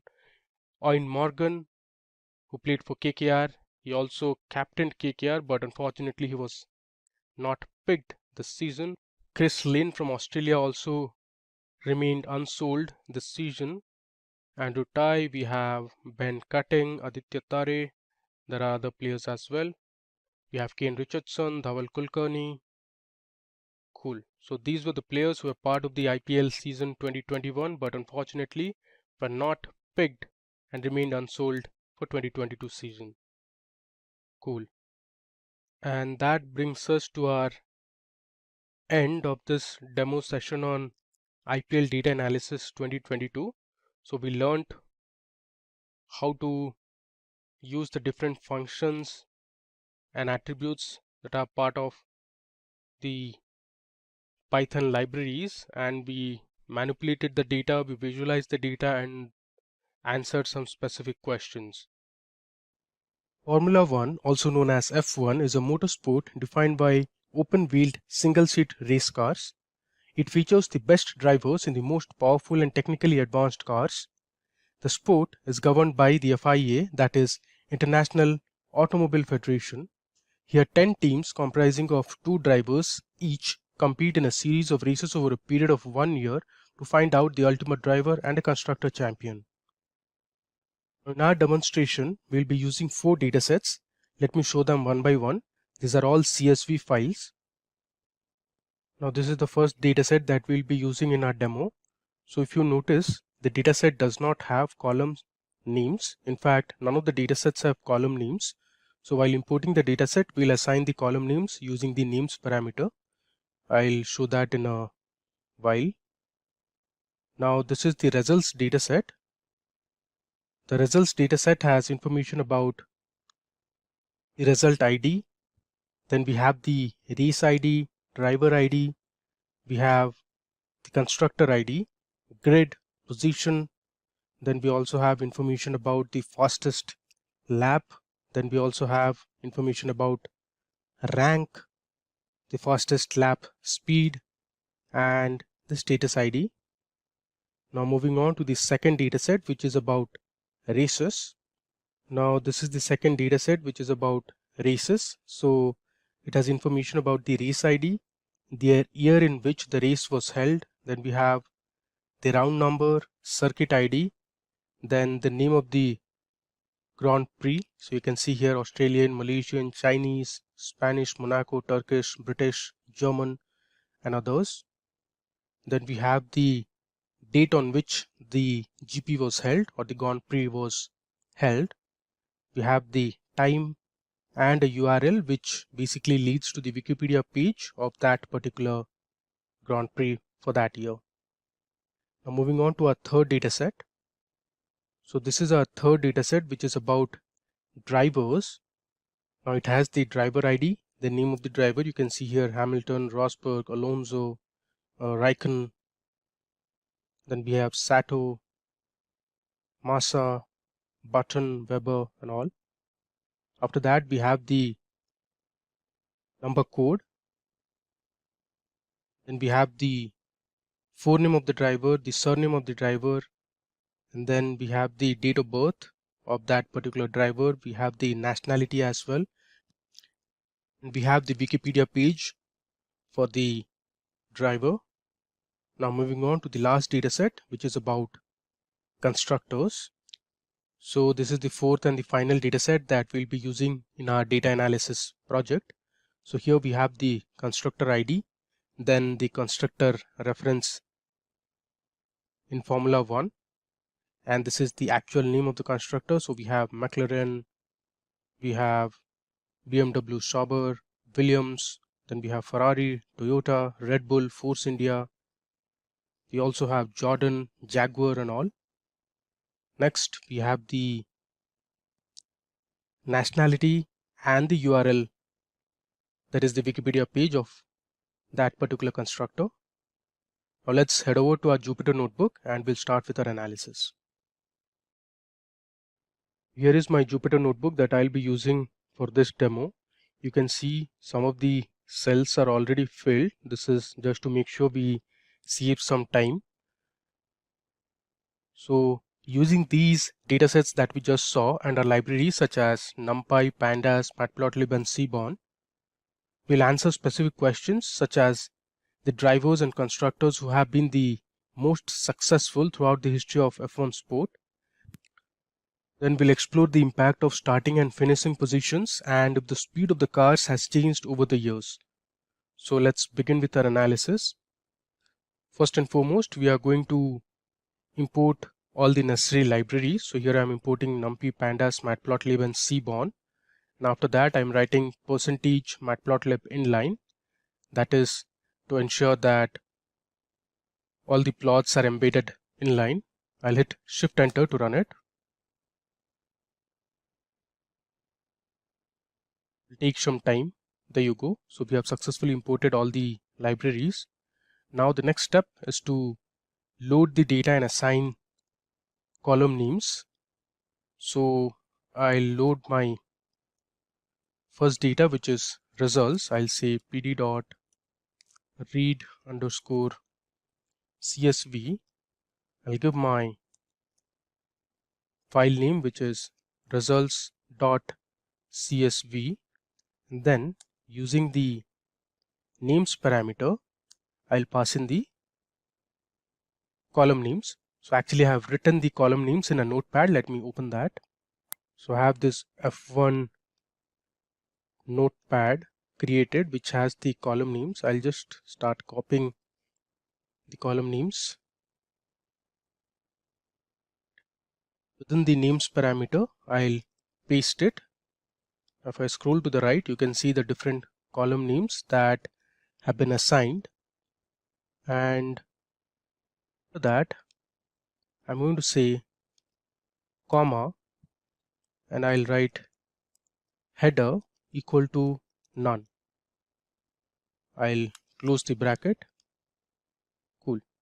Similarly, let's import the second data set, which is about races. I'll say pd.read_csv. I'll give my file name, which is races.csv, and then I'll give the names parameter. This is actually names and not name. Okay. I'm going to copy the second line and I'll paste it here. And again, I'll say header equal to none. Next, we'll import our third data set, which is about drivers. So I'll say pd.read_csv. I'll say drivers.csv. Then again use the names parameter and I'll copy the third line now, which has the column names for the drivers dataset.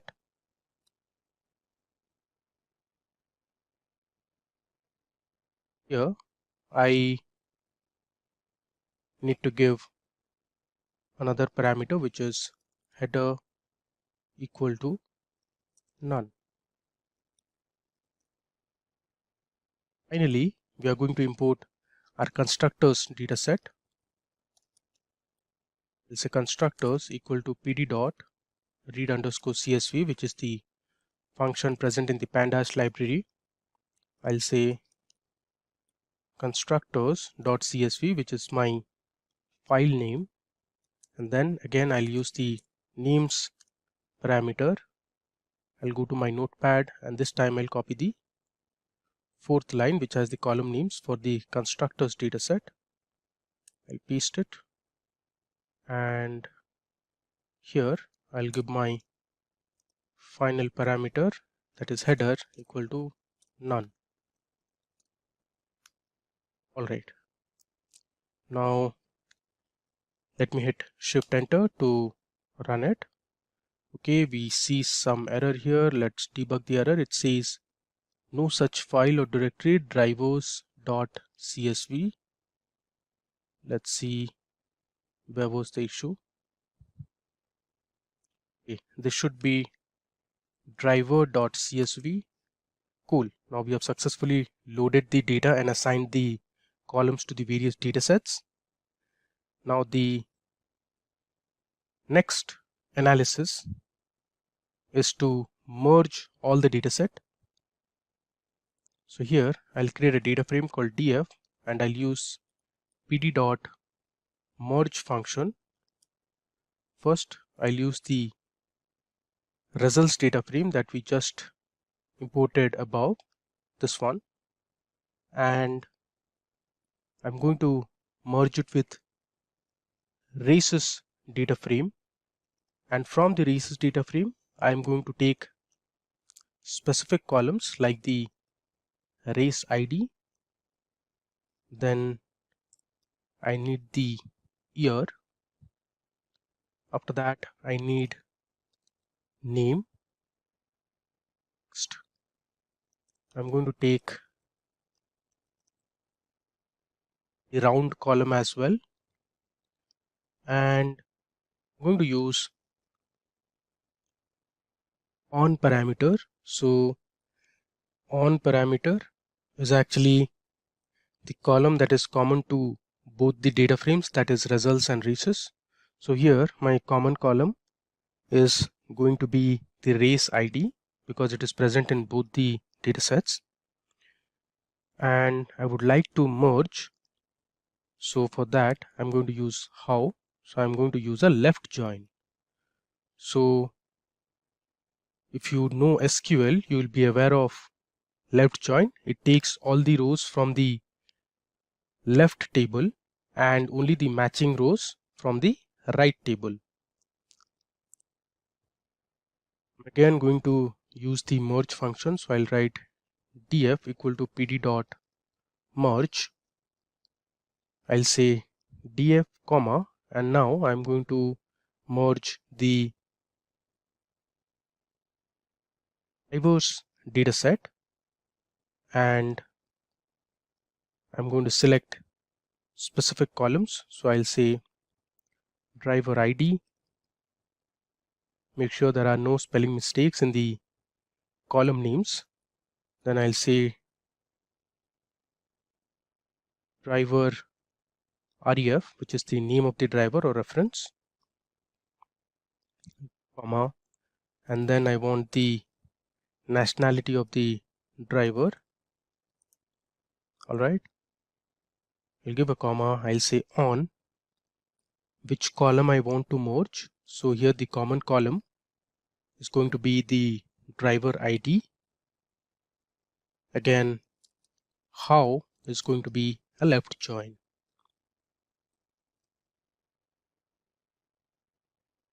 Going to the final merge part, I'll say again df equal to pd dot merge.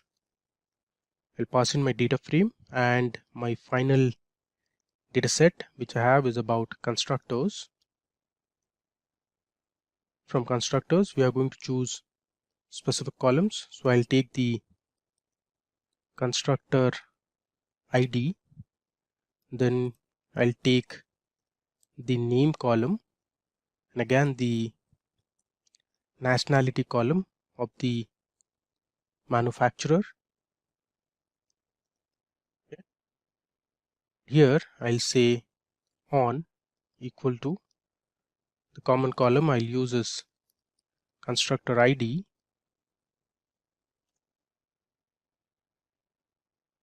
Give a comma and say how equal to left again. Cool. Make sure you're merging it with the right column names. So let's run this cell to merge all the 4 data sets. I'll hit Shift Enter. Oops, there is some error. Let's see. It says constructor ID index. Okay, there's a spelling mistake. This should be constructor ID. Cool. Let's run it. There you go. Now the next thing we want to do is to drop the unnecessary columns. So I'll say df dot drop.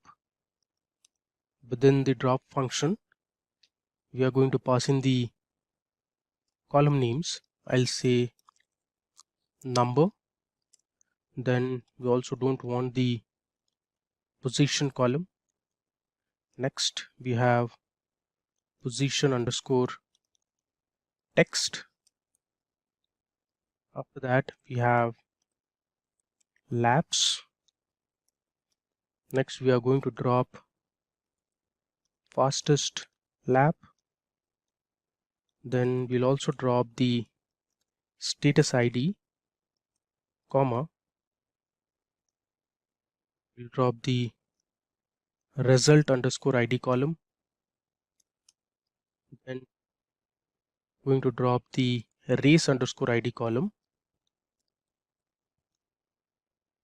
We'll also drop driver underscore ID column. And finally we are going to drop the constructor underscore ID column, and I'll say access equal to 1, and in place I'll say equal to true because I want to remove it from my original data frame, that is df. There you go. Now the next thing I want to do is I want to rename some of the columns. So I'll say df dot rename. I'll say columns equal to, now we are going to pass in a dictionary. I'm going to change the rank to fastest underscore lap underscore rank. Let me give a comma. Now I'll say name underscore x equal to, I'll say the Grand Prix name. So I'll say GP underscore name. Next column I'm going to focus is the nationality column. So I'll say nationality underscore x. I'll give a colon. The value I'm going to pass in is driver nationality. Alright. Up next we have one column called underscore y, and that I'm going to change it to constructor name.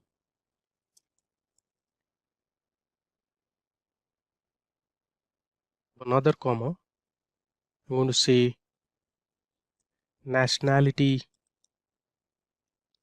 underscore y colon, change it to constructor nationality underscore nationality. Finally we have driver underscore ref column, and that I'm going to replace with just driver. Finally I'll say in place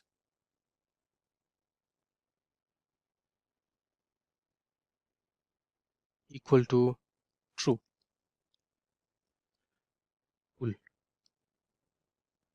Just verify if all the column names are correct. Let's run it. Alright, so now we have successfully renamed the columns.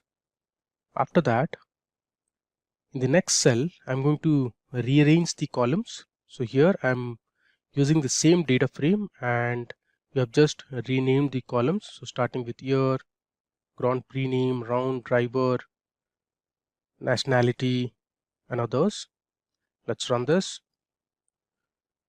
Up next, we're going to drop the 2019 season data because it is incomplete. So I'll say df equal to df, then I'll say year not equal to 2019.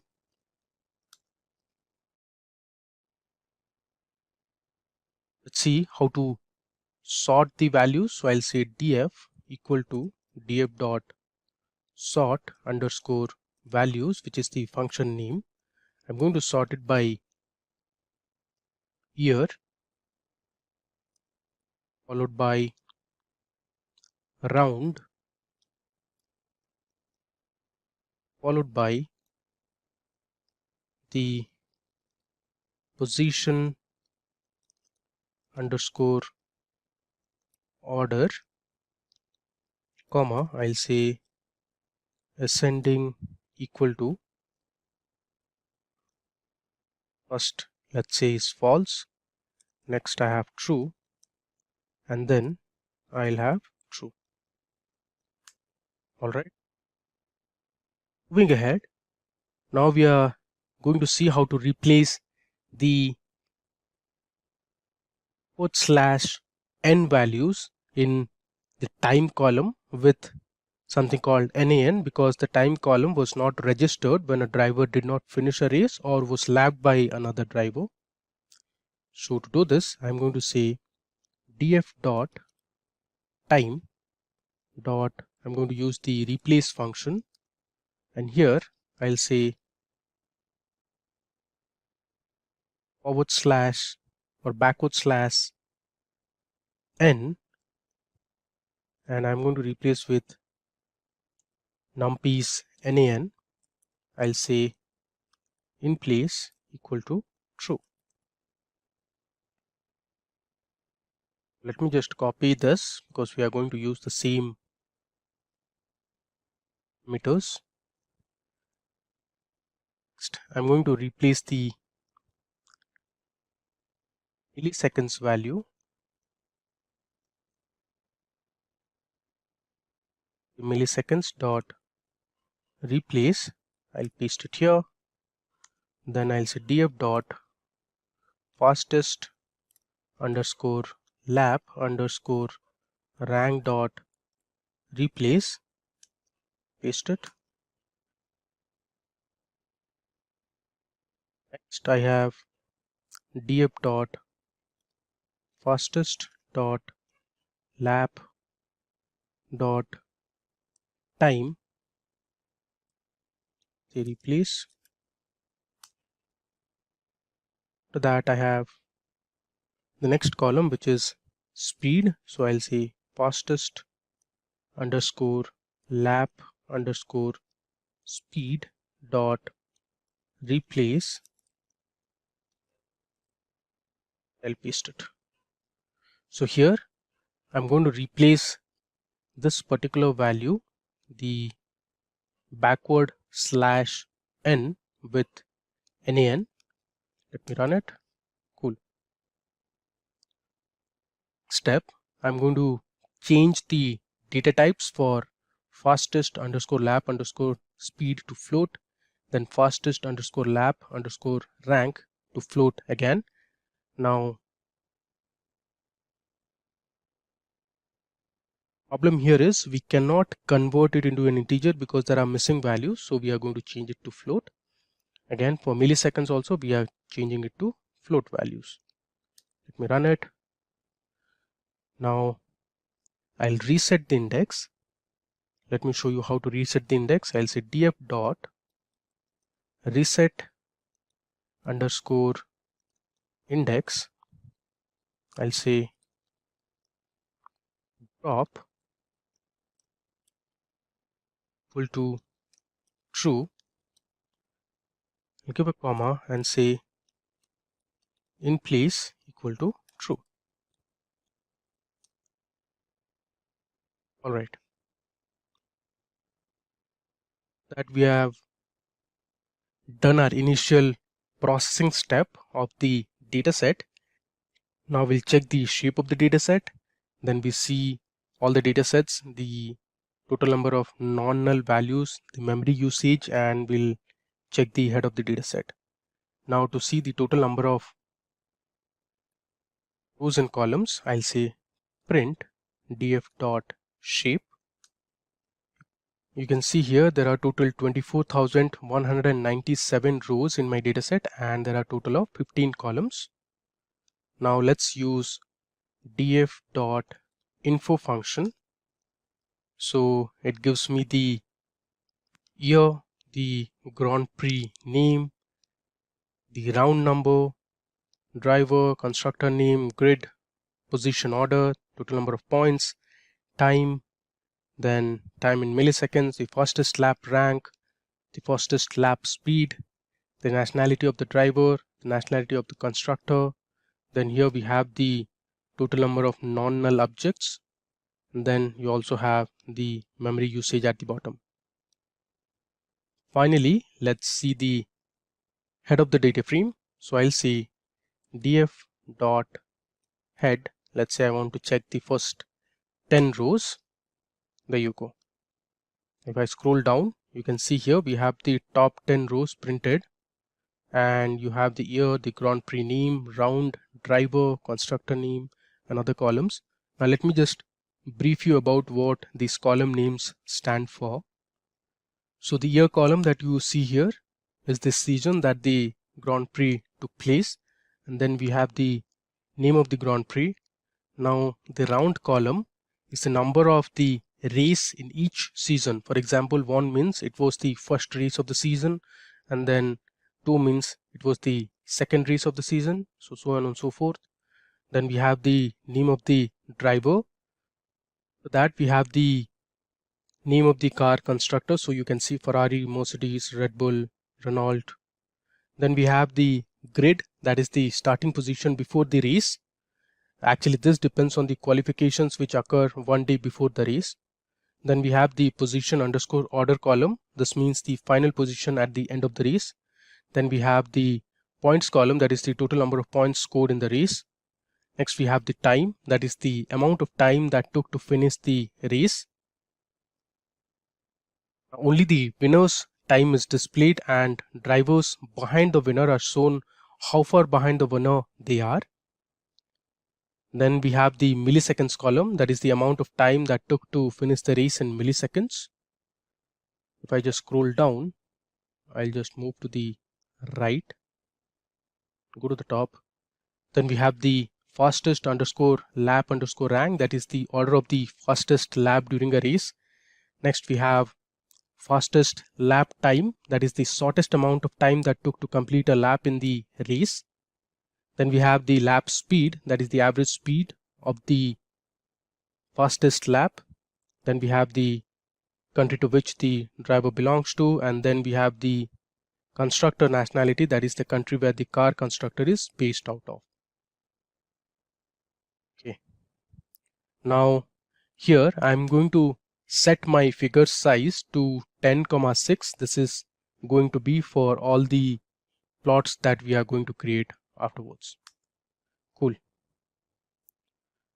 Now we'll create a data frame that will have all the Grand Prix winners. So here I'm going to say driver underscore winner equal to, use my data frame df dot, I'll say loc, then I'll say df, I want the position underscore order, and that should be equal to 1, so which means the driver won the race. And then I'm going to use the group by function. I'm going to group it by driver, and for values I'll say position underscore order, use the count function followed by sort underscore values. I'll say ascending equal to false. Change it to 2 underscore frame dot reset underscore index. So what essentially I am doing here is I am finding out all the drivers that have participated and won a Grand Prix.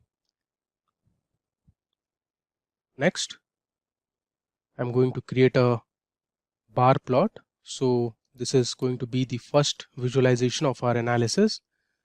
So I'll say SB, which we have taken in our analysis. Ideally it should be SNS, but SB also will work. So I'll say SB dot bar plot. I'm going to say data equal to driver underscore winner.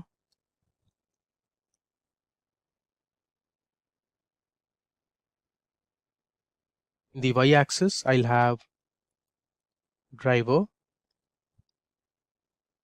In the x-axis, I'll have position underscore order. Then I have color equal to green. That I'll set my alpha value to 0.5, or let's say 0.8. Then we are going to give a title to our plot. So I'll say plt dot title. Let's say most Grand Prix winners in F1. Then we are going to label our axis. So for Y label, I'll have driver name. We have the X label that will have number of Grand Prix wins, and I'll say plt dot y ticks. Cool. Let's run it, and you can see we have our first bar plot here. Now the bar plot shows that there are a large distribution of Grand Prix wins. Only a few drivers in history of F1 have won over 20 Grand Prix in their careers, and there are some drivers who completely dominated the F1 racing and have won over 50 Grand Prix in their careers. So we are going to focus on those top 5 or top 10 drivers in the next section. So what I am doing here is, from the above result that we just got, I'm going to filter out only the top 10. So I'm going to use the head function, and inside that I passed in 10. If I print it, you can see here, as per the data that we have Michael Schumacher, who is the position order leader with 91 GP wins. Then we have Hamilton, Vettel, Prost, Senna, Alonso. Then we have Stewart, Clark, and Lauda. The data that we have is not the most recent one. So if you check the actual stats, Hamilton has actually overtaken Michael Schumacher and has won over 103, close to 103 races as of now. And next we have Michael Schumacher. So this is not the most recent data. Cool.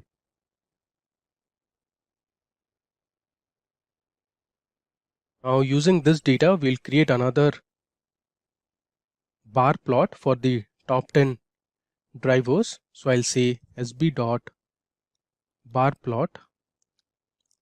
I'll say data equal to the name that we have used, that is top 10 drivers. So I'll say top 10 drivers. In the y-axis, we'll have the driver name. In the x-axis, we'll have position underscore order. For the bars, I'm going to use a color equal to, let's say, blue this time. I'll set my alpha value to be 0.8, and I'll say, let's say, line width equal to 0.8, and I'll also give an edge color of, let's say, black.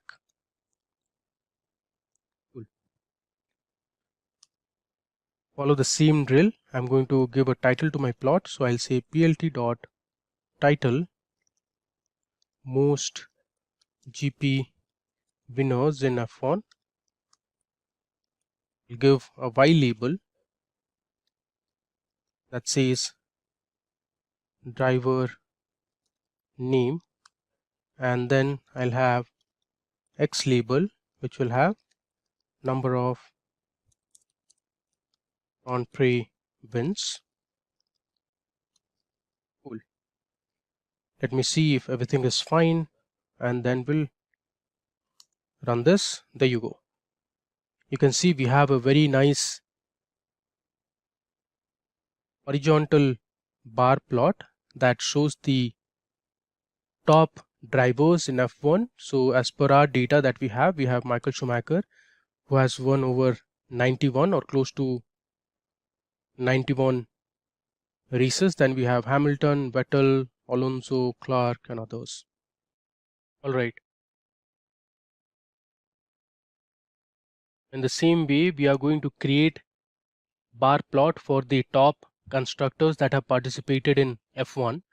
So here I'm finding out all the constructor winners. So here I'm using my position underscore order equal to 1, and then I'm using the group by based on the constructor name, and then I'm finding the count of position order and sorting the values in descending order, and I'm changing it to frame or to a data frame.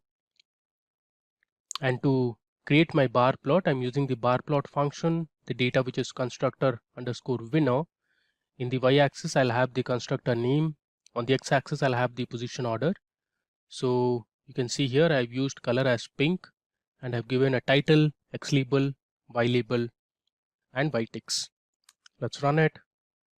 There you go. So here you can see again the data is widely spread.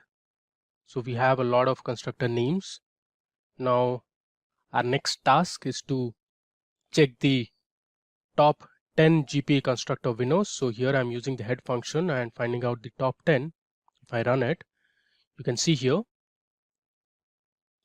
the manufacturing companies or the constructors who have won the most number of races are Ferrari, McLaren, Williams, then we have Mercedes, Red Bull, Team Lotus, Renault, and others. Okay, now we'll convert this data into a horizontal bar graph or a bar chart. So that will show the bar plot for the top 10 constructors. Now let me show you how to do it. So I'll say SB, which is for Cbond dot bar plot, going to say data equal to top 10. Let me just confirm the name. We have top 10 constructors. Scroll down, I'll say constructors.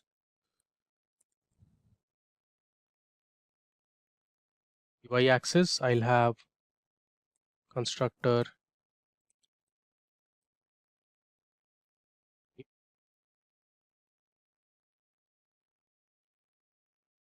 on the x-axis I'll have position underscore order. Then I'll say color equal to, let's say we'll use the red color for the bars. Then I'll set my alpha to 0.8. I'll say line width equal to 0.8, and my edge color I'll say black. That I'll say plt dot title, say top 10 most GP wins lt dot y label would be constructor name, then I'll have plt dot x label as number of GP wins. Cool. Let's run it. There you go. So here you can see we have Ferrari at the top, then we have McLaren, Williams, Mercedes. I'm pretty certain by the end of 2021 season, Mercedes would have gained a lot of wins since Hamilton has been on the top for Mercedes for quite some time now. All right. Now, finally, we are going to create a regression plot that will show how two variables, that is the starting position and finishing position, vary. So to do that, I'm going to exclude the data points with grid 0 because it skews the data. So 0 means that the driver started from the pit lane. So I'm using this function called regplot to plot my regression line. Let me run it and show you the result. There you go.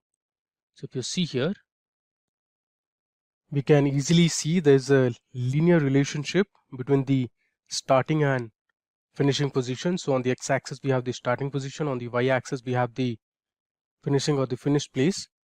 So which is what is actually expected, right? Now we can also see that most races had up to 25 drivers. You can see the density of the points here, but some of the races also had over 30 drivers. You can see the light color blue dots. Next, we are going to check whether the speed of the cars changed over the years. Now, since this data is only available from 2004 onwards, so we have taken years that start from 2004 onwards. Now let me show you the result of this data.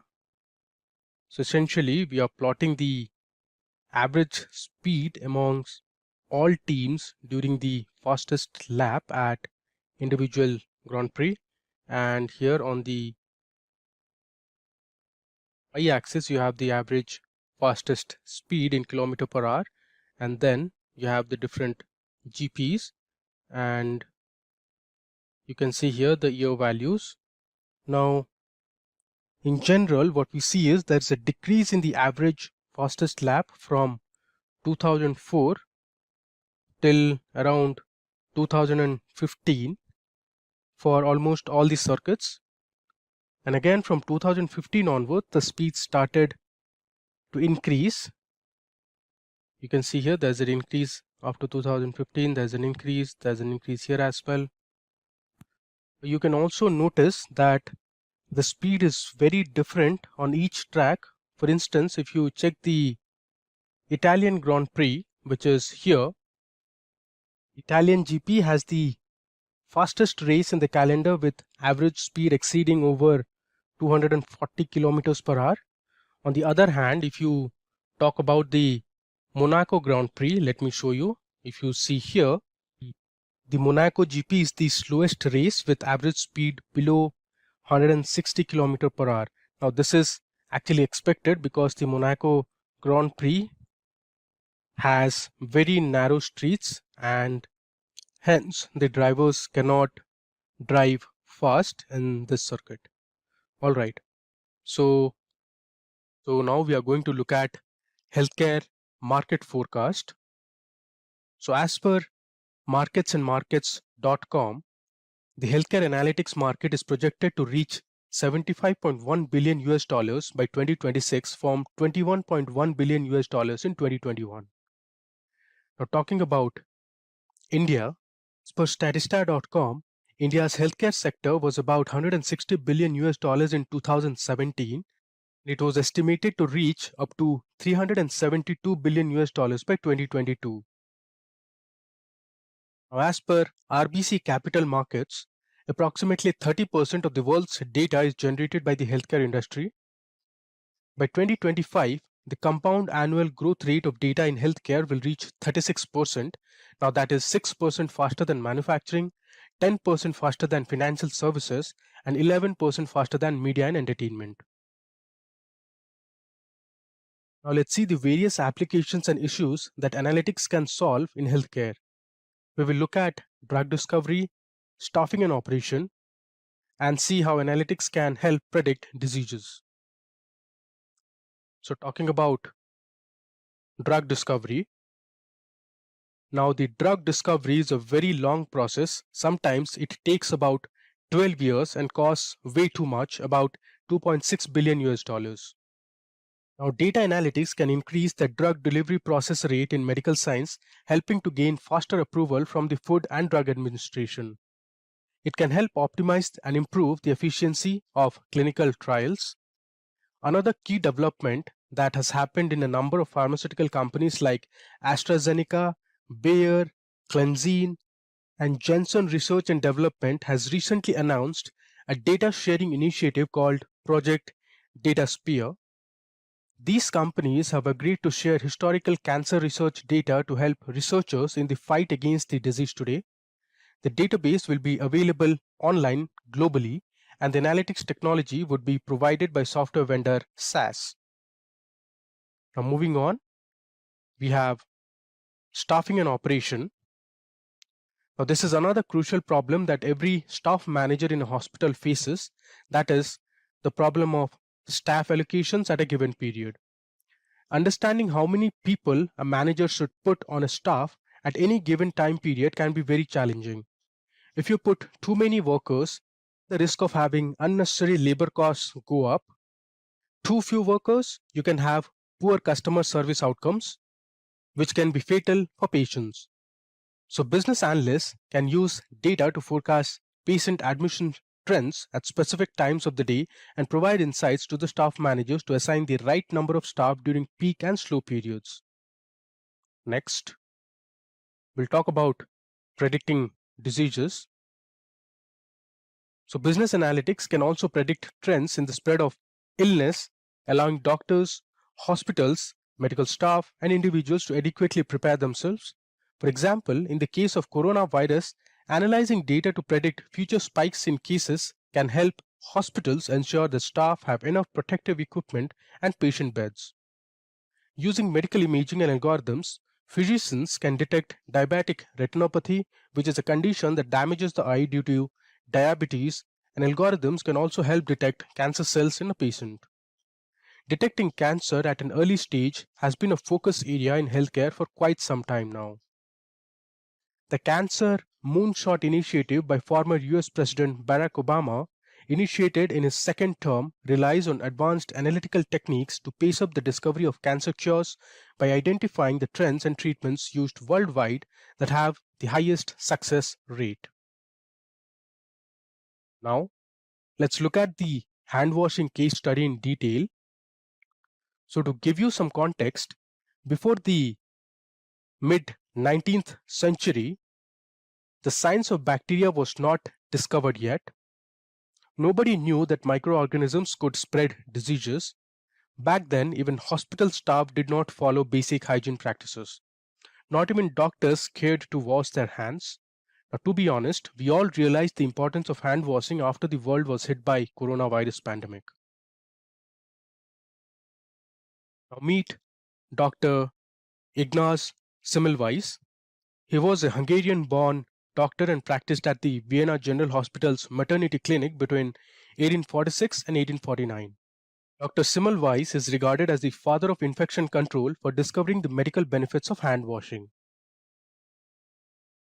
Dr. Semmelweis was very disturbed by the increasing fatality rate of mothers from childbed fever at Vienna Hospital.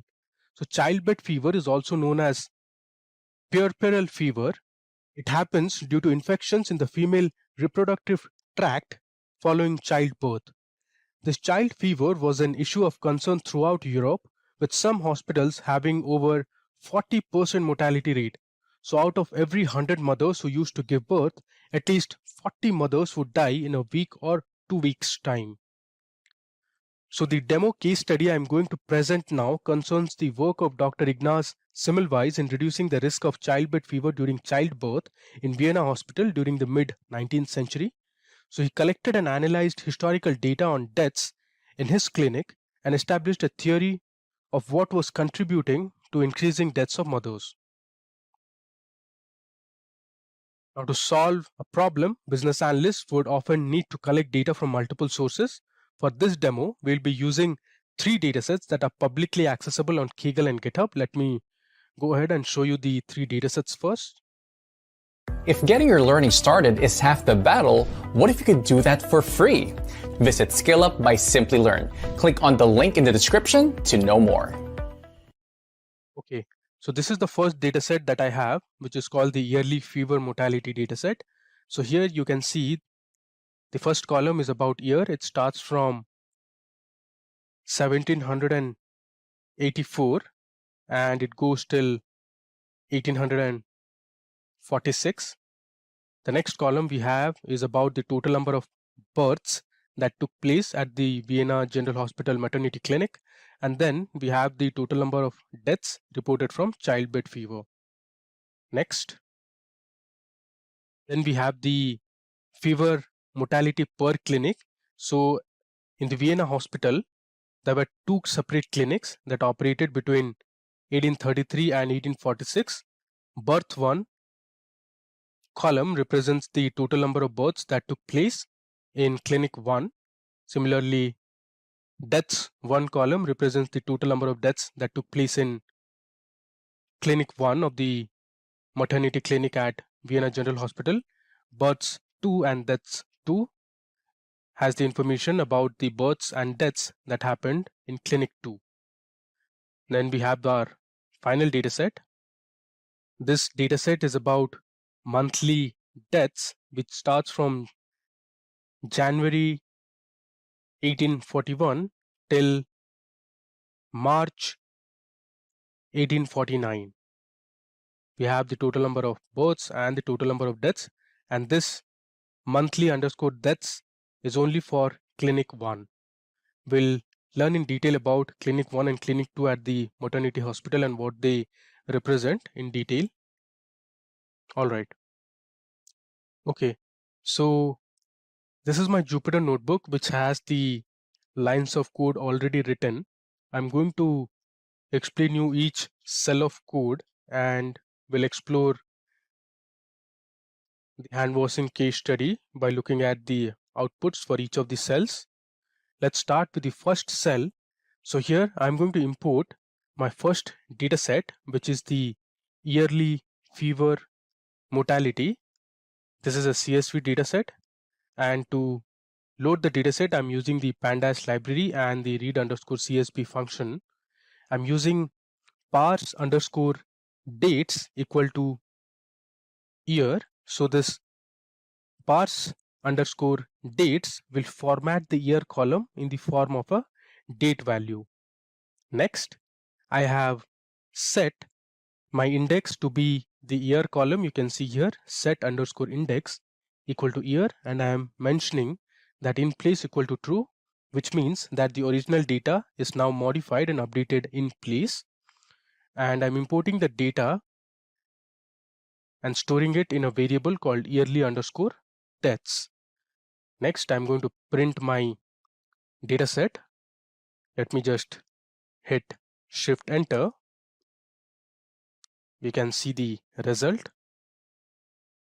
There is an error here. It says, okay, this should be yearly underscore deaths. Let me run it again. There you go. So here you can see we have set the year column as our index. You can see the year column is our index. Then we have the other 2 columns, the total number of births and the total number of deaths starting from 1784 till 1846. All right. Now you can see the values for year, total births, and the total number of deaths from 1784 till 1846 in the maternity clinic of Vienna Hospital where Semmelweis used to practice. Coming to the next cell of code, here we are going to calculate the mortality rate or the mortality percentage. For that, I'm going to create a new column called as mortality. So here I'm mentioning my data frame, which is yearly underscore deaths that we created above, and then within square brackets I'm passing in my new column name, which is mortality, and the formula to calculate mortality is total deaths divided by the total number of births into 100. Now let's print the result. You can see here we have added a new column called mortality, and it has given us the mortality rate for each of the years starting from 1784 till 1846. Now next we are going to find out some descriptive statistics using the describe function. So I've used yearly underscore deaths dot describe. If I run it, you can see the count, that is the total number of rows that are there in our dataset. Then we have the mean birth, so the average birth that has taken place in all these years per year is around 2268. The total deaths reported in each of the years, that is the average number of deaths, is around 93, and the mortality is around 3% or 3.3%. We have the standard deviation, we have the minimum value, that is the least births that took place in one of the years was 284 and the maximum is 4010. Then we have the 25th percentile, the 50th percentile, and the 75th percentile. We are going to create our first plot, that is plot about yearly mortality rate each year between 1784 till 1846. Now here we are going to create a line plot, and for that I'm going to import my matplotlib.pyplot as plt. I'm setting my figure size to be 14,5, and using the plot function I'm going to create my line plot. I've given my data value as mortality rate. I'm going to use color as green and marker as O. So O will represent as dots. And after that, I'm going to give a title as mortality from childbed fever during childbirth. I've given a X label as year and Y label as mortality rate. Let's run and see the output. There you go. If I scroll down, you can see here we have a nice line chart. Now we can notice that the mortality rate started increasing somewhere around 1823. From here you can see a spike, and gradually the mortality rate or fatality rate from childbed fever started increasing from around 1823. The reason was, you can see here, there was a sharp increase after 1823. So the reason was, around 1823, Semmelweis Clinic started giving lessons on pathological anatomy. So pathology, I guess you would know, is the branch of medicine that deals with the study of causes and effects of diseases. So doctors would take classes on the corpse's organs and tissues to learn the reasons for the cause of the death. So after the postmortems, then they might deliver a baby or examine a patient, possibly with pieces of contaminated flesh remaining in their hands. So Semmelweis suspected that this could be the reason for childbed fever. So he continued with his analysis and looked for further evidence to support his hypothesis. Now till 1832, there was only one maternity clinic at the Vienna hospital. Now that had become very overcrowded, so an extension was built and two clinics were created in 1833. 1833. You can see it here. Now, until 1840, both clinics were used for teaching and training medical students and midwives. So midwives are people who help mothers deliver babies and take care of newborns after childbirth. So after 1840, the physicians, that included doctors and medical students, used to operate in Clinic 1, and only midwives used to operate in Clinic 2 after 1840.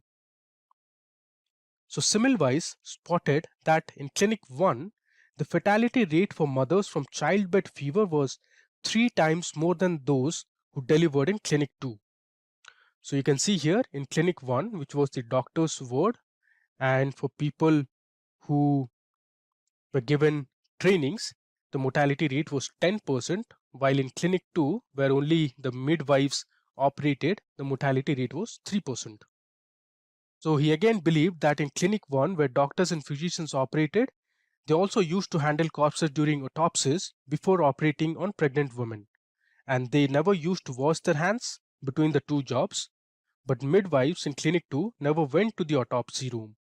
So Semmelweis spotted that there were links between the lack of hygiene of the doctors and the mortality rate of the mothers. So let's analyze that data now. Cool. So I'm going to import my second data set, which has the information about births and deaths in Clinic 1 and Clinic 2. So here I'm importing my CSV data set and I'm storing it in a data frame name called clinics. Again, I've used parse_dates as year to format the date values. I've given my file location followed by the file name and dot the extension of the file, which is CSV file. Again, I've set my index to be the year column and I'm printing the head of the data frame now. Let me hit Shift Enter. Okay, so here you can see 1833 onwards, birth 1, death 1, that is for Clinic 1. Then we have births 2, deaths 2 for Clinic 2. Next, we are going to calculate the mortality for both the clinics, that is Clinic 1 and Clinic 2. So what I'm doing here is I'm creating two columns, mortality 1 and mortality 2. So mortality 1 is for Clinic 1, then mortality 2 is for Clinic 2. Again, the formula is the same. Deaths divided by births into 100 is the mortality rate. Let me run it. And now we are going to see the first 10 rows from our newly created data frame. You can see here we have added two more columns, mortality 1 and mortality 2. And these are the results. Now, if you notice, you can see the mortality rate for the Clinic 1, where Dr. Semmelweis used to practice, or the physicians who also operated on the dead bodies used to practice. So the mortality rate is high there. Now let's compare and visualize the mortality rate at both the clinics. So here I'm again setting my figure size to be 14,5. I've used clinics.index mortality 1. I've given a label as Clinic 1. Color I'm using as teal, marker is O. So this O will make sure for each of the years we have a dot or a round shape. Similarly for Clinic 2 we have mortality 2. I'm using blue color, again marker as O. Then I'm giving a legend, a title called mortality from childbed fever during childbirth. I also have a Y label called mortality rate. Let's run it. Now if I scroll down, you can see the mortality rate from 1833 onwards till 1846 for both the clinics. The teal color represents Clinic 1 and the blue color represents Clinic 2. So from this graph, we can see that the death rate at Clinic 1 was significantly higher after 1840. You can see there is a huge spike compared to Clinic 2, where only the midwives practiced and they never operated on the dead bodies in the autopsy room. So now Dr. Semmelweis had strong evidence to believe that the doctors were transmitting infectious flesh or you can say material, substances from previous operations to mothers through their hands, and this was leading to childbed fever. So far, we have seen in our analysis till 1846, Dr. Semmelweis in mid 1847 asked his colleagues and fellow physicians at Maternity Clinic 1 to wash their hands with chlorinated lime solution before attending pregnant mothers, and the results were significant. So let's see the final analysis of Clinic 1 where Dr. Semmelweis practiced and how he was able to reduce the mortality rate. Now I'm going to load the monthly deaths dataset that has information from January 1841 till March 1849, and after 1849 his contract was terminated and he was asked to leave the Vienna hospital. I'll tell you why he was asked to leave a little later. Let's load the final dataset now. Okay, so I'm going to import my final dataset, which is the monthly underscore deaths.csv. I'm storing it in a variable called monthly underscore data. Let me run it.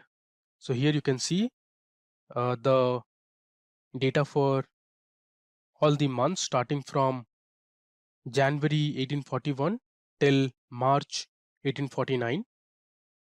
Next, I'm going to find the monthly mortality at Clinic 1. So I'm going to divide the deaths divided by births into 100. So here you can see we have created a new column called proportional underscore deaths that has the death rate for each of the months. Now the doctors in Clinic 1 started washing their hands in June 1847 before carrying out delivery operations. So we have divided the original data into two data frames called before washing and then we have after washing. We will set the start of hand washing date to 1st of June 1847. You can see here I have said start of hand washing pandas dot to data frame. I'm giving my hand washing start date, that is 1st of June 1847. For washing data frame will have all the values that lie prior to June 1847. So here I have subset my data. I'm saying date should be less than our date, which is 1st of June 1847, and after washing should be greater than equal to 1st of June 1847. Run this. I'll print my before washing data frame. You can see it has taken all the values till May 1847, and for after washing we have all the values starting from June 1847 till we have March 1849. So we have split months data into before and after hand washing start date. Now let's plot our final graph that shows the difference in the mortality rate of mothers before and after hand washing. So here I'm setting AX, which is the axis for before washing. Dot plot will create a line plot. I'm saying X to be date, Y to be proportional deaths. I'm giving my label to be before hand washing. I'm using color as C, which is for cyan. Then here B represents blue. This is for after hand washing. Again, X should be date, Y should be proportional underscore deaths. Here I'm using a line style to be dotted lines to just compare the plots. I've set my Y label to be proportion deaths. Let's run it and you can see the result. Let me scroll down. There you go. On the x-axis we have the date, on the y-axis we have the proportion deaths. The cyan color represents before hand washing, that is the solid line, and we have the dotted lines for after hand washing. Now you can see how starting from the summer of 1847 the proportion of deaths got reduced significantly, less than 5%, you can see here. So this was when Semmelweis made hand washing mandatory. Now we'll calculate the difference in average monthly percentage deaths before and after hand washing. So what I'm doing is I'm creating two variables, before proportion and after proportion. And then we are going to subtract the before proportion mean minus the after proportion mean. If you see the difference, you can see here it is 8.3%. So from 10%, we just reduced it to less than 3%. So this was all about the hand washing case study that Semmelweis had conducted using different data sets. So we performed this exploratory data analysis using 3 data sets, and we explored how using pandas and matplotlib you can create different charts and analyze data, yearly data or time series data. Now, the sad part is that with all this exploratory analysis and the findings Dr. Semmelweis made, his superiors at Vienna Hospital refused to accept his theory, and he was met with a lot of criticism. Medical community rejected his discovery in March 1849, and he was forced to leave the Vienna General Hospital. One reason we can argue as business analysts is that statistical analysis and data visualization were very uncommon those days in the field of medical science. Semmelweis only published his data as long tables of raw data, but he couldn't show any graphs or confidence intervals to support his hypothesis. His ideas were considered as offense to the medical community. He hurt them since Semmelweis meant that doctors were the cause of increased deaths. He believed in another theory called miasmus, which basically means some bad component in the air was the cause of childbed fever deaths. After 2 decades, when Joseph Lister and Louis Pasteur produced more evidence of the germ theory and antiseptic techniques, only then the value of hand washing was appreciated. But nevertheless, his work was based on evidence supported by numbers, showing that simple hand washing by healthcare workers could save millions of lives. Later, he did get some recognition. The Budapest University, where Dr. Ignaz Semmelweis used to teach after getting terminated from Vienna General Hospital, is now named as Semmelweis University. In January 2019, the statue of Dr. Semmelweis was unveiled at the World Health Organization by the current Director General, Mr. Tedros. You can see on the right. On the left, we have the State Secretary of the Ministry of Foreign Affairs and Trade from Hungary. On the 100th anniversary of his death, the government of Austria issued a postage stamp in his honor. And in March 2020, after the world was hit by coronavirus, Google also recognized Semmelweis' hand-washing findings and gave him a Google Doodle.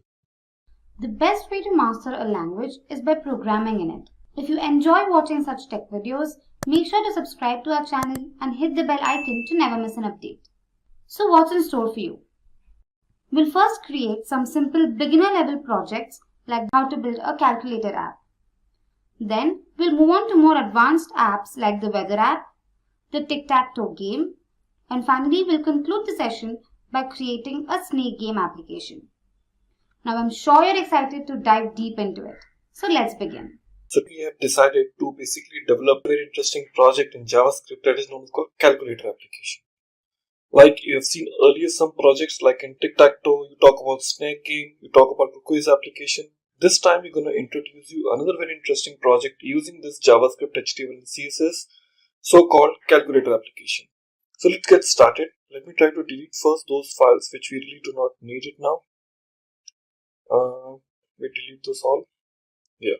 Now I'll be creating a new folder now and give the name called calculator app.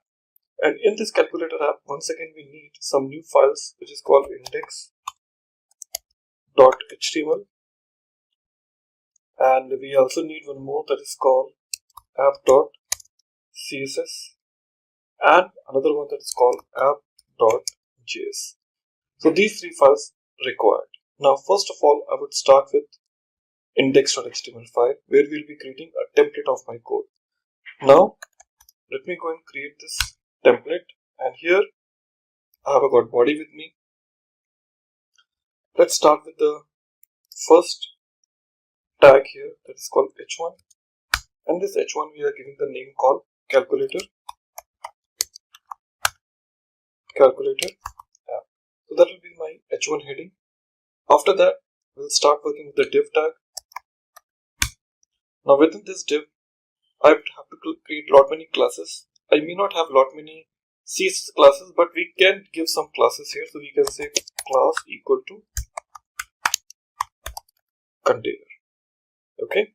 So within this div tag, we're going to create a table now because I want to organize it. So I'm starting with the table. Within this table, a tr tag, and within this tr tag, I need a td. Now in this td, I need few things call span equal to 3 as the value, and here I want to offer the text box input type equal to text. Okay, input up to text id equal to, give the name called result. That will be the final outcome while pressing all the different buttons. Id equal to result and class equal to screen. Remember, I haven't created those CSS classes, but we're giving some names, but later on we can utilize it while creating those CSS classes. Table data is getting closed. Let's get started with another TD. Now inside this TD, we need another text box. Input type equal to text, and here in this input type to text, I would like to better say button because I'll be having buttons. Okay, input type equal to button, value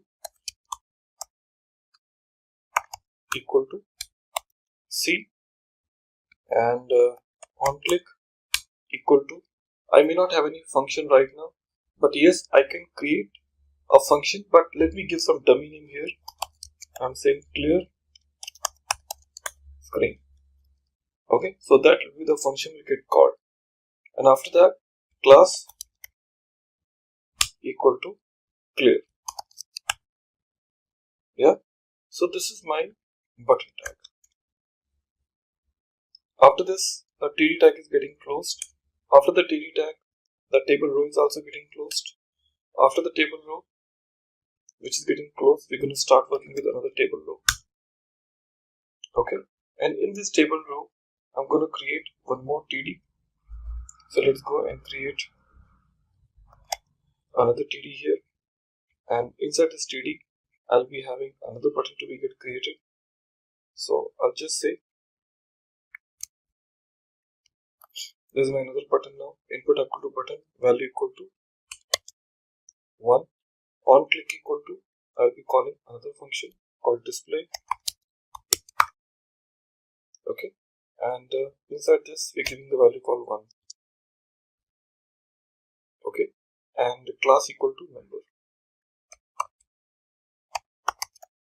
Class equal to number. And here, after that, the TD tag is getting closed. Okay, now we have to start another TD tag here. Okay, like that, we have to keep on creating the multiple buttons. So let me copy and paste another table data. Now here, again, value equal to 2, on click equal to display, give the value called 2, and class equal to what? Number. Like that, I'll keep on creating multiple buttons, but first check how it actually looks like it.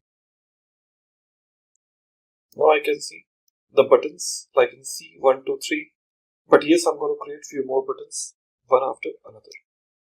Okay, so I'll go here and create few more buttons. So this is where the table data is getting closed. Okay, I'll copy this and paste it again. So I have to create the button like in 3, 4, something like that.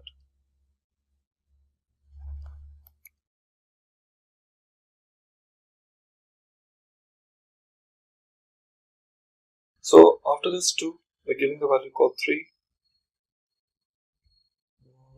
Yeah. I'll give the value called 3. So value equal to 2, value equal to 3, display 3, and then afterwards just giving the value called forward slash, and here also you're going to give the value called forward slash, and here class equal to operator. After that we have to give the value called 4, and then followed by 5, 6, 7. So here we give 4, 4, 5, 5, 6, 6. After 6 we're giving call minus,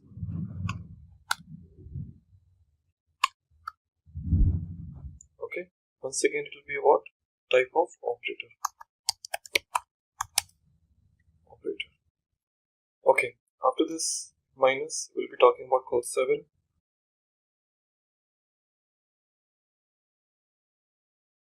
Then we have to have 8. Okay, 9.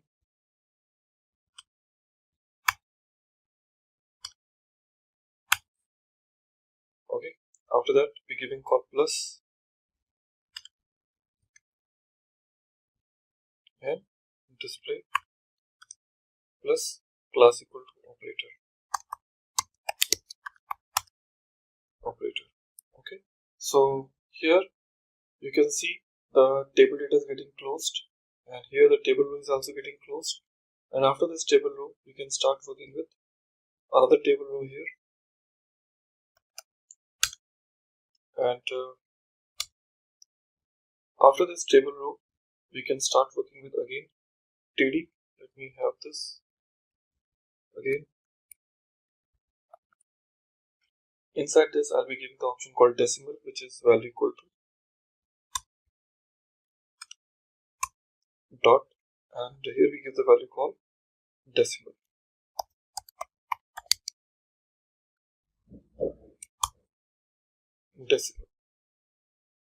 Okay, now display 0.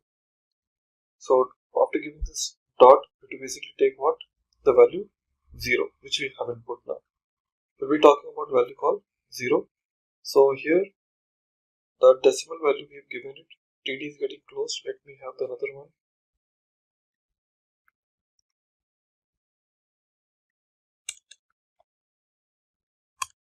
Zero, 0. So like that we have to give this now. After that we'll be once again taking this time, rather than giving this 0, we'll be using this call as a button, and value equal to on click equal to solve. Okay, and in this solve we'll not be passing anything. It will like a normal function, and class equal to equal. Okay, so table data is getting closed, so we will be using another table data now. So here it will be the button only. Okay, we will be using value equal to multiplication, display asterisk, and here we'll be using operator. Okay, so table data is getting closed, table row is getting closed, table is also getting closed here. Okay, so your div tag is also getting closed here. Okay, that's it. Okay, so that's the only thing which we wanted to make. Let me try to refresh and check. Awesome. So we have got all those necessary calculator behavior which we wanted to reveal. Okay, now our next statement will be, once we are giving this C, then we have to call 1, 2, 3, and then forward slash followed by 4, 5, 6 will come down. Okay, so let me check whether we have used 6 or not. Okay, so we haven't used 6. So let me check here. 4, 5, 6. So let me go back here. 4, 5, 6. Let me copy this and paste it later on. Before minus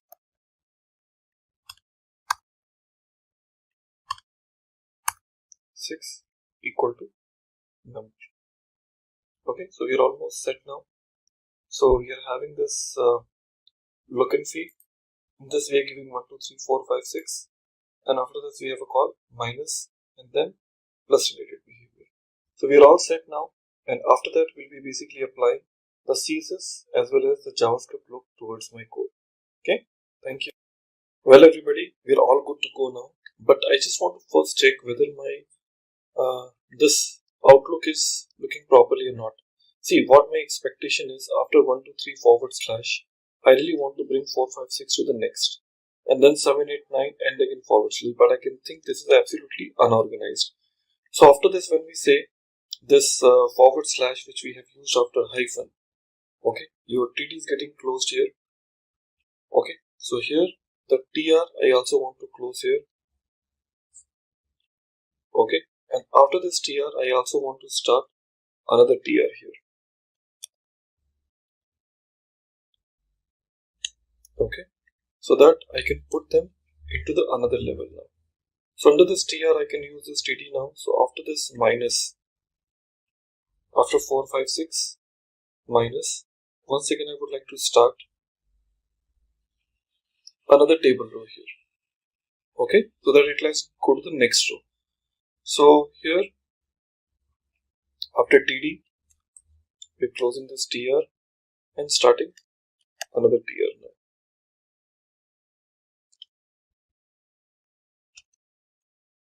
Okay, we're starting another TR. After that we talk about 7, 8, 9. Okay, plus, see here, talking about 7, 8, 9 plus, here the table row is getting closed and it is starting right now like this. See, that looks better now. Okay, but still few more things which I would like to make it even more organized, but that's not a problem. We will do it little later on. Okay, because you can see 8 is missing right now. So here 7, we copy this, equal to 8. Yeah, that looks better now. So now they are basically completely organized. So the moment I expect my application, so we have a call dot here, then 0, then equal to, and then we have a call multiplication. Okay, so looks better now. Now I just would like to perform the overall look and feel. So I need to go ahead and use what CSS, because without CSS I really can't utilize this in a proper way. So I have to start working with the CSS front now. In CSS front, how to start? First we will go back to my code, and here in my CSS we'll start working with font family. But before font family, I would like to start with the body part now. Body, background color I'm using called teal. That looks nice. Okay, so I will be using this app.css in my HTML to see the look how it is being appeared right now. So in my index.html file, on the top under my head section, link,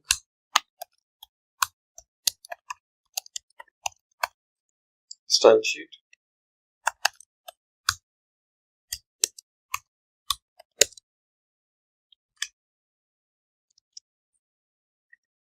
okay, now see, it looks better now. Going forward, in my CSS, we want to use some H1 color too. So here, we would like to use with the H1, text align, center,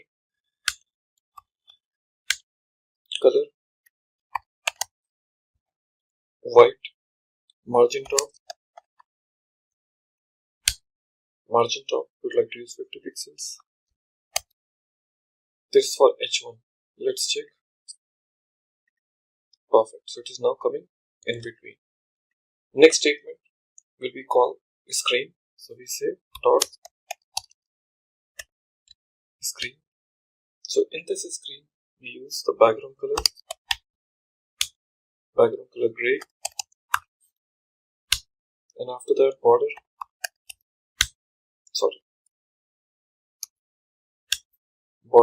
solid black and with 2 pixels. After that color white, font size medium, next width, we are using this 100%. Then we talk about cursor, we'll be saying what the default cursor is. Okay, then padding, we would like to say 10 pixels, and then margin, say auto, then margin bottom, that I'll be using 10 pixels. So it is the proper alignment. Okay, look, that's how exactly we want. That's for a screen where the exact outcome will be visible to me. And rest of the details will be showing you one by one. Now we'll be talking about called input. Okay, input type equal to button. For input type equal to button. Okay, input type equal to button of type what? Hover. The moment I hover on my button, I say background color change to what? White, or else I can say white smoke. Okay, and when the button is active, what I want, let me copy input type equal to button, and here I say active, and this color should be orange red.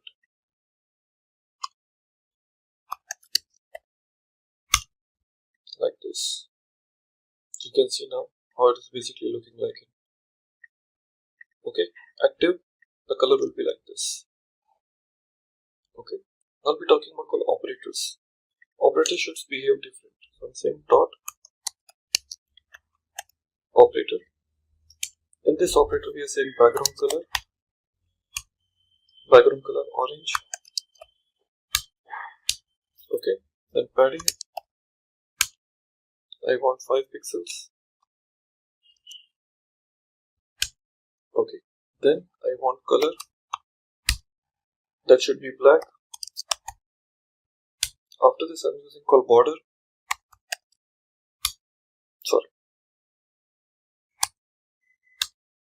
That border, I'm using this called solid, and then black and 2 pixels. After this, width, I'm using 100%. Then height,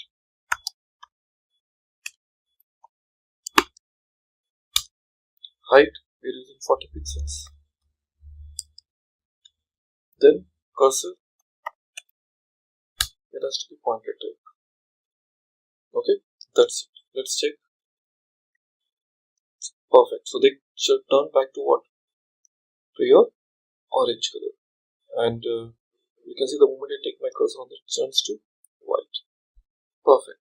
And now those who are type number, I also want to change them. So for number,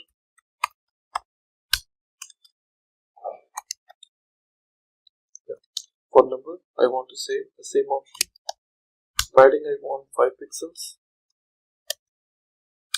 Then I need height of type 40 pixels. Then I say color.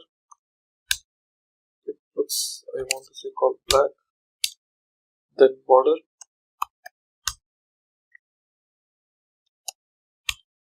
Border, I want solid, black and 2 pixels. Solid, black and 2 pixels. Then width, I would say 100%.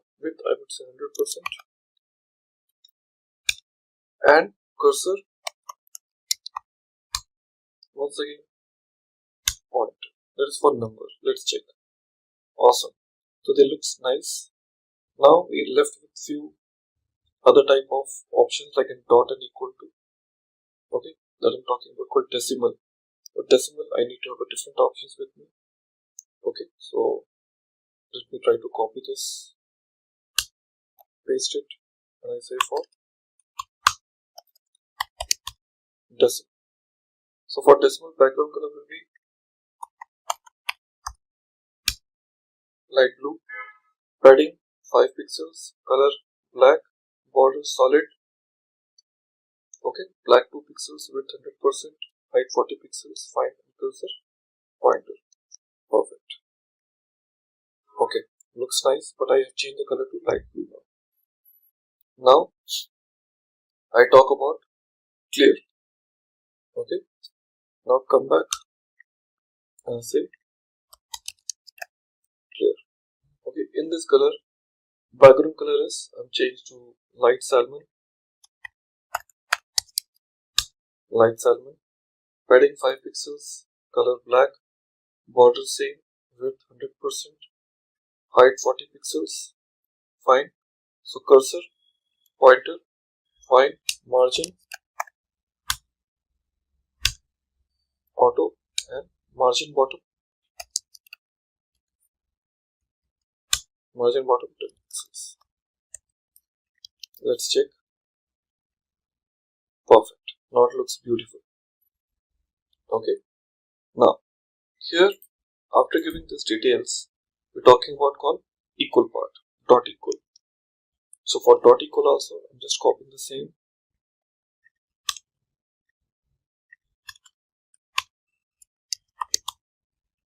So give a call, background color, padding color, just change to light green.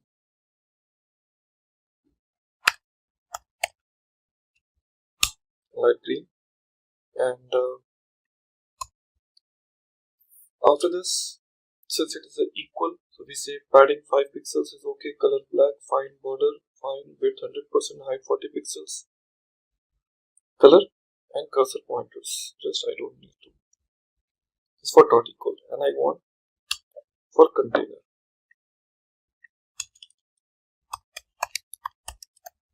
Container. In this container, width I want 40%.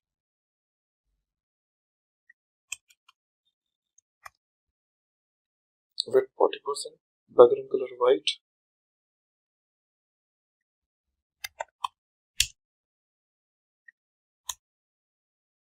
Okay. Now here, padding is 15 pixels. So display block.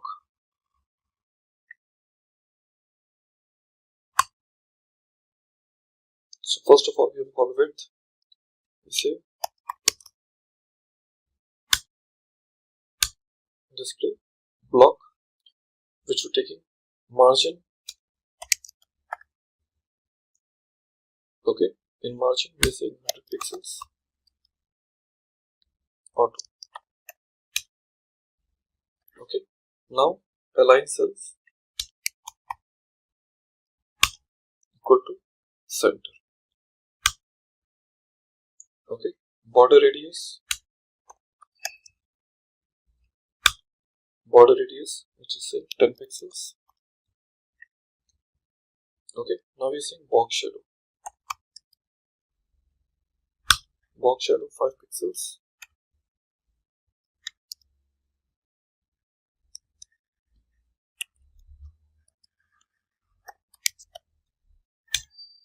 Black. And padding.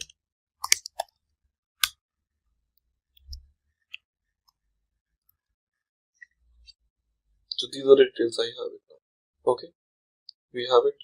Background color, we are taking it now. align self, display block, border radius, padding, and all. Padding 15 pixels we've given already. I don't need to give it again. Margin, okay, fine. Box shadow, let's try. Awesome. So it's looking beautiful now. Okay. So this is where exactly my application works like that. And table, when we talk about, here we're saying width 100%. Okay. That's it. Super. So it's now giving me the proper look of how my application should behave like it. Just see about the container what we have done. With 40% we're taking background color. Let's bring it below. Then align self, display block, okay, margin, okay, and border radius, and fine. So I think we're all good now. So that's it. So we'll try and implement the JavaScript part. Well, everyone, so our CSS file is ready, our HTML is ready. It's time to just go ahead and talk about my final portion, that is called JS part, where I want to basically perform some calculators. Now here I just say function display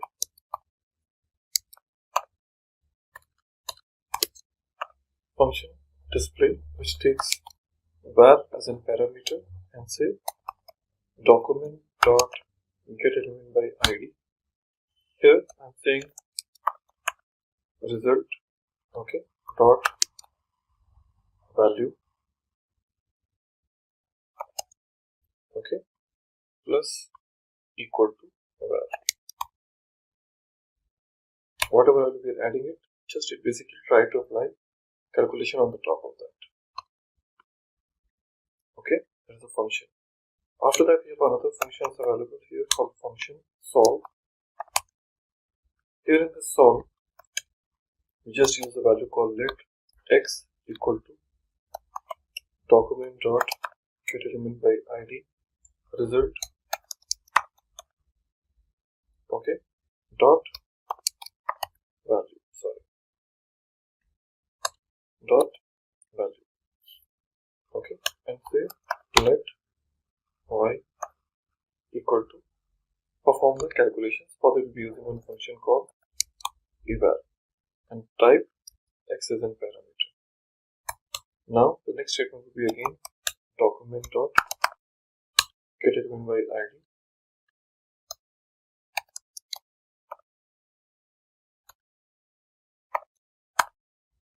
result dot value equal to y. Okay. Now later on I'll like to use another function here. Function clear screen, and here we say document dot get element by id. Here we say result dot value equal to, like that. So clear screen, solve, and display. Three functions are associated with me, and these three functions are the part of this JavaScript file which I'll be calling it at the end before the body tag get closed. So here script equal to app.js. That's it. Okay, let's try to execute now. Here 2, you can see the values. I will say plus 6 equal to 8. Absolutely. And I say C is clear the screen. 6 divided by 2 equal to 3. Awesome. So friends, your calculator application is ready. Congratulations to all. So it is a very simplest form which we have developed. This is your HTML, which is a template for you. This is the CSS, which is your complete the area of like how the look and feel will look like in of this template. beautification, and here last we have called JS, which is smaller logic but really meaningful. Okay. Hello everyone, and welcome to the another very exciting project for our development in JavaScript that is known as called Weather Pro. It is in a continuation to the series of the previous project what we have developed in JavaScript, and this is once again a very competitive project I'm going to present to you, which is called Weather Pro, where I would like to offer you the real-time weather application into your browser taken from the real-time weather applications. Okay, so let's get started with the new development of our application, which is called a Weather Pro. Now once again, compared to the previous project what we have seen, these projects were working more a kind of static in nature, where like you talk about snake game, you talk about Tic-tac-toe, or other type of games like an online quiz, where the data was very much static in nature, but we were presenting the data in the form of more dynamic in nature. This time, this project we are presenting you while connecting with a real-time weather application, where I'll be making a one REST API call, or else you can say asynchronous call. And since JavaScript is working as about a pure asynchronous nature, you will be enjoying the way how the JavaScript can communicate with your backend, load the data, and represent the records in a very beautiful manner. So once again, we would need this VS Code editor only just to develop our code. And once again, for developing a presentation part, we'll be using HTML. For formatting part, we'll be using CSS, and to make some dynamic update, we'll be using JavaScript. Now here, I'm going to create a new file name called index.html. Parallelly, I just want one more that is known as called app.css, and another file we need it, and that is called your JS file. So we're saying app.js file. So total number of 3 files are available to us. Now I'll start working with an HTML now, and here we'll start with this HTML templates. Now here, first of all, I would like to load my CSS file, which I do not have right now, but certainly I can use it. Okay, so I can just say link rel equal to style sheet and href equal to app.css. Well, that is my CSS location. Now I just want to create this link rel I would better use inside my head tag. That will be the more convenient place. Now in my body, I want to have some of the div tags, and there I can decide where the weather to be displayed. So I can just start with my div tag now. With my div tag, I say class equal to, I can just create a class which later on I can offer different size of or different type of style. So we can say container. So we're saying div class equal to container. Now within a div tag, we'll like to use another div tag, which is a nested one. So this div will have another class called class equal to app hyphen title. App hyphen title. In the same div tag, we can use this typical paragraph tag, and here we say weather info. Weather info. Now, after this paragraph tag, we want to have a text box, because I would expect a client to enter the detail on which city or for which city he or she would like to get the details. So we can say input some properties like ID equal to search, second type equal to text, next placeholder equal to enter the city, next autocomplete. I'm saying autocomplete off. The reason because I do not want the previous value user can see. In this case, we can say autocomplete off. I do not want any autocomplete in this. Okay, now here it is getting close now. After that, we also want the locations. For that I may use some of the PNG files and all, but right now I just want to display the details of the user, like which city he belongs to, and accordingly I can display the records right in your application. So for that I really need some of the div tags once again, where I can display the details of this particular city. So I'm just having this only text box. Let me go back and check how it looks. So I have a call, enter the city. So here I'll be picking up the city, and somewhere down the line I have to display the records. So after this div, we can also have some of the locations to be displayed. So we can just use the notifications and also the location where you want the details to be displayed. Okay, so we can use div class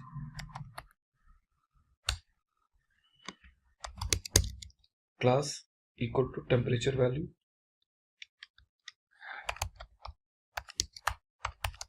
temperature hyphen value. Okay, so div class equal to temperature hyphen value.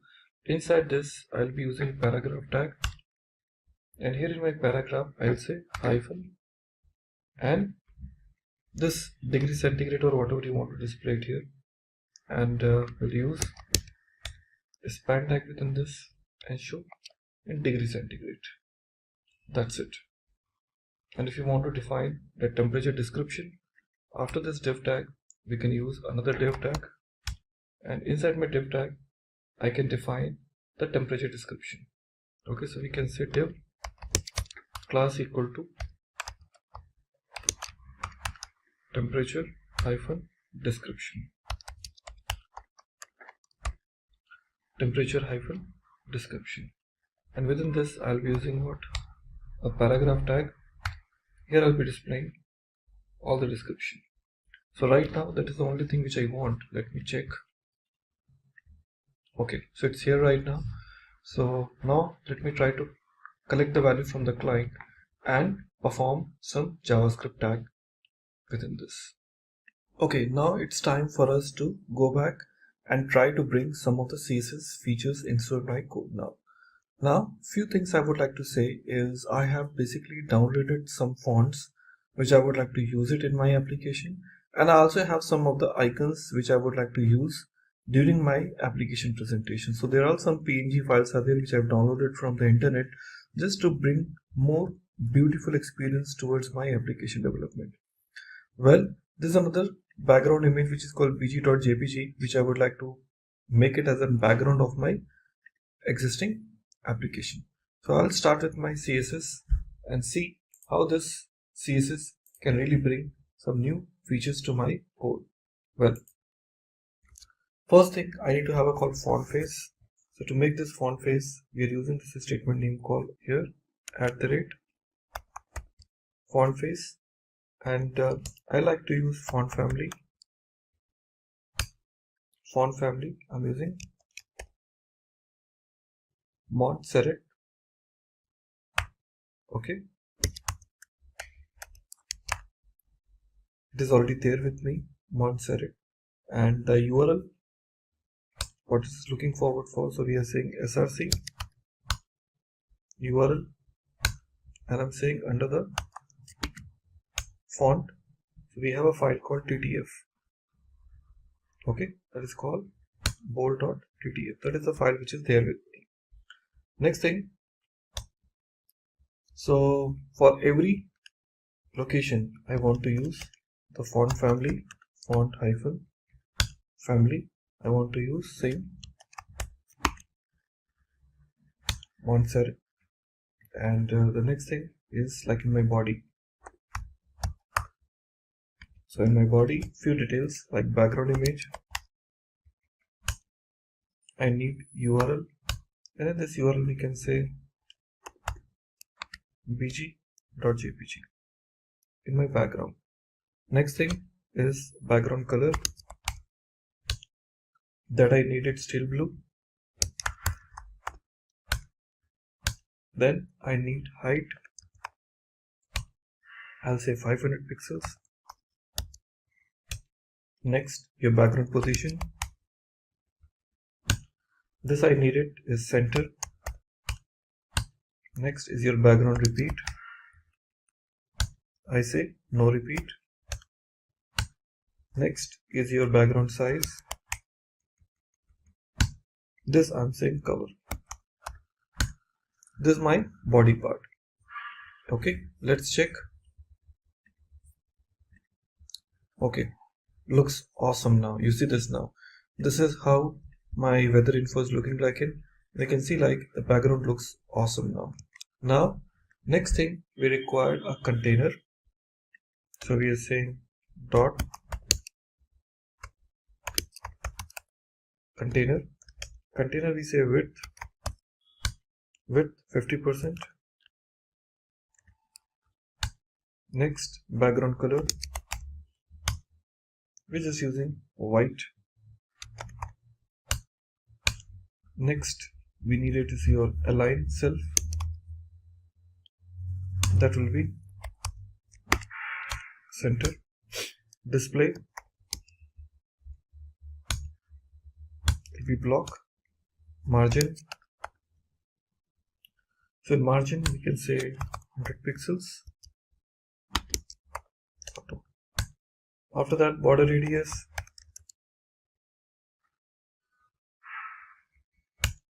Border radius we are saying 10 pixels.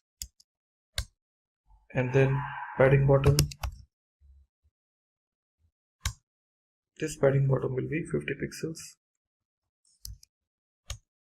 Then box shadow. This box shadow we are giving 5 pixels, 10 pixels, 20 pixels, and black. This will be with my container. So index.html file we have a called container. Now, okay, looks awesome now. So this is where exactly the details will be. Okay, now after this CSS container we have used, we can talk about called title. You can say hyphen title. Inside this we will say width will be 100%. Then height will be 150 pixels. Then border radius 10 pixels. 10 pixels. Then we need display. Display we need flex. And then we need align items. This align items we are just saying center. Next we need justify content. That will be the justify content will be just center. Then flex direction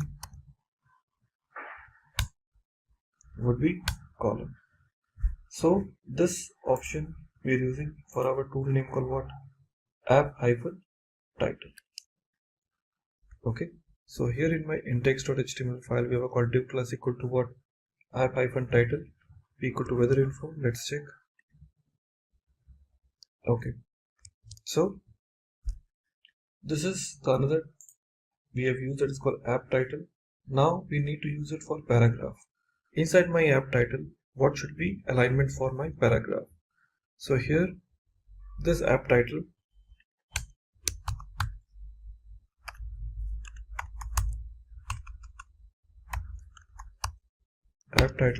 is space p, but it should be the class. So we are saying dot. And there also we have to use what? Dot, because both have to be the class type. Okay, so here you can see now there is a difference. I forgot to add dot, and now you can see it looks better comparatively. Paragraph. So once again in my paragraph I'll be having text align, center, padding I want 15 pixels. Then I need margin. Margin would be 0. and auto, followed by font size. Font size, this I'm saying is called 1.2. Yeah, this is position. Then color, we are giving hash value called 333. Okay, now here, okay, so some changes in a paragraph. Well, going forward for the search, because if you remember, we have an index.html file, we have a call id equal to what? Search. So here in my app.css, I have to use hash search. Okay, so this search conditions, I want to use it. Now inside my search, I need few things. One is called display. I need block. After that, I need margin left, auto, margin right,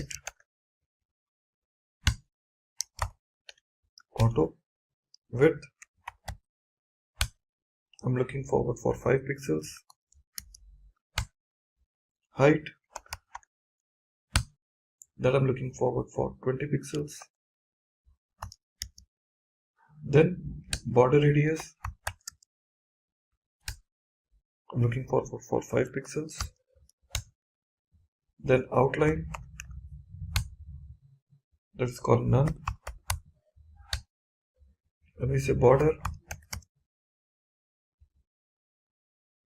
okay, in this border what we can say 3 pixels, space solid, okay, and once again sea blue.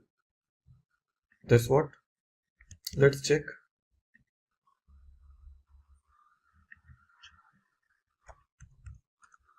So this is actually the text box. So once again, search you use display block, margin left auto, margin right auto, width 5 pixels, width, padding, sorry, one thing I said, padding should be 5 pixels, width should be 40%. That's why it is smaller. Width it will be 40%. Let's check. Yeah, that's look better now. Okay, so my text box is now ready. I'll be having some of the details for the notifications also. So what I need for the notifications, let me go back and create a class for notification. So dot notification.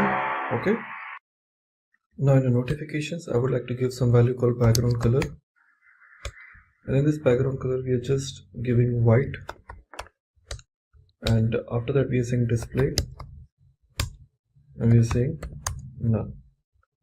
This is for notification, and followed by the notification, we're talking about the same notification. Okay, and followed by its paragraph. We are giving the color. First of all, we are saying color. Color is basically red. Okay, or else if you want to give maroon, it will be maroon.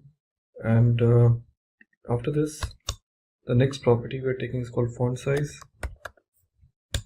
Font size we are taking is called 1.2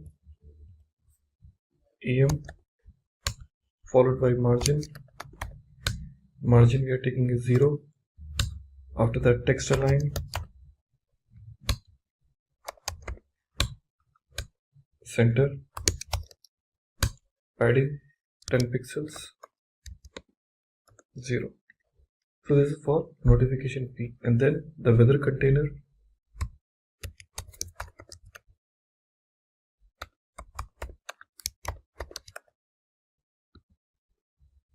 okay, in my weather container I will say width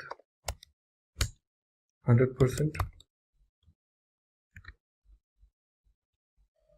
sorry, yeah, width 100%, height we're giving 260 pixels, or if to you 250 pixels if you want.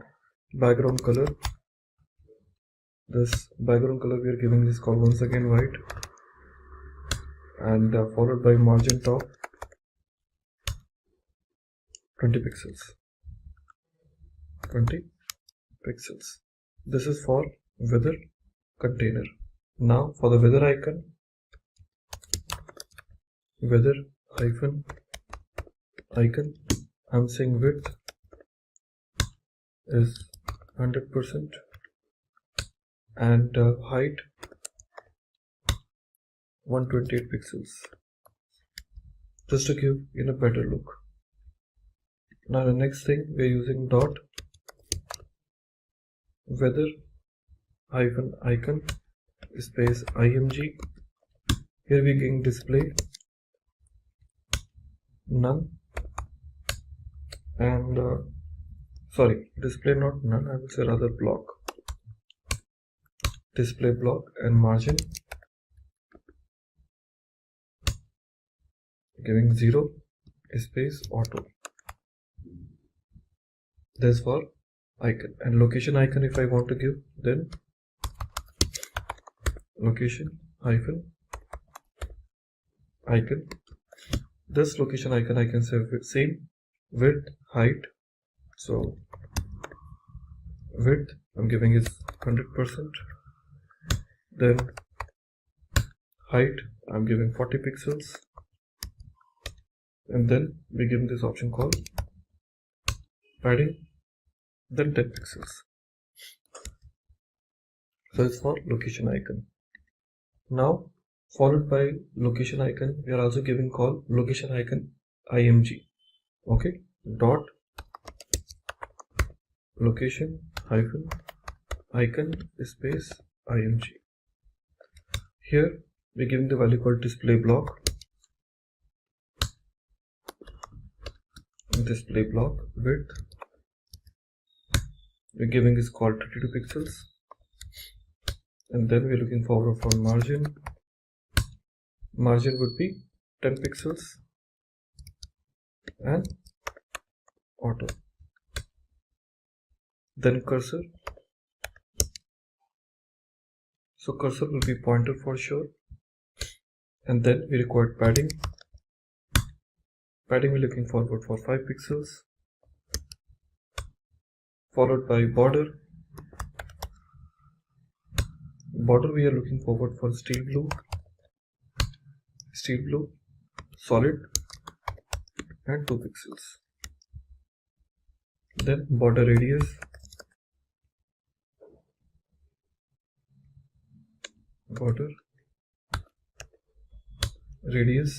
we're looking forward for 10 pixels, and followed by your color steel blue.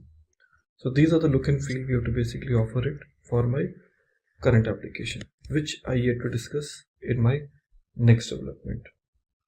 Then I'll be having some small properties here. Okay, and those properties are nothing but to give you the details of like temperature values. So we say dot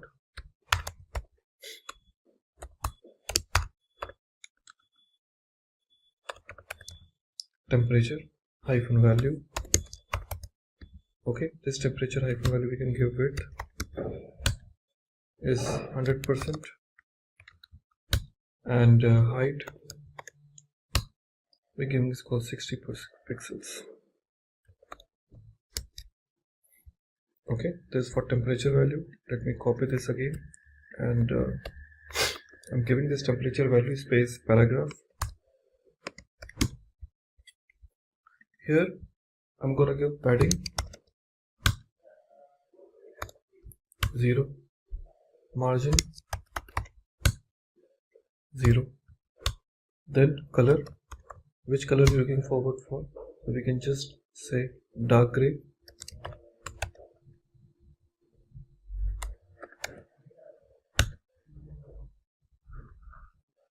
Okay, for any color which you're looking forward for, it's up to you now, but if you want you can change the color also to the another one. We're giving this call hash 293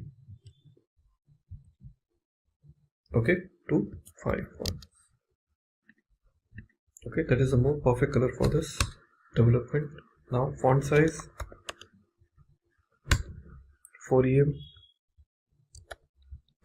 then followed by text align, and once again center.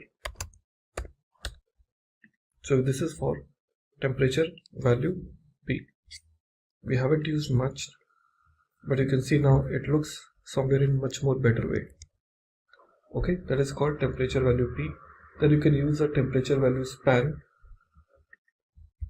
here, dot temperature value span space span, and here we'll remove the additional dot.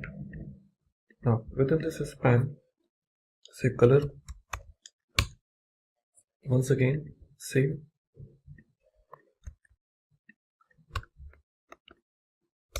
and font size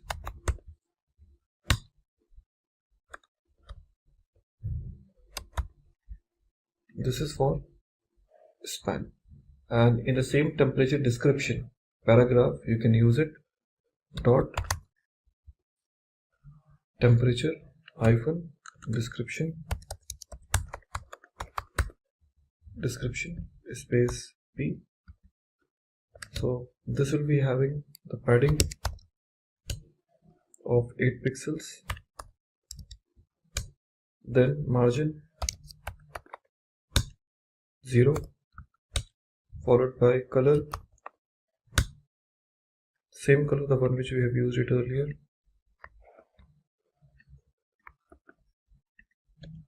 after this color just a text align, center, font size 1.2 em. This is for temperature description. Okay, last which is available for your location. So let me give the location now, dot location space P. Here we can say margin 0, then padding 0, then color, same color I would like to use. After this color, text align and font size. I'll copy, text align center, and here we'll be giving some different value called 0.8. Okay, and last which is left with called div. In that relative, here position I'll be using absolute, top, from top I'm using 600 pixels. Okay, and right I'm using 120 pixels. That's it. Okay, so all set. So you can see now here we have to basically offer the details how my pictures will be taken it up. So this is what my CSS. Now we'll be applying some of the CSS into my HTML to see how it really looks like it. If getting your learning started is half the battle, what if you could do that for free? Visit SkillUp by Simply Learn. Click on the link in the description to know more. Okay, so we have seen some of the CSS classes we have introduced. In my HTML, we have used this autocomplete equal to off, then we have used div class equal to temperature value. Okay, if you just check carefully, we have used this temperature, and div we have used temperature hyphen value. But before that, we would like to use some other properties too. Okay, after this autocomplete equal to off, we want to use another div class. Okay, before my previous div tag is closed here. So here, after this, we would like to use another div tag, div. Here in my div, I'll say class equal to location hyphen icon. location hyphen icon. Okay, and here I'll be using img src equal to what? Under icons I'm using the file name called location.png, and alt equal to, we leave it as it is, a blank. Okay, now here the div tag is getting closed. Okay, now there's another div tag is getting closed here. So two div tags are closed. After that we'll be using another div class for notification. Here div class equal to notification, div class equal to notification, and this div tag is getting closed right here. Okay, now another div for the weather condition, another div tag, and here we say class equal to weather hyphen condition.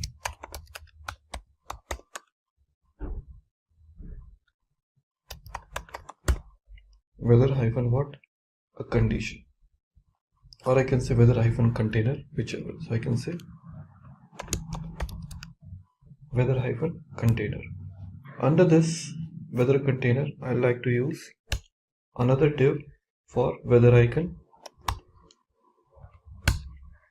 div for class equal to weather hyphen icon, weather hyphen icon, and within this I want to use another img src equal to, once again, icons slash unknown dot png. Okay, div tag is getting closed. So after this div tag is closed, I'm going to use temperature value. So the temperature value is anyways used here. If you see, using call temperature value after the first div tag is closed, you see like temperature value we have used. After that the paragraph tag and the temperature hyphen description p. After the p there's a div tag is getting closed. Okay, and after this we are using div class equal to location. So we want to use div class equal to location, and within this location we want to use one more paragraph tag with this hyphen. After this paragraph it's closed, this div tag, and another div tag. 3 div tags are closed. That's it. And at the last, before my body tag is closed, I would like to use script src equal to app.js. That's it. Let's check. Great, my application looks pretty beautiful now. So this I want to be display only when I don't find the weather and the location and all. So look and feel is absolutely good, and now I'll start working on my JavaScript front. Okay, so let's go ahead and start writing our JavaScript code. So in just JavaScript code, first of all, I need few things. First thing what I need is call individual elements or individual properties of my application. I need const icon element equal to document dot query selector, and I'll be using the name call dot weather hyphen icon. Okay, now copy this,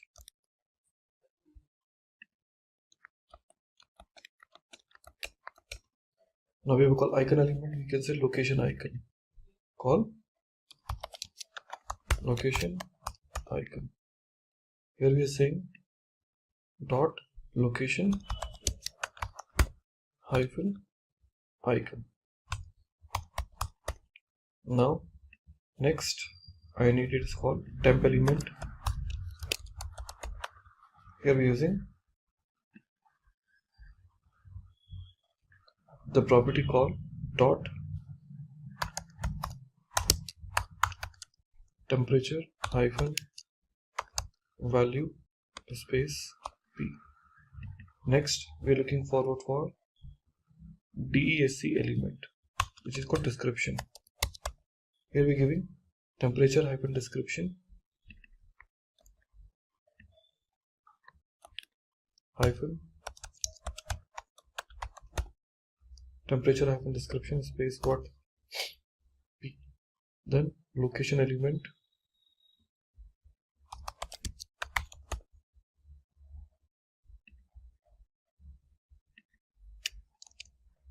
okay, we need a location element and we use dot location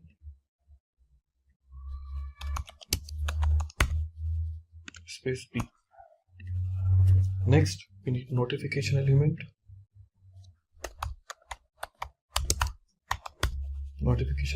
and here we're going to give the call notification.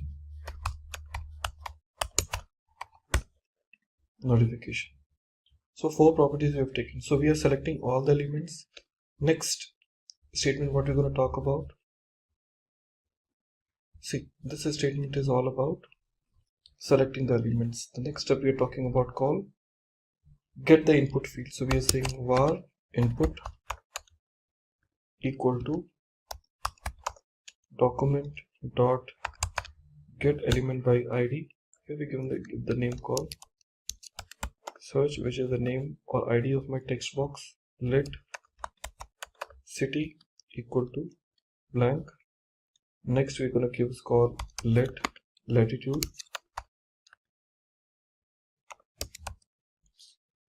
equal to 0.0. We are initializing this value, and let longitude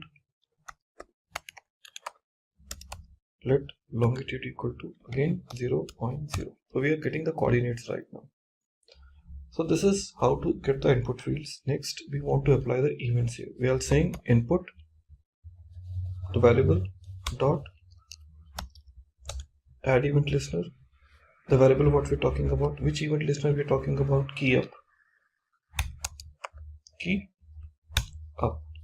and what event you want to apply. So we are saying function with a parameter name called what, event, and now we would like to attach the logic. Now we are saying if what is the condition, event dot key code equal to 30. Okay, then that means number 13 is basically the enter. See, the key code means what, 13 represent the enter keyword. So event dot key code equal to what, 13. So we are saying event dot prevent default. Why we are using this? Because I do not want my page to be get refreshed. Just to avoid this, we are using this. And after that we are saying city equal to input dot value. Now you'll be using this another function because I do not have function created. Otherwise I have to call the function name called get search weather and we'll be passing this as a parameter. So we're using get search weather. I do not have this function, I yet to create this, and pass it here as a what, city, and we say console dot log city, whatever we are basically printing it. Okay, so that is the first thing. Later on we need to get the data. So to get the data we are just using this variable name called const weather equal to curly braces. After that we are saying weather dot temperature equal to this, and which temperature conditions you want. I'm saying unit of type what, Celsius.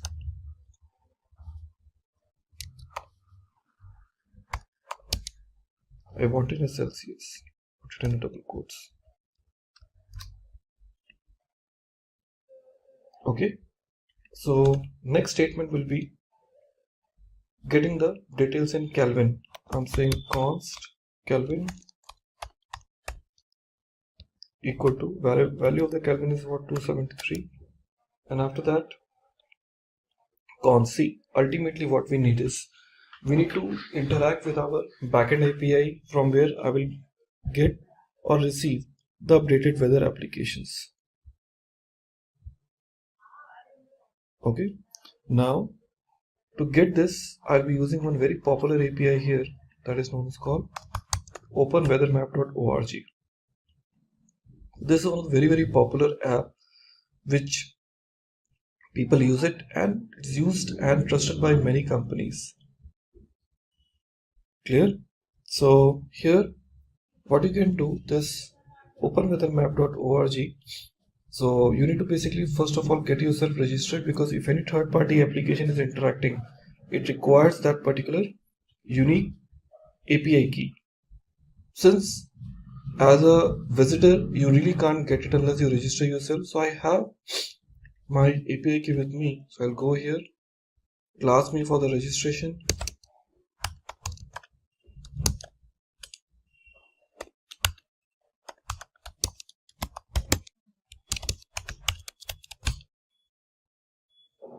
So I already signed up, so if you're not, you need to sign it. There's an API key for me which I need to copy, and this API key I'll be using it in my project. So I just use this property called const key equal to paste my key here. Okay, after this pasting the key, but make sure that you're rather using my key, you use your key, otherwise this application sometimes won't work. So I'm basically trying to use this tool name called geolocation. I'm saying if geolocation, okay, in navigator is, there's a browser object model element. So here we are using navigator, okay, navigator dot geolocation dot get current position, in which I'll be passing the first parameter name called what, set position, and second parameter will be show error, in case if any error is received. Okay, else,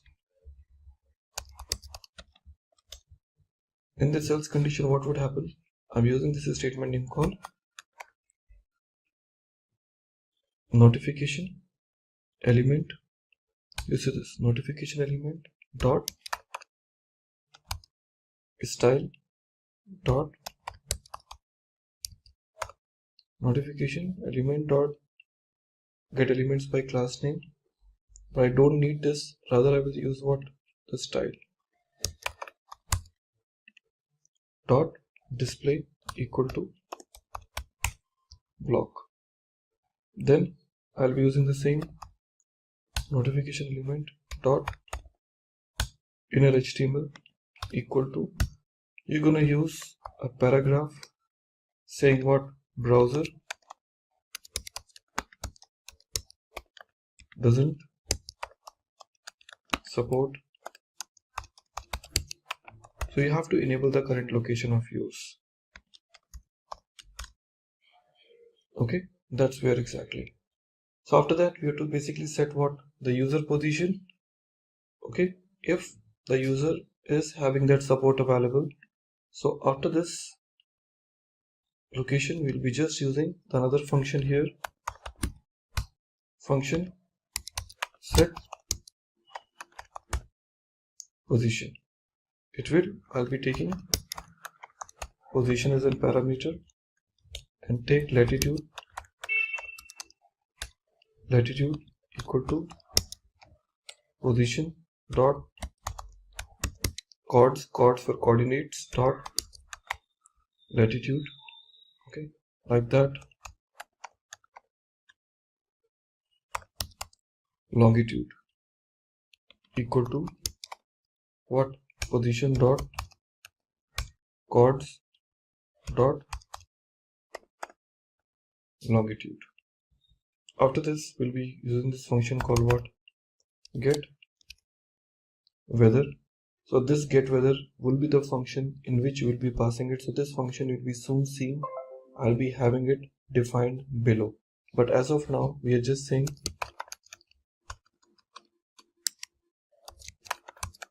get weather, and in which this we are passing latitude and longitude. That's it. So we have this function name called what? Set position, in which we'll be passing all the values. Okay. At the same time, I'll be using one more function here, that is called function. Not function, in fact, I would like to use location icon, the one which you defined at the top, dot add event listener. Which event listener? I'm saying on click. Second function which take event as a parameter, and inside this I'm saying console, just to confirm whether the records are being taken, console.log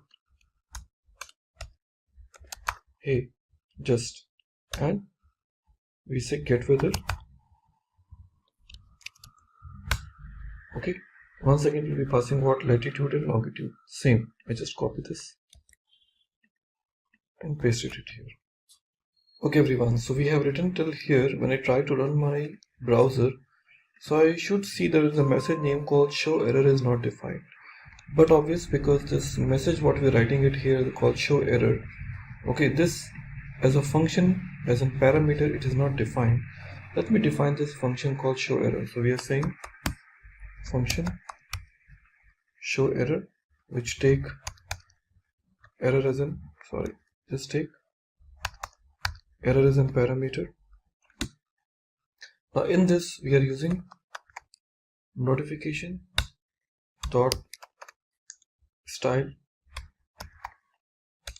dot display equal to what? Block. After that, once again, notification element dot inner HTML equal to what? We're just using this as a paragraph, and here error dot message. Okay, and after that paragraph. So this is how we are basically writing it down. And now see, it is immediately asking you to know your location. Okay, if I say allow, that's okay. Okay, so nothing.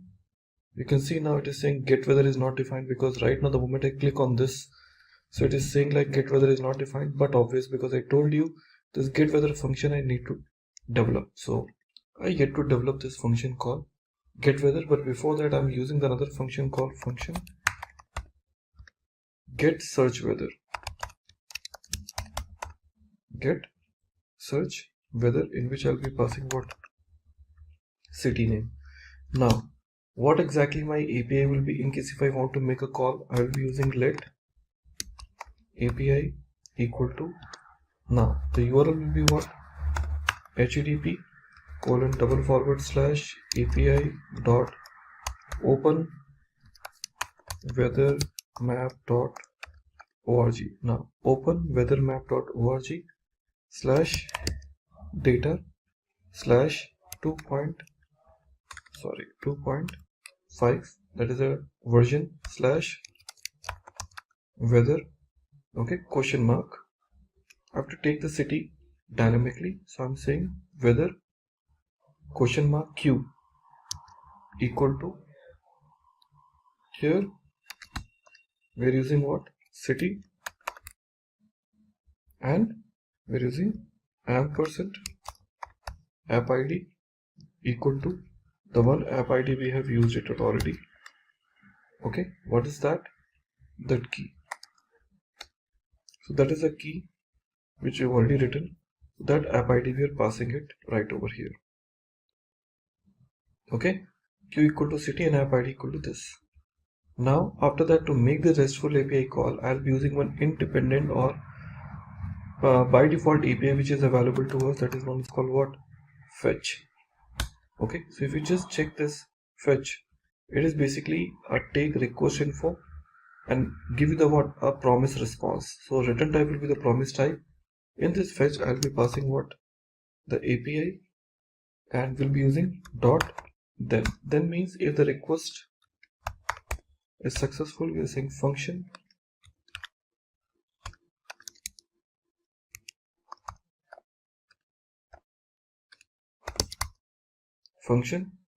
response. Then function is a parameter response. We are saying let data equal to response dot. I'm expecting the response of type of what? JSON. We're saying JSON now, and return what? Data. So it will be returning data back to me. Now if it is successful, then what? Then I'm saying dot. Then once again it is chaining, again function, again data as a parameter. Now in this case we'll be getting a lot of things. I'm saying weather, okay, dot temperature, it's a predefined, dot value equal to, I'm using what? Math dot floor. Inside this we are passing what? Data dot main dot temp. It is a predefined property. We are receiving it now. Hyphen Kelvin. Whatever the Kelvin value is, basically we're taking is called 273 on the top, minus Kelvin, followed by another property, what? Weather dot description,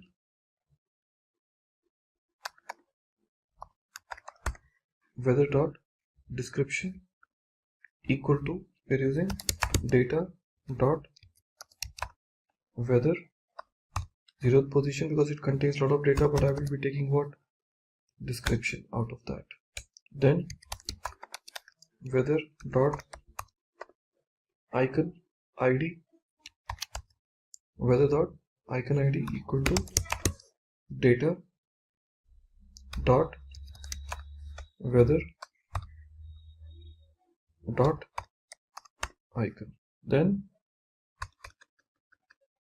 dot icon, then once again weather dot city, okay, equal to data dot name. After this, weather dot country dot equal to data dot sys dot. So these are the properties. I have it right now with me. Okay, and once I received all the property, I'll be using dot, then I'll be using one function, and I will say what? Display. There is no function written called display weather, but I'm gonna say there's a one function name called display weather. This function I yet to write, but this function I'm just putting it here. Okay, now this is closed. After that, since I need to get a weather from the API provider, so I have to also pass what? The latitude and longitude, which I'm receiving it from the client, because here I just want to have two things, the properties as well as weather, both, and both I'll be using it one by one. Okay, so here we have kept this get search weather, and now I'll be calling one more function after this logic, and I'm giving the name called function get weather. Okay, it takes two parameters. One is called what? Latitude, and second is called longitude. So we have two things called latitude and longitude, and here I'm using this property called what? Let API equal to, once again, if you remember, I have used this statement. I'll just copy the same and pass it here, but challenge would be this time I will not be passing city name, because there are two options are available. Either you type the city name or else you click on the icon and let your application identify the location which you belong to. So after this weather, question mark, here I will not be using Q, I will be using what? LAT equal to latitude, okay, and we're using and LON equal to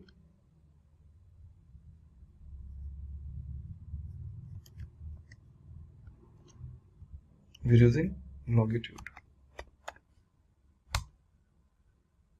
okay, and app ID equal to what? Key. So this is the variable which we have it now, okay. Now similar thing which we have used it on the top, okay, called fetch API. So I just copy this same fetch API again because I really don't want to waste time on keep on typing the code. When we know it very well, it can be similarly done. I just copy and paste it here. So the same fetch API dot then response data equal to response dot JSON return data, then weather dot temperature mat dot floor says country dot display weather. So we have used the same thing here, and after that we have to use the last function here that is called display weather. Display weather, and here in my display weather I can use what?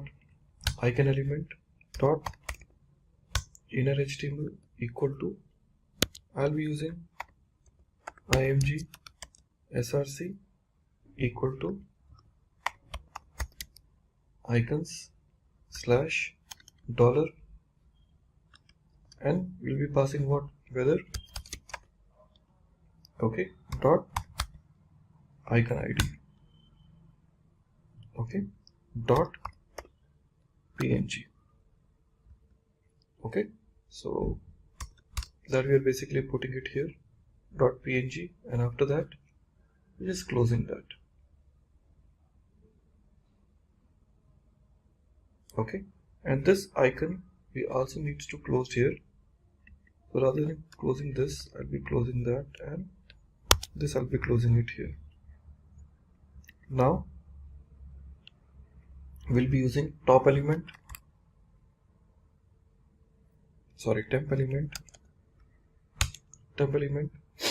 dot inner HTML equal to what? We'll be using this dollar weather dot temperature dot value, okay. And after this value we can just use this asterisk sign, the one which I told you, okay, and use span,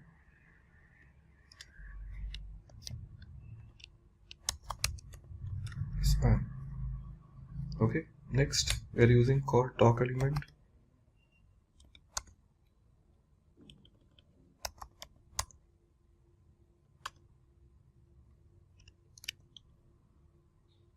so we have DAC element, so we have called DAC element dot inner HTML equal to weather dot description, and last but not least location element dot inner HTML equal to what? I'll be using once again this,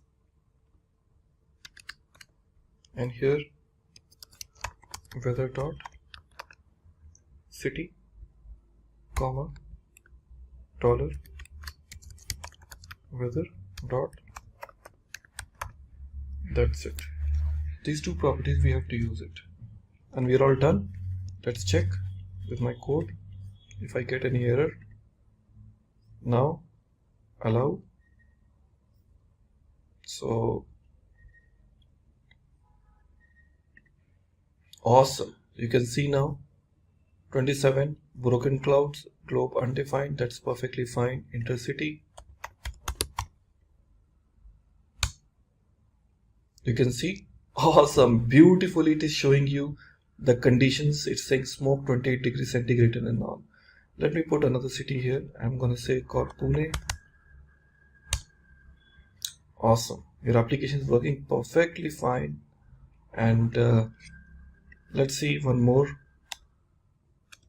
I would say awesome.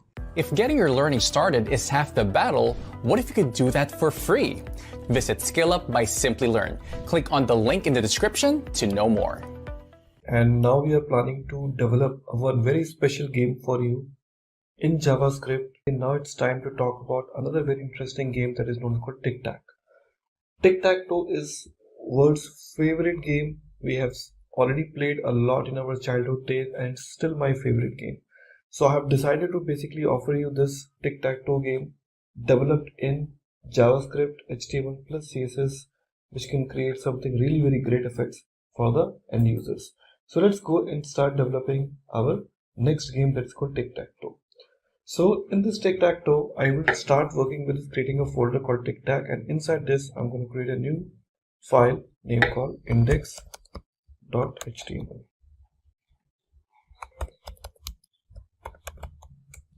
Now, here onwards, the same thing. I'll be creating this HTML tags, and now here onwards, we want our some classes for headers and footer. But so we're going to create some div tag now. So in this div tag, I'll be creating some of the tags in which the CSS class will be applied. So we're just going to create a classes. We're going to just use those classes, but we'll create it later on. So just go ahead and create those. So we are saying div. Okay. So now this point onwards, this is my first div tag. Inside this, I'll keep my h1 tag, and under this h1 I will be offering some of the headings which will be useful to contain some necessary information with regards to this game. So div, here we say h1, and inside this h1 we give the message called class equal to header, and here I'll give the name called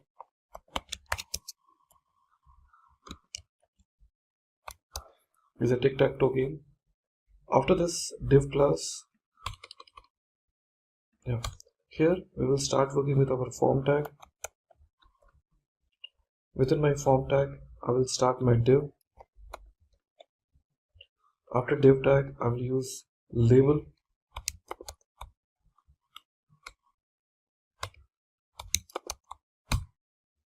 So label for player 1, or else I can say player 1, and inside this let's give the name called player 1. Label is closed, and after this label we'll start working with our input tag, input. Now in this input, what are the details I need? First I need called type equal to text number 1. Second, placeholder equal to enter name. Next, name equal to player 1. Next, we want ID equal to player 1, and then any class if I want to apply. Anyways, we're going to close this. This is my first text box, and same thing I would like to create for my another one. So the first div tag we have used, let me go and create another div tag. In this div tag, I'll use the same label, copy the same, paste it here, and this is for player 2.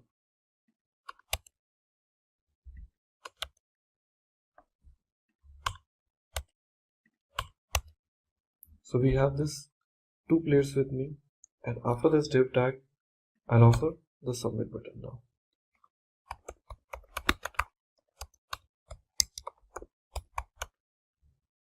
Input able to submit.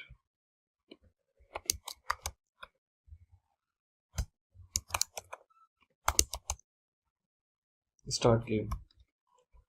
Now the form tag is closed here. Div tag is also closed. So you want the div tag to be closed or before that, that's up to you now. So here we have a called div class. whichever we have taken. So if you want, you can basically put it later or before, whatever. So we have a basically form tag with us. So form tag is there. Later on you can just show some containers where the details will be visible to me. So here after the form tag, let me try to offer, but first check whether it is really working fine. So here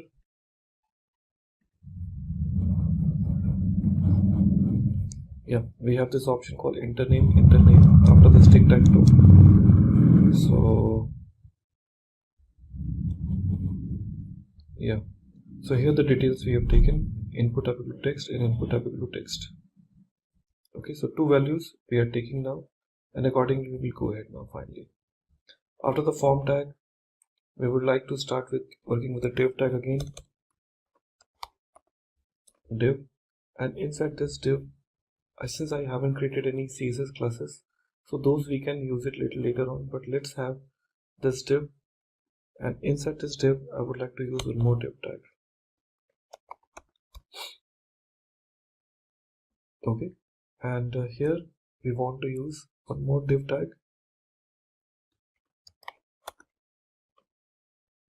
So inside this div we will be using one more div tag. So in this div we can just give the value called data id equal to 0, id equal to 0. It's just the value we are passing it. Div data id equal to 0. The div tag is getting closed. Fine. So that's how we want it now. So here the first div tag is closed. Like that we can create another data id. So 0, 1, 2, total number of 3 we want to create it. So I want to create 0, 1, 2, 3, 4, 5 like this. So the way we have created here, for this div, let's go and create one more div tag, id equal to 1,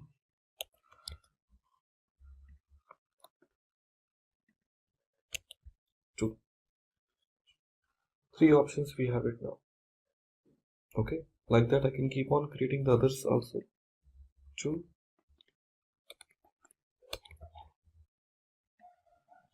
3, 4, 5. So 0, 1, 2, 3, 4, 5. Total number of 5 we have created. One more I would like to create it now here for 6. There will be no difference because we haven't changed anything here. Okay, so the div tag is getting closed here. Okay, and that's it. And if you want to create some clear board or button, that you can basically offer it a little later on, but here we can use one more div, and here we say div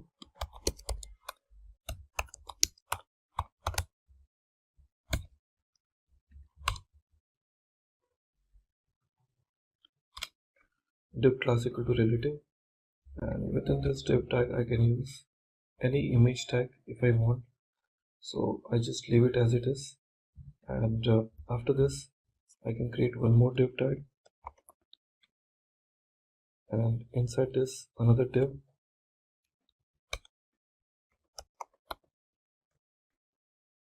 okay, and under this I'm going to create a button.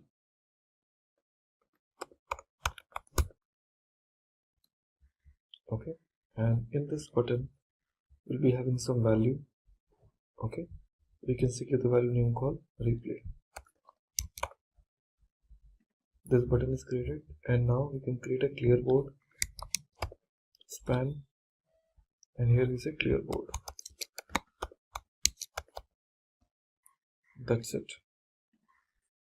Okay, so here is just a small game I want to develop it.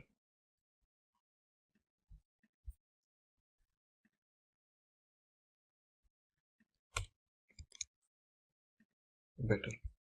Now there's no user interface has been used, so this user interface will be using it later on by offering them a pure look and feel, so that it gives me more better look when your application will start. But most importantly, I need to start working with the JavaScript part where the logic will get calculated here. Okay, so we want to start with the JavaScript, so let's get included the JavaScript in my code. So here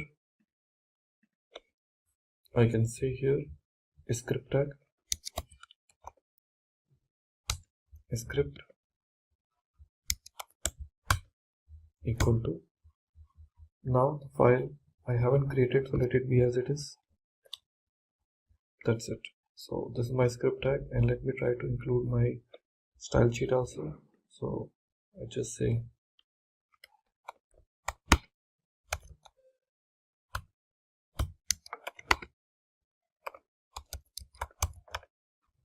link rel equals style sheet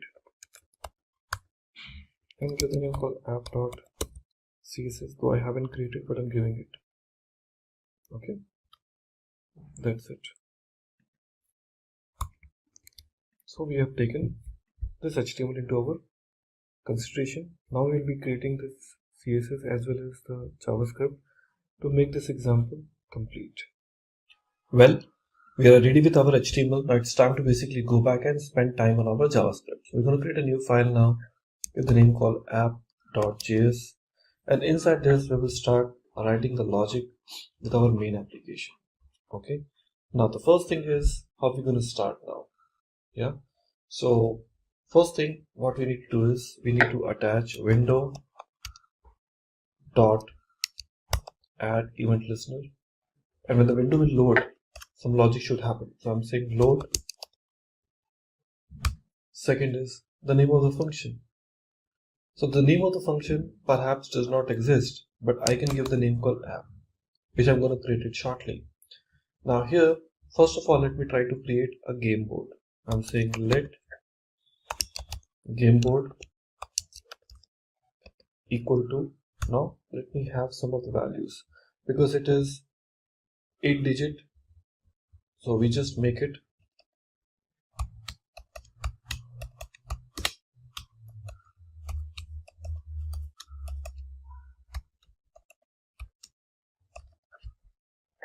like that, and one more for making it 9.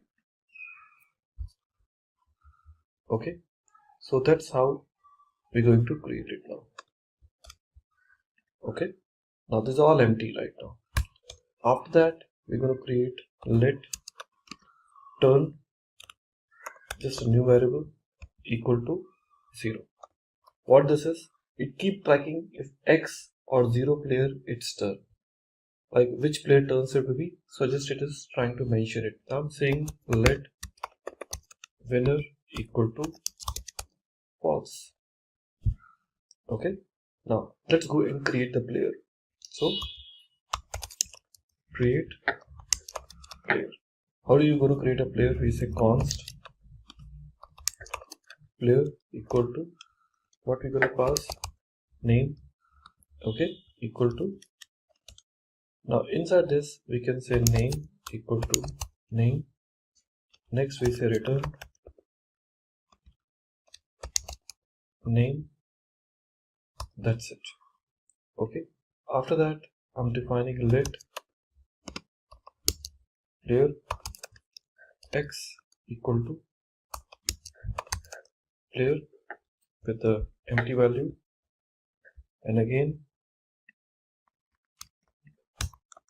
player y equal to player as an empty value. Now let's try to initialize the app.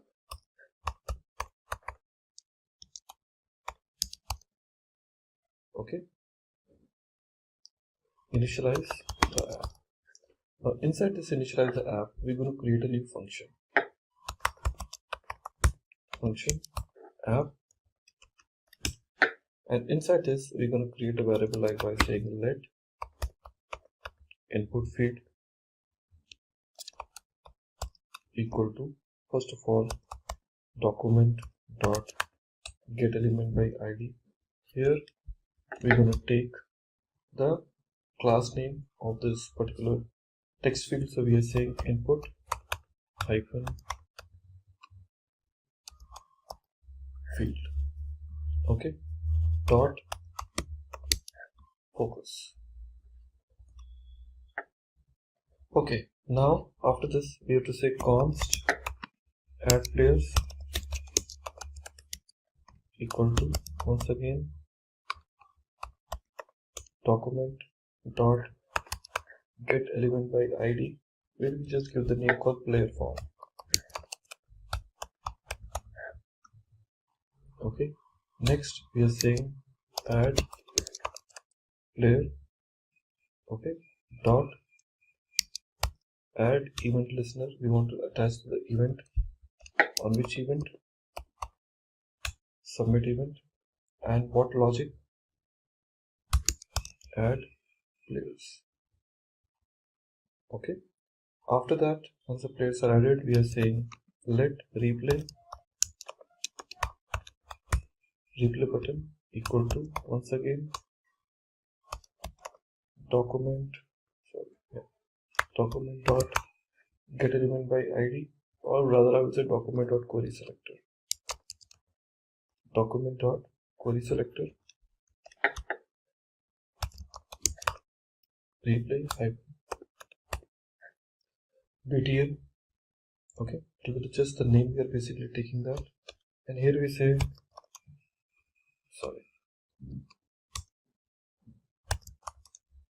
replay button dot add event listener. Which event I want to say? Click. Okay, that is the first event. Second, reset board. Reset board.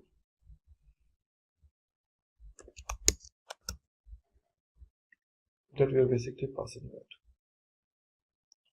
Okay, now this is the initial case which we have it. Now beyond that, I will add, this is the players what we have added it right now. It slides to add the players. So this is how we have initialized. After that, let's add players. How to basically add the players? Here we have to just define the function add players. Okay, which will take event as a parameter and say event dot prevent default. This prevent default will try to prevent the default behavior which is submitting to be get avoided. And now here we say if this dot player 1, so we just define the property called player 1.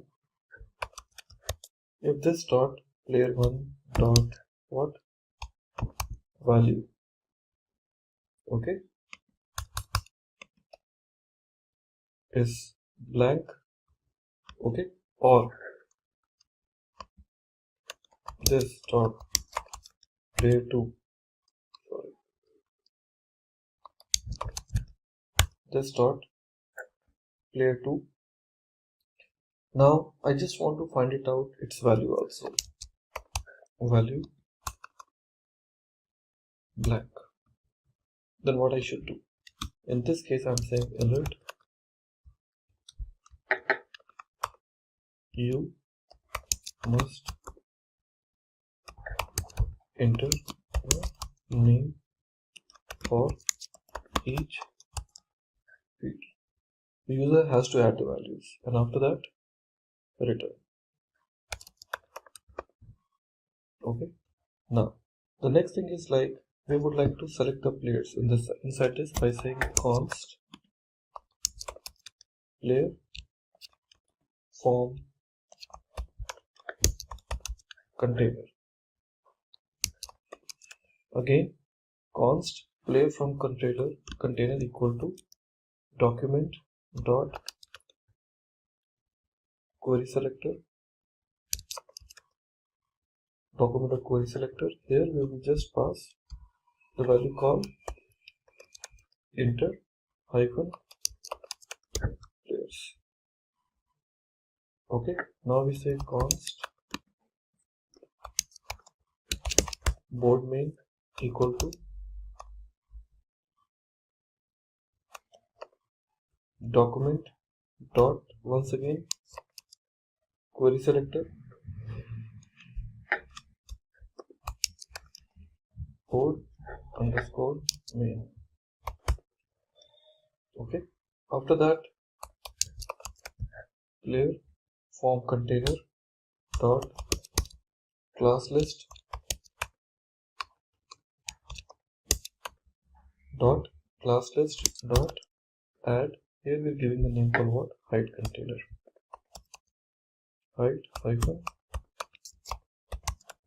container.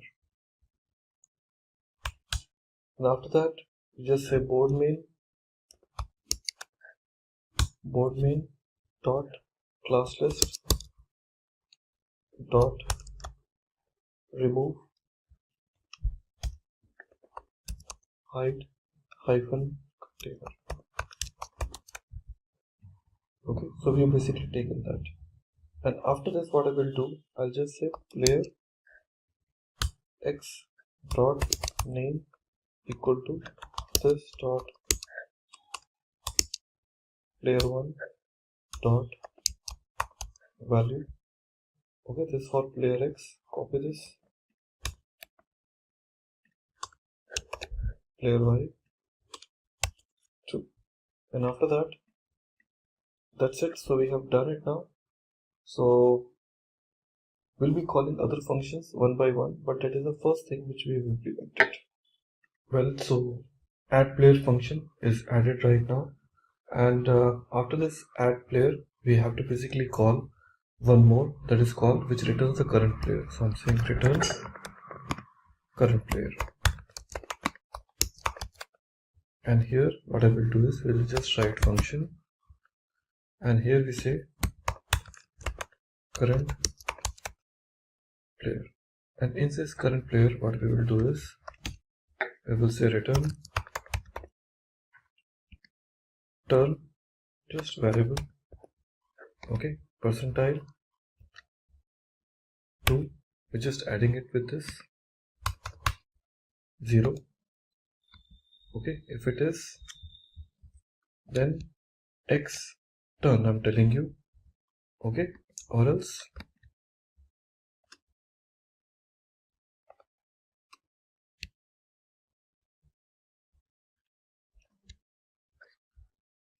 so we are adding like the current player. Who says the current player right now?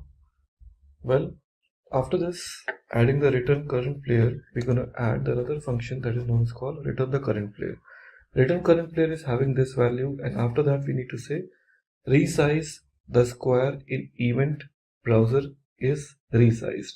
Once again, if the browser is getting resized, automatically the square size of your tic-tac-toe should also get increased. So we just say resize squares, and here we're gonna say this option equal window dot add event listener. Now we have a call option called resize here, and the second parameter what we are passing is called on resize.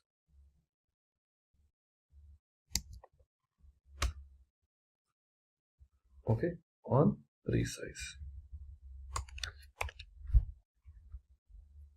Now let's try to add it. After this we are writing this function called function on resize. That is the function name for me, the one which we are passing into the second parameter. We are saying let all cells equal to document dot query selector all. In this we are passing board underscore cell. Okay, and then we are using another option called what? Let cell height equal to all cells with the position, okay, dot offset width. Offset width. After that we are saying all cells dot for each. Here we are passing cell, and after that we are using cell dot style dot height equal to, now here we are using this backtick and use this dollar sign and say cell height, and that too in a pixel. So this will be taking the dynamic values. Okay, that's it over. Now we have to just launch our build board. Now build board. So how are we gonna build our board now? For this we are saying function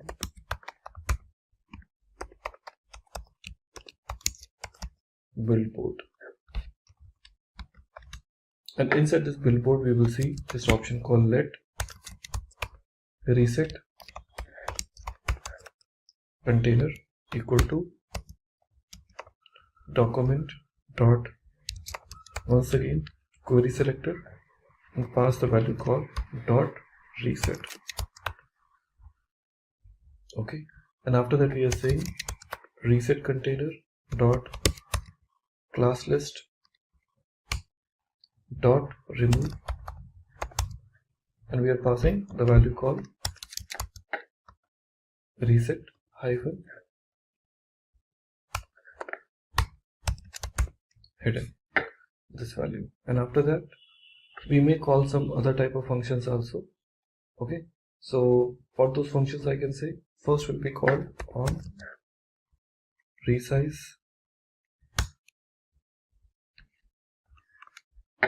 After that we are calling add cell click listener, but I do not have that function with me. So these functions we need to create it by our own. Okay, so we will just leave those for a time being. Let's go back and create another functions now. So we just want to write another event with cell click event for player to attempt to make move. So here we are trying to say cell click event for player to attempt to make move. Now this function we need to create it, so we just say function now.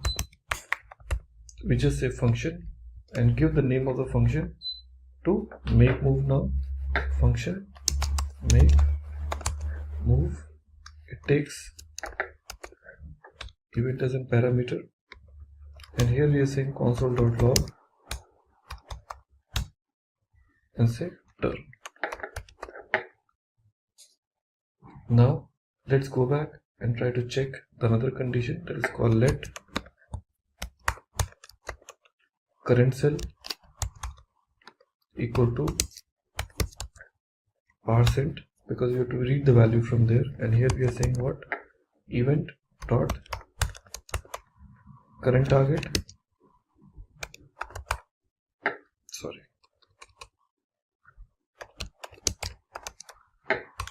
event dot current target dot first element child. Okay, dot dataset dot id. So we're reading these values. After that we use another variable called let cell to add token. Now here we are typing document dot query selector, and here in using backtick I'm using this value called data hyphen id.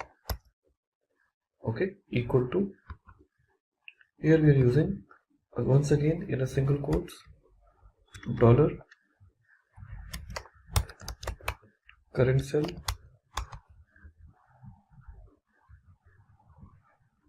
Okay, so this value we are taking it like that. After that, we are using this situation called if cell to add token dot inner HTML exclamatory mark blank. Once again, if cell to add token dot inner HTML equal to blank, then what next? So cell to add token dot inner HTML equal to blank, then what you should do? I'm saying console dot log and give the value the one which you want.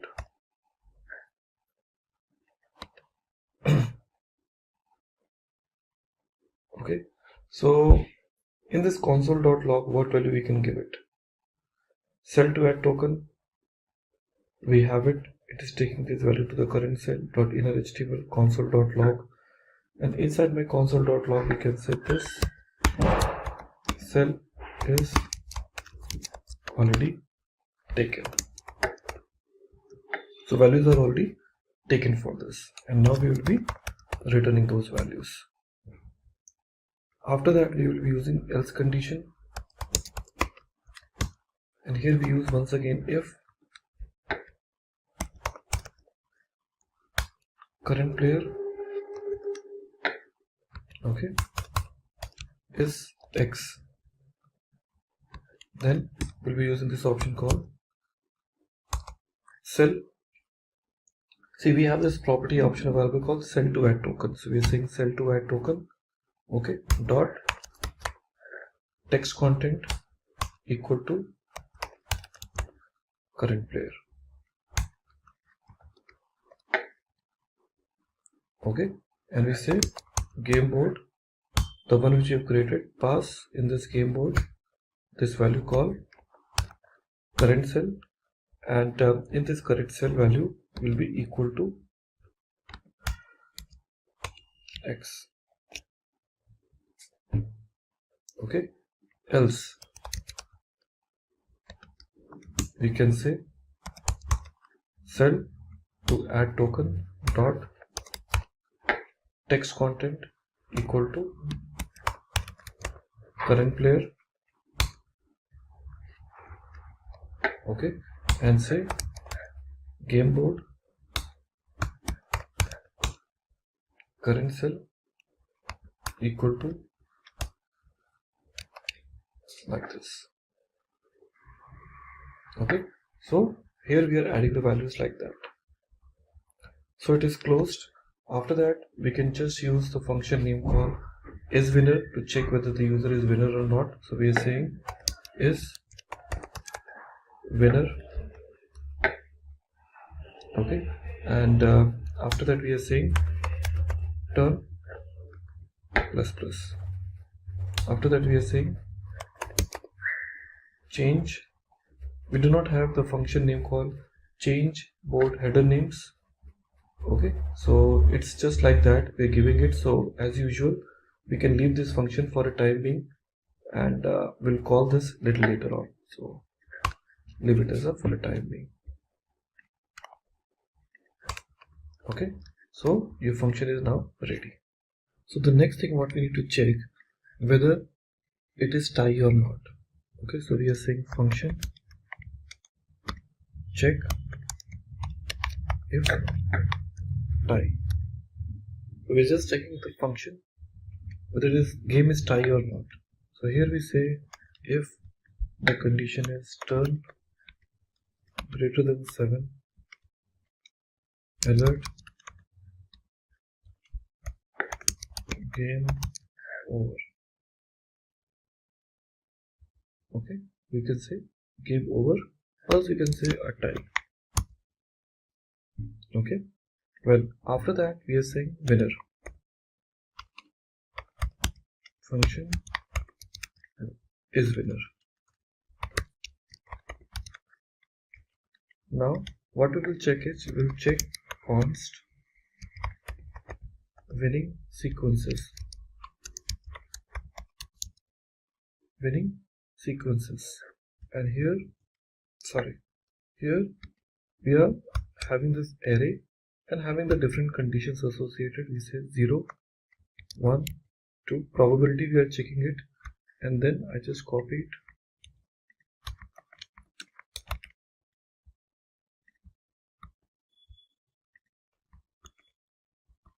Well, we are saying 0, 1, 2, and here we are saying 3, 4, 5,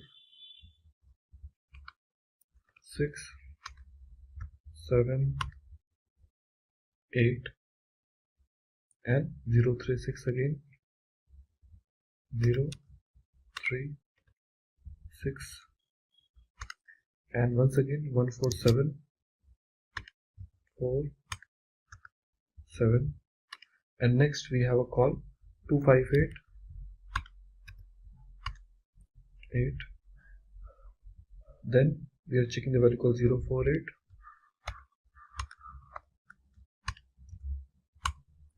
8, and one more last option we'll put is called 246, 6. So these conditions we are adding it now. After this array, we can say winning sequences dot for each, and give the name called winning combos. Winning combos. And inside this winning combos, we are giving let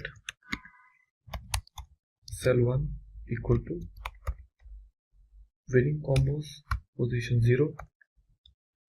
Then let copy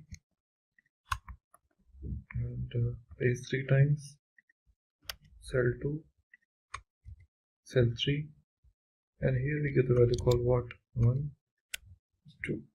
3 values we're giving it, and after that we are checking the condition. Let's say if,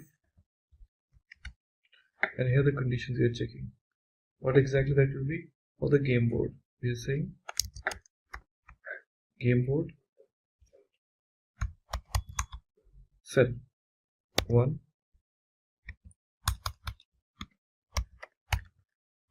current player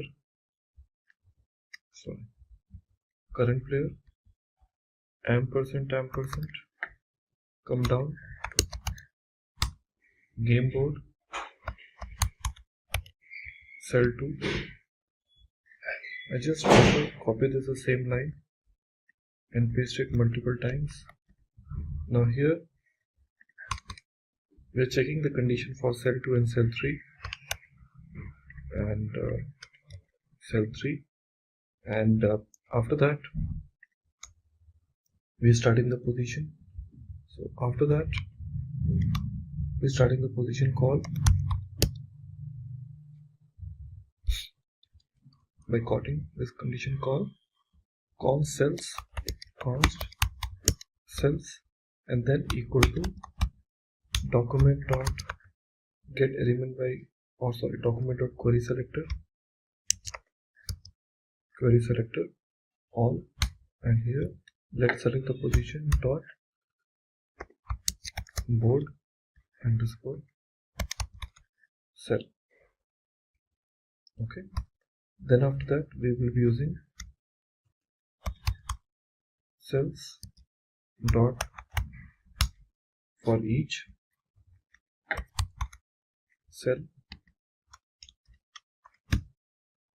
and inside is what we are passing. We are saying let cell id equal to cell dot first element child. Okay, dot dataset dot id. So this is the value which we are basically adding it now, and we are using one more if condition. We are saying if cell id, now we are talking about call cell id triple equal to cell 1 or cell id cell 2 or cell id equal to cell 3. Okay, and in that case we can use cell dot class list dot add, give the name called board, just give the class name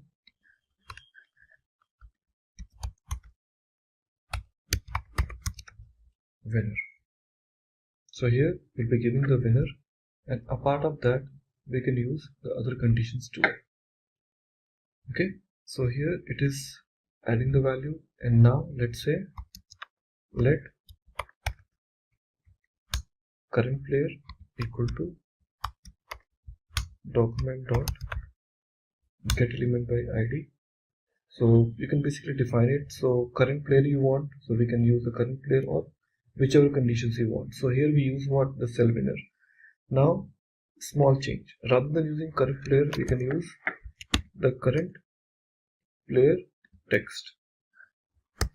The new variable we are creating it, current player text document dot, rather than saying get element by id we can say query selector, and in this query selector we'll be giving the value by saying dot board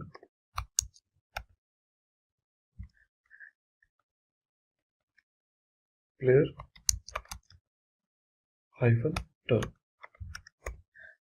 the value which we are giving it here. And that query selector value whichever you given this, let me try to put it in a parenthesis like this. Okay, now here we just check if current player x, then what? Then in this case we can say current player, whatever the value we are using, current player text dot inner HTML equal to, now we can define the value whichever you want to offer it. We just use a condition called div class equal to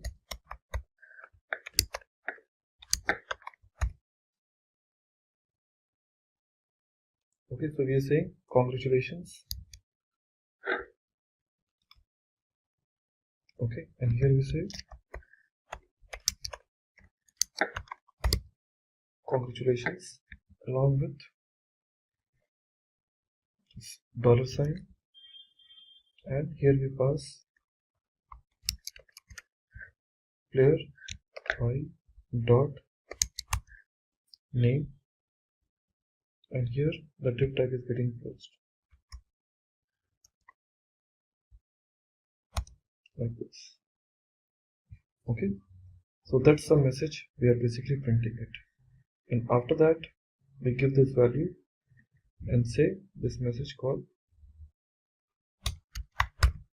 winner equal to true, and after that if you want to apply remove that function we haven't written, we'll be talking about a little later on, and just say return true again. So your function is ready now, and later on we can just check the condition if winner, if winner, or we can say check if tie and return false. That's it. Now in a continuation to this example, we're gonna develop another function which the name is called change board header names. So let's continue by defining the new function called function change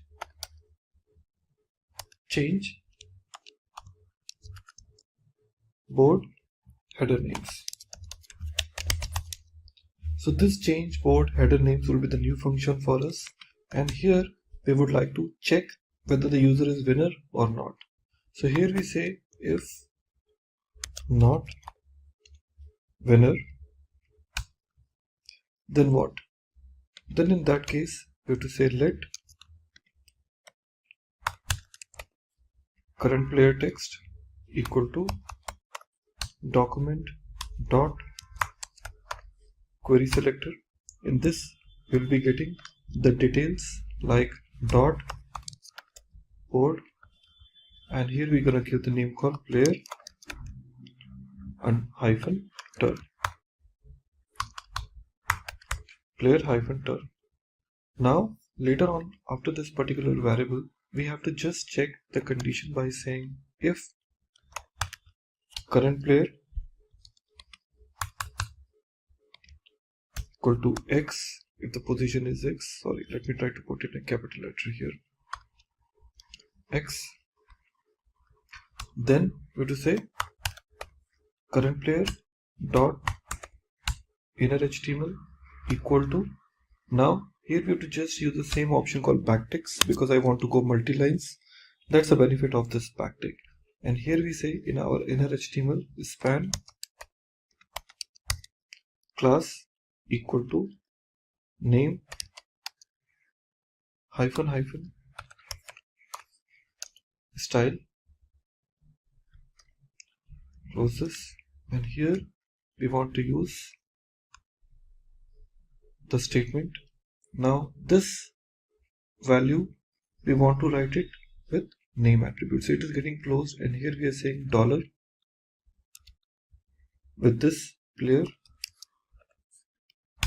x dot name, and then close the span tag, and we say you are up, like this. And after that we say div class equal to, we're just going to create a class which later on we can apply the CSS style on the top of that, u hyphen r hyphen winner, and here we say closing the div tag. So the div tag is closed. That's it. And now after this line, what next we have this called else condition. Else. What else? Here we say current player text dot inner HTML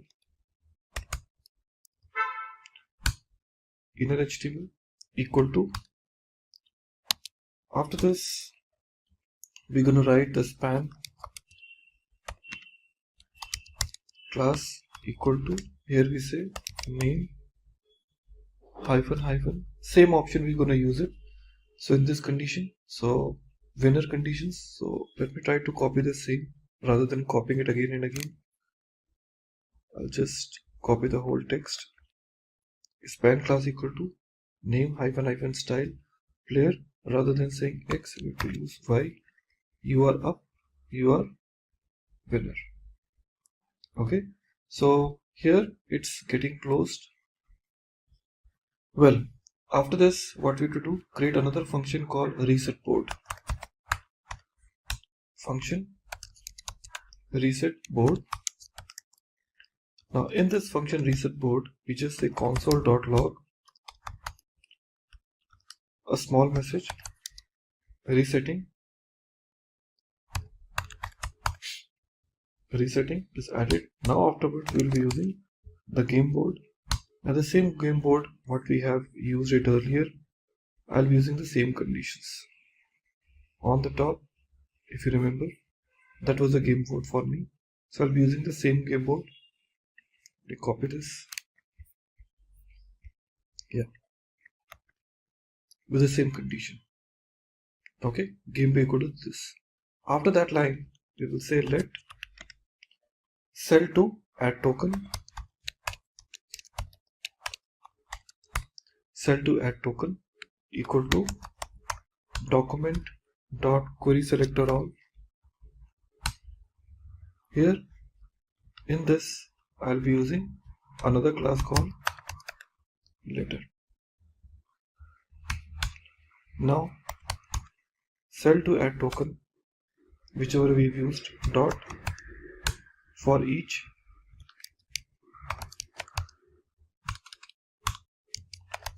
square, and within this square we would like to use square dot text content equal to blank. After that, square dot parent element dot class list dot remove, and here we would like to say board, okay, underscore cell winner. So these classes we yet to create, because these CSS classes we are just using this, but we haven't created. We'll be using it little later on. So that was the point. Now after that, we are defining the turn value, turn equal to 0, because we are resetting it, and winner equal to false. After that, winner equal to false, we just define another variable called define let current player text equal to document dot query selector all. Document query selector all. So here we're going to use the name called board, define player hyphen turn,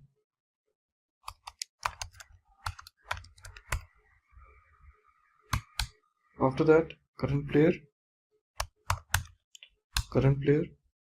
text dot inner HTML equal to, once again we have to use the condition for up and winner point. So let me try to copy this.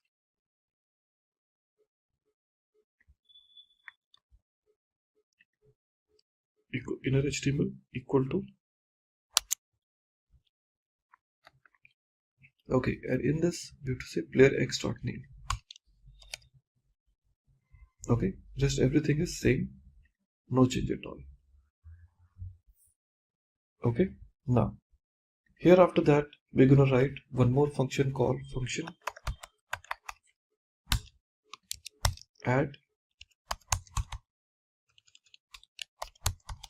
cell click listener.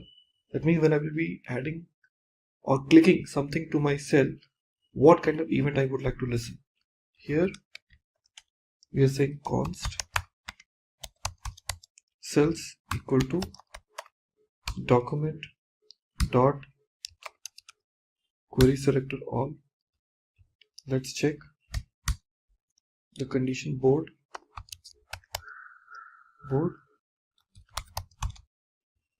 cell, and here once again we say cells dot for each dot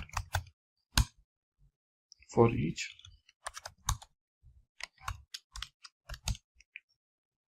and here we say cell dot add event listener, which event I want to listen, click, and the second parameter will be handler, once call make move. Okay, and this function which we have created called add cell clicks listener, okay, this I'll be calling it here. Perfect. Later on, once it is done, let's try to add one more function called function remove cell click listener. Remove cell click listener. Now here we say let all cells equal to document dot query selector all. Let's pass board cell, and now we say all cells dot for each cell, and here we say cell dot remove event listener,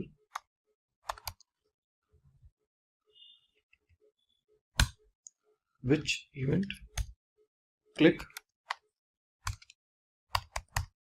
and second parameter will be make. That's it. So friends, now here most of our JavaScript code is written now.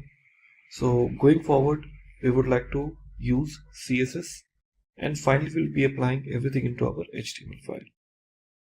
Well, after the JavaScript file is ready towards my application, now it's time to go and create our HTML file now.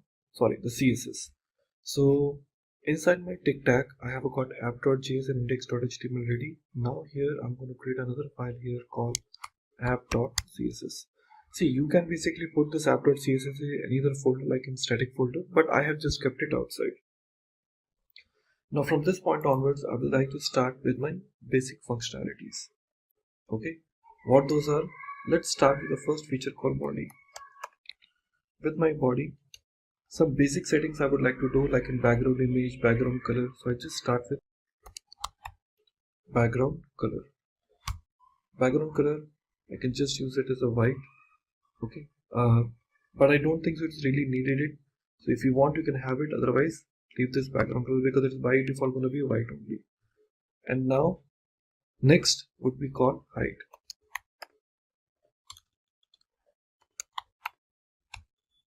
Height will be 800 pixels.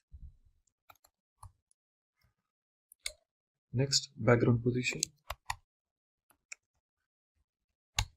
Background position, I just say like center. Next, background repeat, in case if you do not want to repeat the image.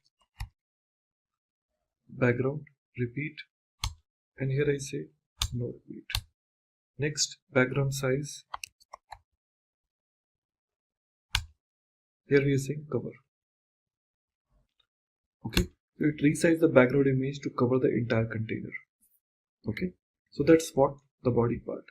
Now the next thing is we have to select the rest of the CSS classes. So first select div dot relative. Inside this div dot relative is first say called position. Position we are saying absolute. Next is top. From the top I'm just making 760 pixels. Next right. Right we are just saying 120 pixels. Next, after this we are saying height container, height dot container, or sorry, height hyphen container. Here in height hyphen container we will display colon none.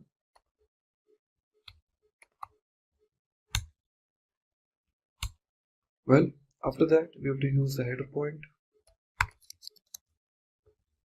Header. Inside this header we will say color will be by default white, but still we just say color and white. Next text line we just say center. Next margin will be 15 pixels.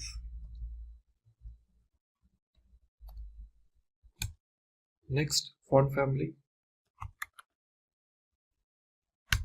Font family I'm selecting called permanent marker.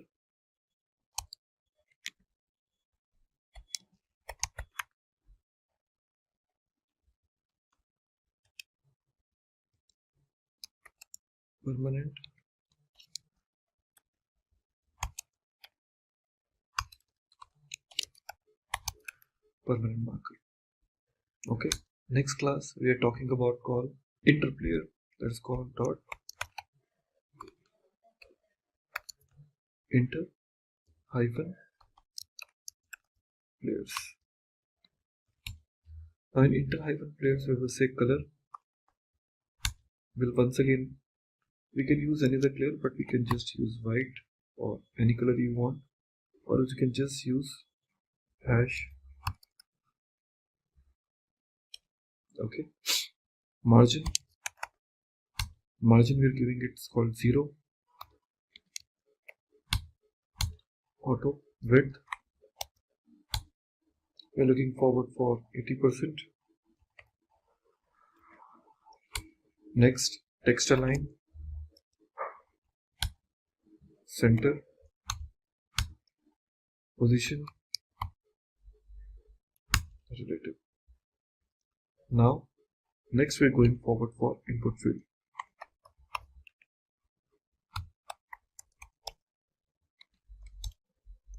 In this input field, we just say border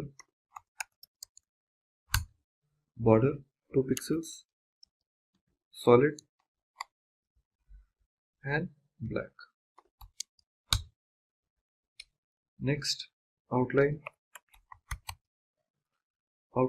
none. I do not want any outline to be there. Next, padding, I can take 4 pixels, 8 pixels, 4 pixels, 8 pixels. Now margin, we are saying 0, 0, 10 pixels. Okay, and finally 4 pixels. After this margin, we say font size 18 pixels.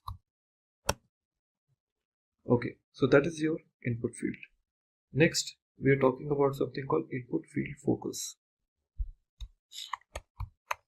Input hyphen field, okay, colon focus. Now here, border 2 pixel, solid, red, or any other color which you want to use it. Next, how you want your submit button to be. So I'm saying dot submit hyphen btn, border 2 pixels, solid and black, padding 8 pixels and again 8 pixels, font size 18 pixels. Now width 250 pixels, followed by border radius 5 pixels. Next, your margin from top, let's take 10 pixels. After that, background color, let's take white only.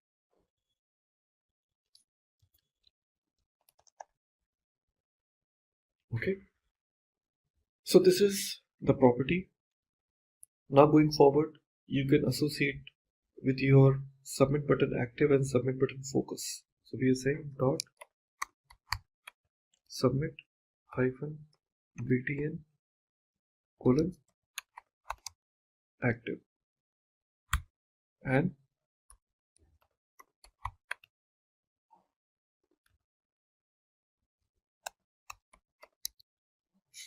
two options we are taking, followed by condition outline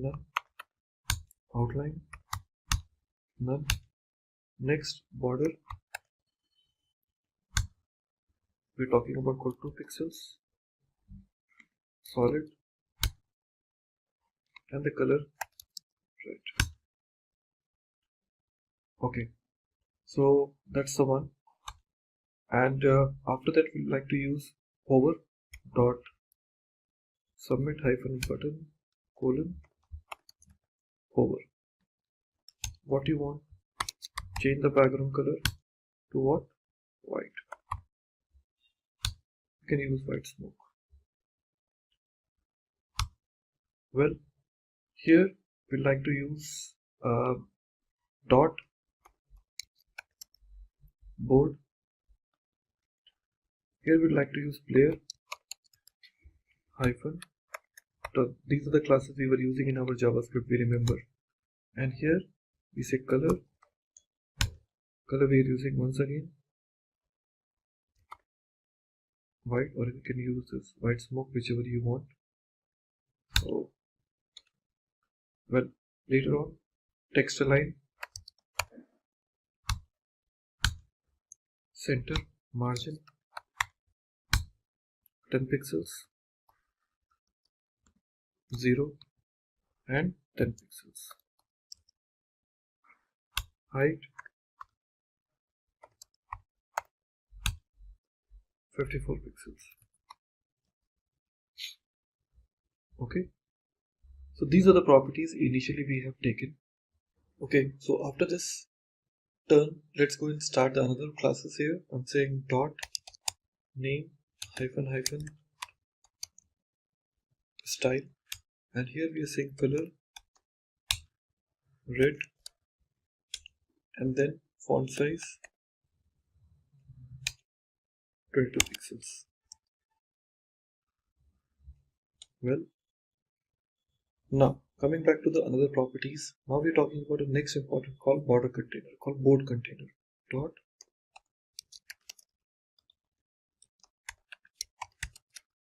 board container. Here we define width, which is 40 pixels we are taking, or sorry, 40% we can rather take. After that, background color, that we can say quadrant blue. Okay, next margin we're taking is a 0 and auto. After that, font size we are taking 0. Next, border we are taking 2 pixels, then solid, and then black, followed by box shadow. We remember this box shadow is one of the very CSS3 popular property. Here we are defining 3 pixels, 3 pixels, 3 pixels, 0 pixels, and RGB we can talk about called black.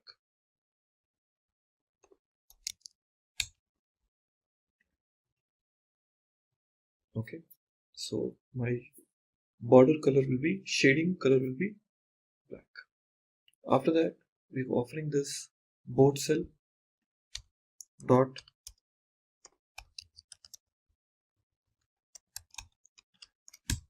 now in this board cell we are defining width,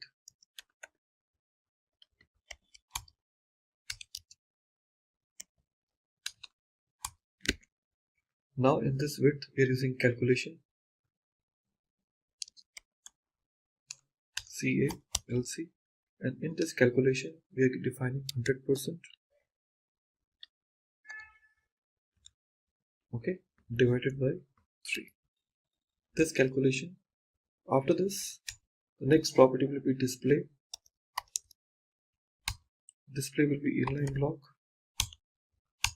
Next, font size, we're taking 40 pixels. Well, text align, center, border, we are taking 2 pixels, solid, and black. Padding 20 pixels. Vertical align, top.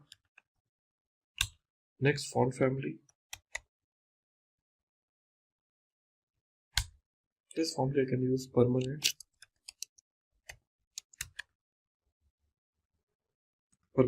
markers. Okay, now next option, a part of this we have a call your board cell will board cell hyphen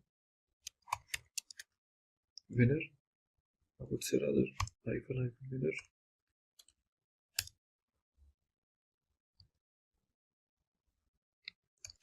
Now, spelling wrong, this has to be D. Yeah, board cell winner. Let's make background color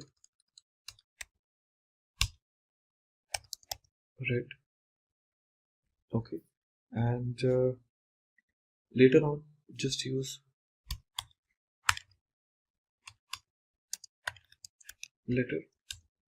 Now in this letter, we just give the color combination. So color will be white. Next position,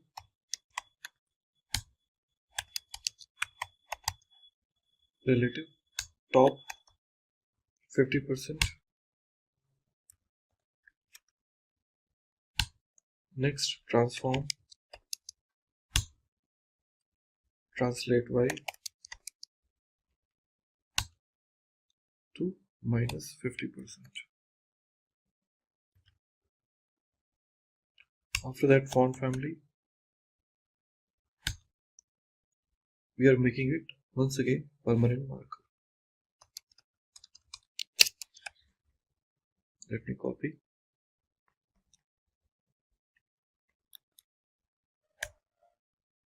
Okay. Now here next option will be called winner container. Here we're giving winner with dot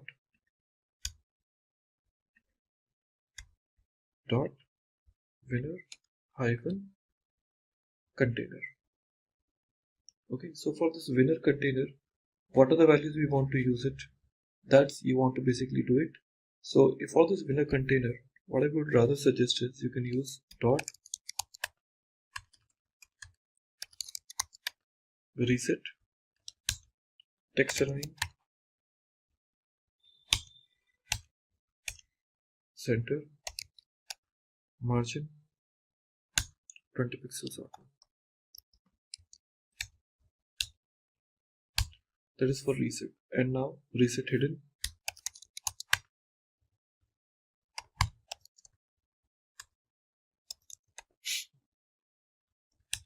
Inside this reset hidden, we will set display none, display none. Okay. After this, the replay button.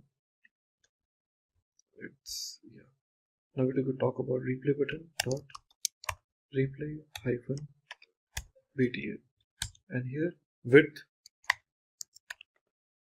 we make it to 25%. Okay, and followed by padding 10 pixels. We take it from here and 20 pixels. Border, this border we are taking is called 2 pixels, followed by solid, okay, and black color. Now later on, border radius we are taking 5 pixels. Later on, outline, I'm saying none. After this outline, we say letter spacing. Now this letter spacing would be again 0. After that, text transform. This text transform value we are talking about called uppercase. Next, font size. Font size, we are taking 16 pixels. Then margin top. Margin top would be 12 pixels. Then word spacing, that you are taking 3 pixels, followed by background color. This you are taking white as usual. So this is for your replay button. Okay. Now in a similar line, we can also have call dot replay hyphen btn colon hover, followed by dot replay hyphen active.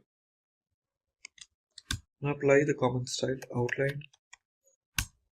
We are making it null. Then color, we are making it called white. Then background color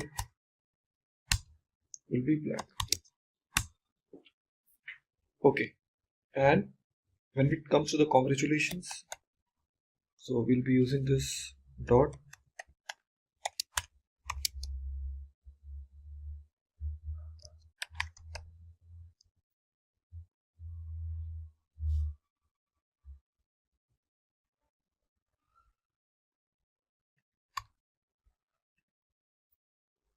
Okay, so this congratulations class will be using font size to what, 24 pixels, and after this we are using this call winner dot u hyphen r dot winner. In this winner we'll be taking font size, okay, that's 18 pixels. After that height we are taking 18 pixels again. Then line height we are taking 18 pixels, and then margin 2 pixels, and then 0. Okay, that's it. So last but not least, we would like to use this dot replay hyphen btn. This I'm saying width 50%. 50%. So this is what my CSS file is all set. I know it was pretty lengthy, but it is required for this particular application. Okay everyone, so we are all ready with our CSS also. Now it's time to go back to our index.html file and take care about the final finishing touch. So we have this index.html file with us, and now the CSS class which we were using it in our application, that is known as called this permanent marker, this class is not by default available, so we have to include this using this external API. So here where we have a call CSS with us, before that we want link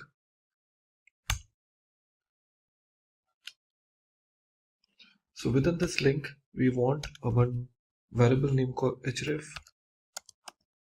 equal to, now we have to give the proper location by saying https://fonts dot google apis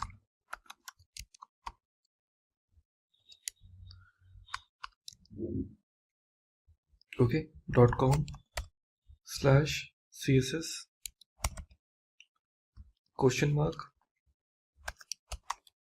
family equal to permanent plus marker. Okay, so if you just copy this into your browser, you will get to know where exactly it is using. Okay, if I just copy and paste it, so I just need to say https before, https fonts dot google apis.com/ spelling wrong, css family equal to permanent marker. That is the main URL from where I can take this kind of font. So here CSS, so that's what I was cross verifying it. Well, it's there, we have included our CSS also, but in which class we need to use, that is an important now. JS, I also want to include it. So here in my head tag only, I would like to include script src equal to app.js. So here my script is actually loaded now. After that, if I just go back and check the final outcome of my code, which is index.html file, well, it pretty much look like in basic. Nothing else has started when we talk about called start game. Okay, so it needs to start because there is no CSS class are attached. So I need to attach those classes within my code. So here onwards, we have to start with offering those CSS classes so that at least I can apply those common behaviors to my application. Okay, like here we have a call div. We haven't attached any class to this. After this body, we have a call div h1 class equal to header tic-tac-toe. Then we have a call div. We have a call body. Under this, we have a call another div tag. So just imagine how many type of classes are available. One, we have a call div class equal to header. Div class is closed. Again, we have a call one more div tag. So like that, multiple CSS files are there where we have to apply the new CSS class to make it happen. So now we have to just go back and change our HTML and to apply our main class. So this is what my final HTML, which looks like the same. You can see we have added all those type of CSS classes which we had, that is called enter player, player form, player container, label, placeholder, and player container. And if you see all different type of classes, we have attached this to. Okay, because here only my CSS class will get applied and the JavaScript will apply those kind of dynamic CSS based on certain conditions. So these CSS classes are already there added inside your HTML page. Our app CSS is ready, app.js is also ready. Now let's go back and try to reveal how it looks like. Awesome. So it looks like pretty nice. Tic-tac-toe is a game. It is expecting. When I say start game, it says you must enter a name for each field. Validation is working. Let me try to add 2 names and say start game. Awesome. So now you can see it is saying, hey, you are up. Now let me try to give the values.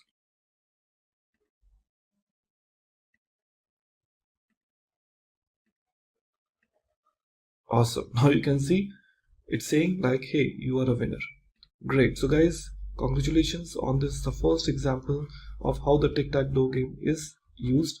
So it is a classical example of CSS, JavaScript and HTML together. So this time we're going to talk about our next very interesting feature that is known as called dealing with another example that is called snake game. So snake game is one of the very powerful example which I'm going to share with you, which will help you to understand like how we offer a very simplest way of developing a mini project. Okay, that is something which is a snake game. Let's see how the snake game is important and how we're going to deal with this. These are our previous examples which we have seen, which I will call a project which we have created, that is called quiz application. And now we're going to start working with our new project. Now here, first of all, I'm going to create a new folder that is called snake game. And inside this snake game, we need some new folders. First folder I'm going to create it inside this, that is called images. And within this snake games, I'm going to create few new files that is called index.html. And here I'm going to create a new file name called app.js. And at the same time, I'll be having some of the CSS files if I need, so I can say app.css. So total number of 3 files I have it now. Let me close down all the files whichever I have opened it earlier. So now that looks cleaner approach. So this is a snake game for us from where we need to start. And we have a called index.html file. And here I will, as usual, create our basic HTML syntax. And here I would like to include our script tag, script src equal to app.js. That's it. And now going forward, we will start developing our next implementation of snake game. Now inside my body tag, I would like to have some basic property called speed. Okay, and later on I'll be taking the input from the client. So we are saying input type equal to. So here we can justify the speed and we can give id equal to game speed and followed by value equal to we can give the value called 5, initial value, and min equal to 1, that is the minimum value, and max equal to 9. That is the maximum and minimum value we can offer. Beyond that, I won't allow the users to go. And step, that means the increment value, that is 1.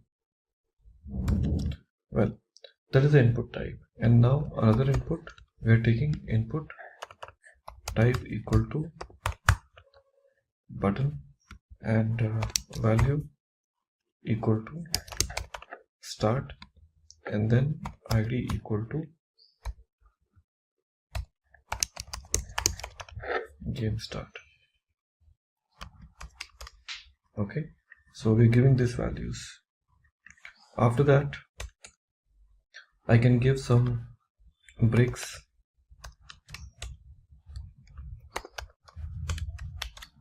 So 2 breaks we are giving it, and start working with the div tag now.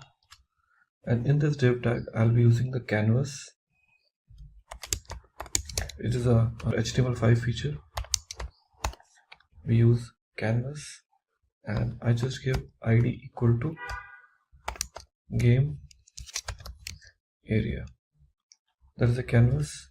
And after this canvas, we will, the div tag is closed here. After the div tag, I can use another div tag, div. Here I can say class equal to, I may not have any class written, but I can say class equal to relative. So later on, if I want to apply any CSS style, I can certainly apply. And after that, I can offer the images. Okay, so I may not have any images right now, so I just leave this image blank right now. Okay, and this script src, I'll load it only before my body tag get closed. It is always a good practice to keeping this script tag on a bottom of the body tag, always designed for good practice. Now this is almost ready for me. Let me check.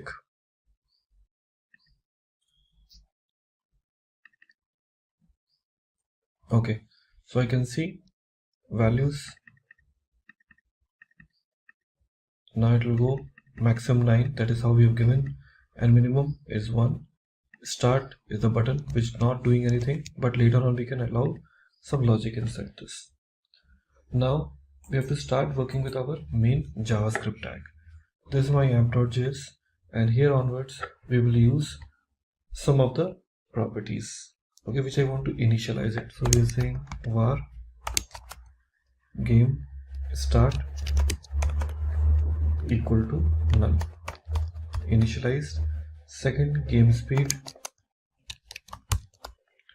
equal to null. Next, game area equal to null. Game area context equal to null. Then game area width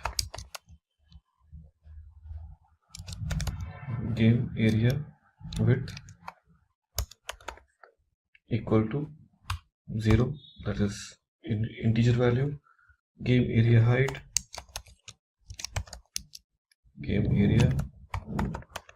equal to 0 again. Then cell width equal to 0. Play score equal to 0 again. Next, snake equal to null. Next, snake food equal to null. Next, snake direction equal to null. Snake speed, or else I can say speed size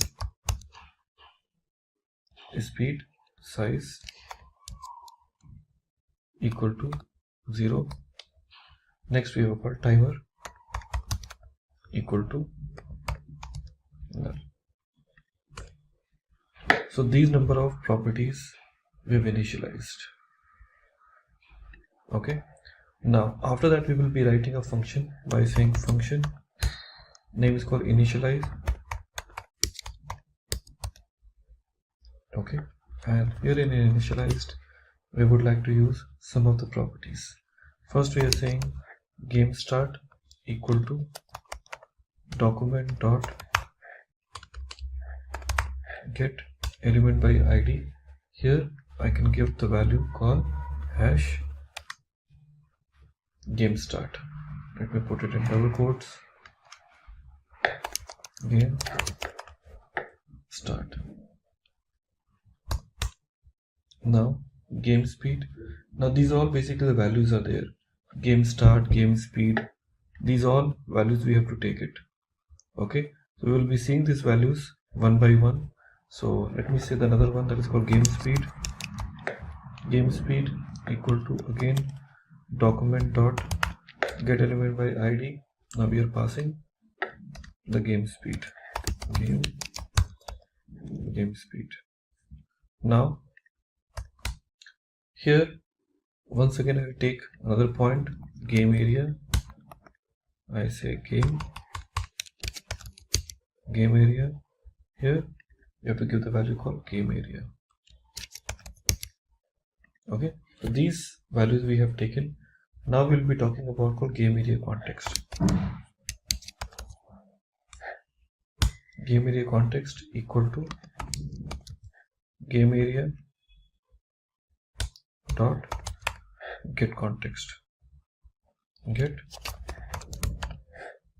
and in this game context we will be using what type of context? We are saying 2D. Okay, because I want to have the kind of 2D, so this is how the kind of environment we want to set. Next we talk about game area width equal to, just initialize to 400. Next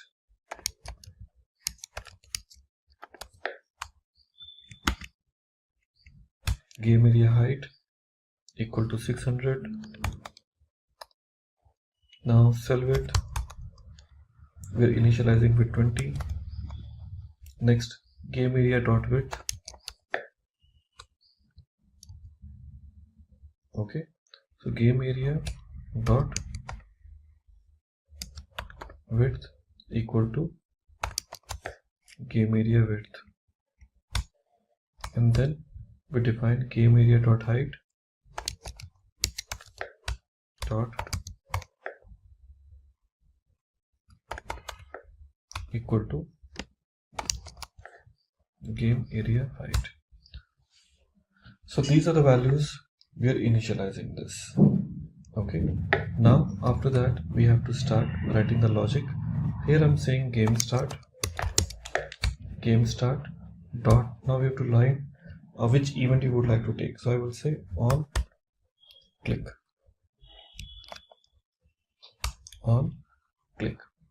So when I basically click, what should happen? So on click equal to function. So what you want to write it here? I'm saying this dot disabled equal to true. So I want to disable these values, and after that we want to call another function inside this. But which function? Let's do that. So here we are saying function start game, and here in start game we want to define the initial score. See, the initial score for the player will be certainly 0, so we say player score equal to 0. After that, direction, in which direction you want the snake to move. So we are saying snake direction equal to right, in the right direction. Then speed size, the variable which we have defined, so speed size equal to, because it will be accepting the value from the text boxes or from the drop down, so it certainly will be string type, so we have to use %. So we are using this option called %, and here we are using game speed dot value. Okay, so we are using this value game speed dot value. Now here we would like to calculate certain things. What those are? First we are saying if, okay, what if condition. See, this function we are writing called start game, because there are certain things which you need to make it. So like that we have to define it. So function initialize, we have started, okay, and then after that we have written on click within this. So this is what the on click we had, and there onwards we have to finish this point. And after that we've started start game, and now we'll be writing the logic for this. So here we are saying if we're saying speed size, we're saying equal to 9. We basically initialize to what? 9. Here we say else if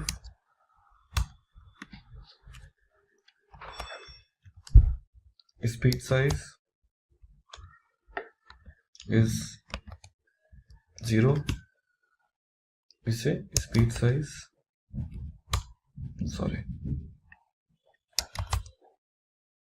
speed size equal to 1. That means if it is less than 0, I'll be making it minimum to 1. If it is greater than 9, I'll be making it to 9 maximum. And that's it. Okay, so after this else if condition is getting closed, we are saying speed size equal to 1. So here we just say snake equal to array. So that is my array for me. And after that we are saying snake dot push, because it needs to move ahead, and here we'll be pushing it towards by saying x position 0, and then the y, and here the y value will be what? Cell width. That means how far it can go. So it will go within the width of this application. Okay, so that's how exactly we would like to make it. Okay, so here we have a call cell width which we have given here. After that, what we have to do is we have to define our own function called clear interval, and this clear interval perform any logic whichever I would like to make it. Okay, so here after that snake.push value has been given. Here I will be creating one more function here that's known as called create food. Okay, so here we're saying create food. So create food will be the function for me. Now you might be thinking where this function is, but this function will be declared soon within your application. But here first we are saying the function called clear interval with a timer.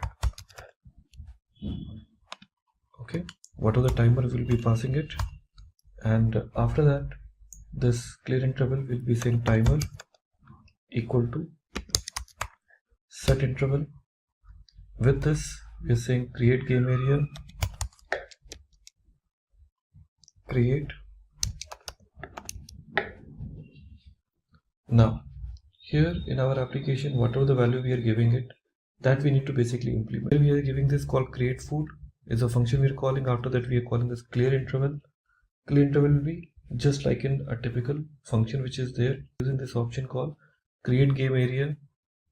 So this will be available to me on which the value will be taken that. Okay, and then we will be telling you how you can call this function create food and how to create it first. Well, so we are talking about a functionality called create game interval. So this create game timer is the one which we have to create it by our own. So this function which we are passing it after the saying set interval, this function is not yet there, so we have to basically go back and create this function within my application. Fine, so what we will do is just particular one we will try to comment it for a time being. Okay, so here we have a call what? Create interval. In this create interval we'll be passing any parameters which we are passed as a timer here, and here we are calling this called create food. So here after that we'll be calling this function called create food. So let's go and say function create food, and this function create food, let's go and write the logic here. And what logic we want to write it in a create food? we say snake food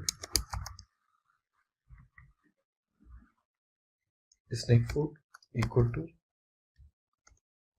and here in our curly braces we use two direction, x and y.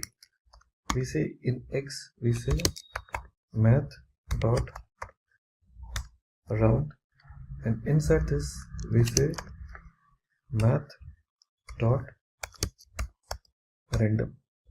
After this math dot random function, we have to just take this calculation and check the another parameter called game area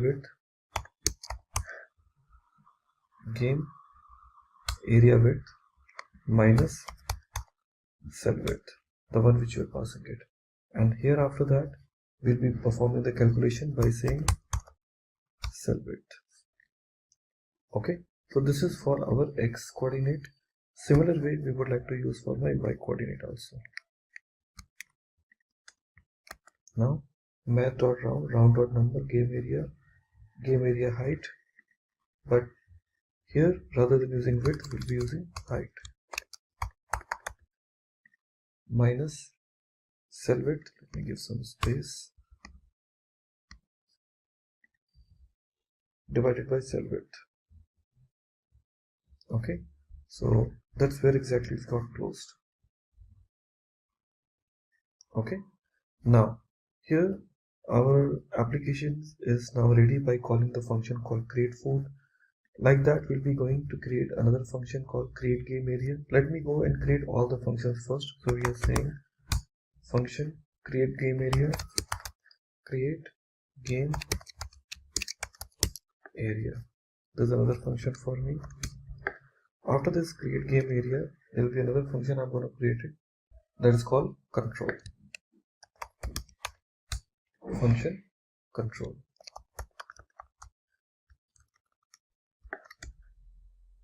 Okay, after that we're going to write one more function called function write score.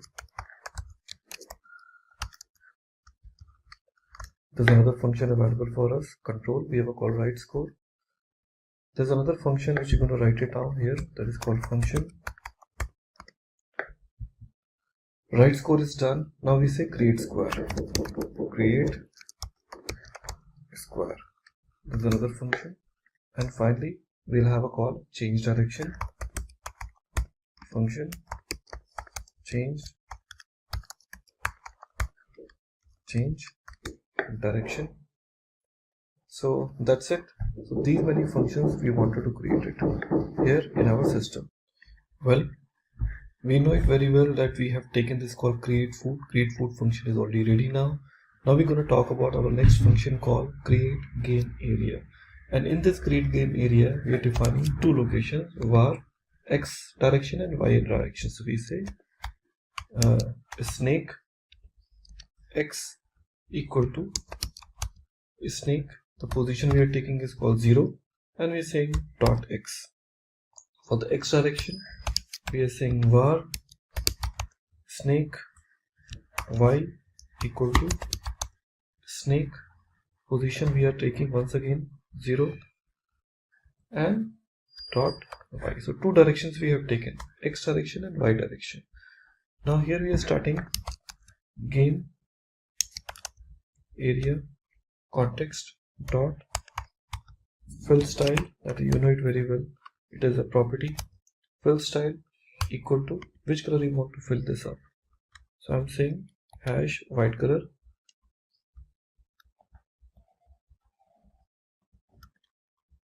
Okay, and then we are using this game area context again dot fill react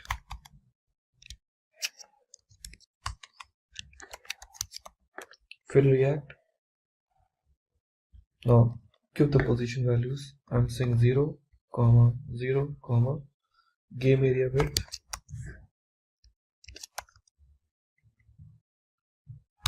game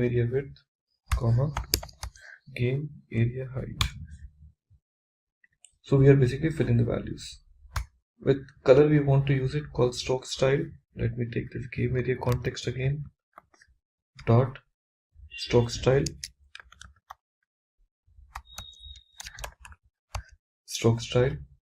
equal to, now we give the another color here, by saying hash. Okay, and then the next option called same game area context dot stroke react stroke react, and here we pass the values again 0, 0, game area width,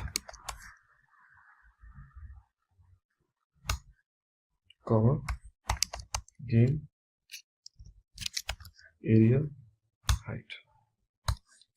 So we're passing those values like that. And now after this we have to write a logic of the directions. Now see, when you talk about snake game, it moves left, right and center, up and down. So now in this case we have to increment the situations accordingly. So we say if the snake direction equal to right, then we say snake x plus plus. Now else if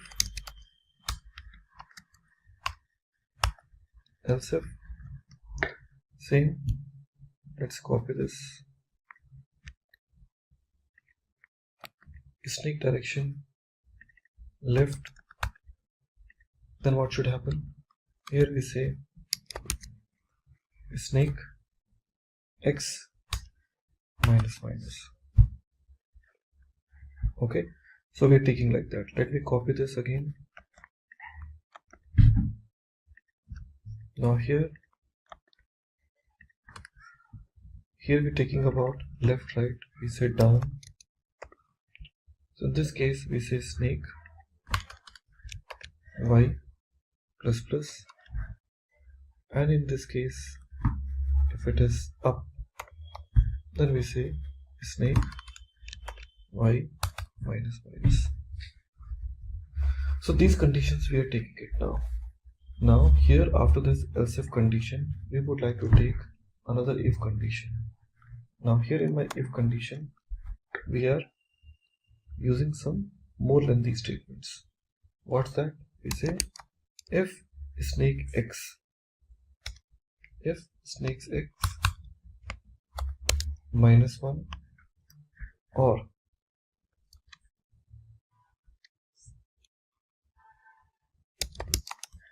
snake x double equal to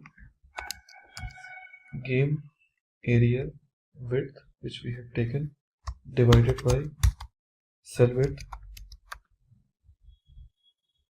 Okay, or we are taking this condition called snake y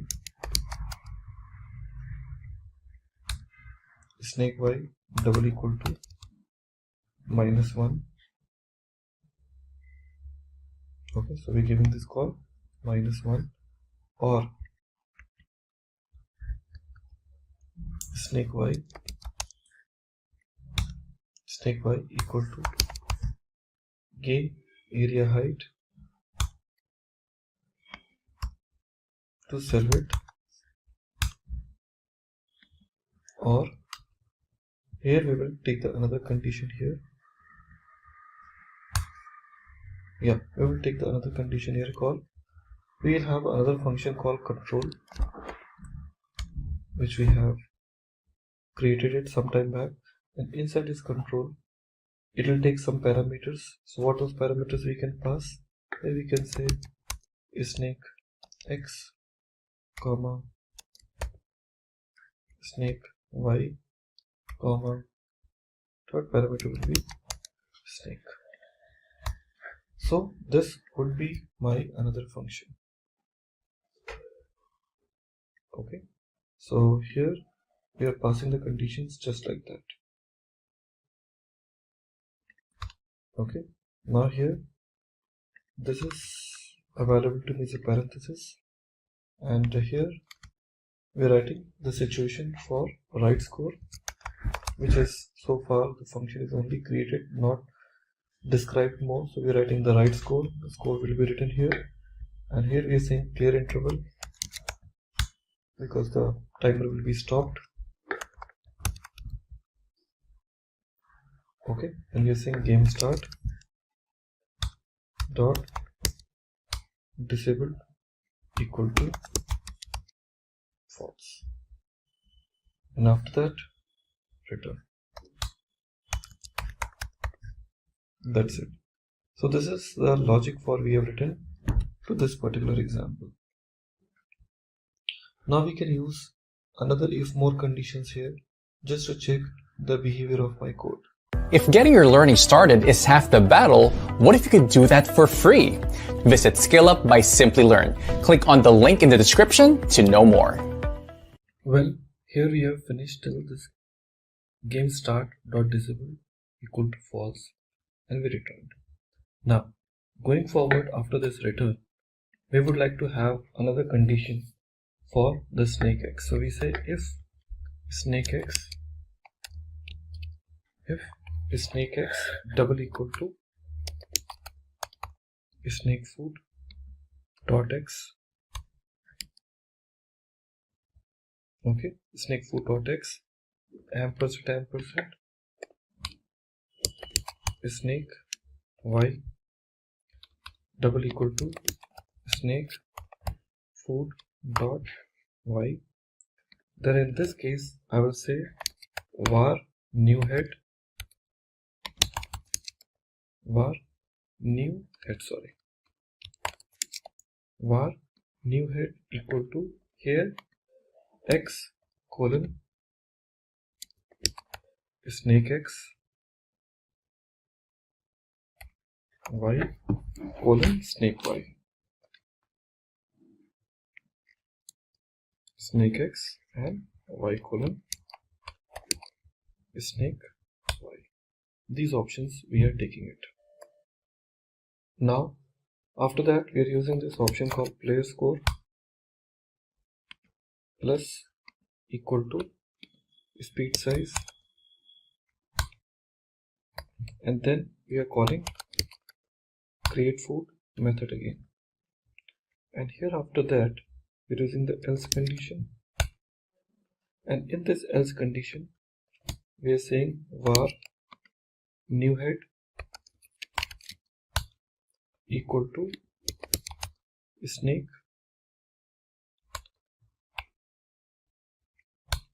dot pop,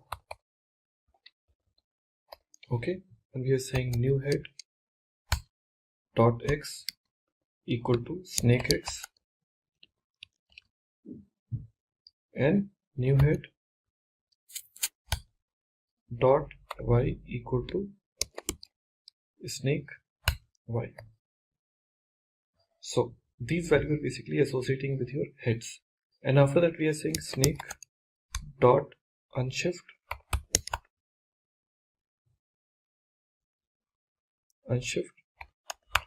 snake dot unshift, and here we are passing this option called new head. That's it. And after that we'll be starting with our for loop by saying for var equal to var I equal to 0, then I is less than snake dot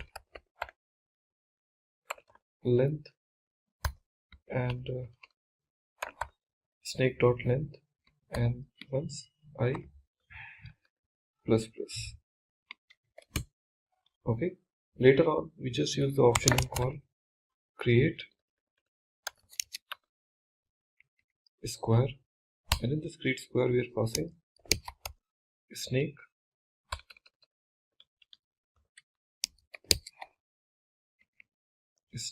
position I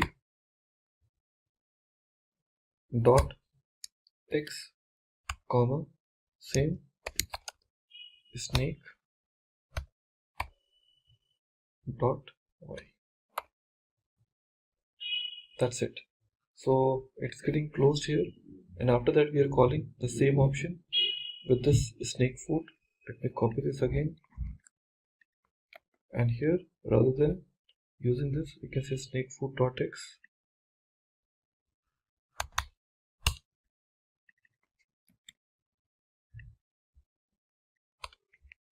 and snake food dot y. Okay, so Now this values has been added into my code. Now we start working with your control. Control needs to take three parameters, x, y, and the array. So we are passing this option called control, and in this control we are taking x, comma, y, comma, array. Three parameters we are taking it. Later on we are using this option called for var I equal to 0, I is less than array dot length and I plus plus, and after that we'll be using this option called if condition, and here we say array I, which value we are passing, dot x double equal to x ampersand. Here we say array with a position called I, and in this we are saying dot y, and this position we are checking for the y condition. So it returns what? True. Return true. The condition. Okay, that is for if condition. Else return what? False. Now that's it. Now we are talking about this option name called write score. This write score we have to use the game area context. Game area context dot font equal to, here we'll be passing the situation. We are saying 50 pixels, and then sans hyphen serif. After that we are using call game area context again. Let me copy this, take it again, call game area context dot fill style equal to, here I'll be using the another color now. We say hash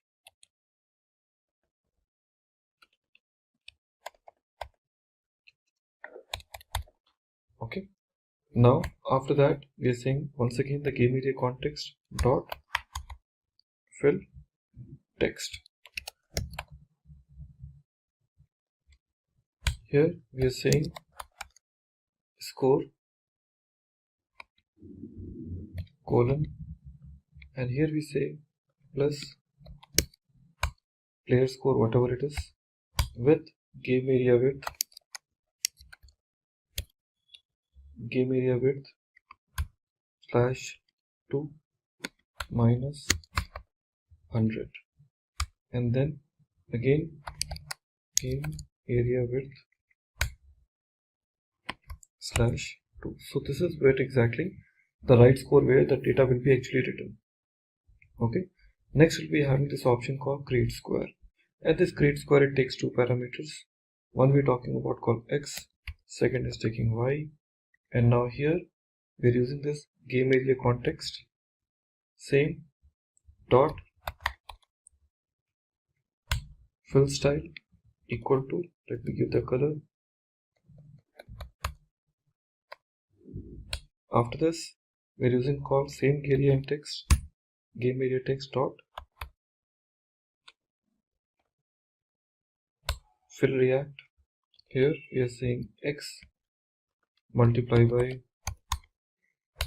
cell width comma y multiply by cell width comma cell width comma cell width. This is what my create square is. Now we are left with only one option, that is known as change direction. It's time to figure out this last function called change direction, which takes one parameter called e. Typically we talk about for parameters. Now here we are passing this option called var keys equal to e dot, and later on we want to say if keys equal to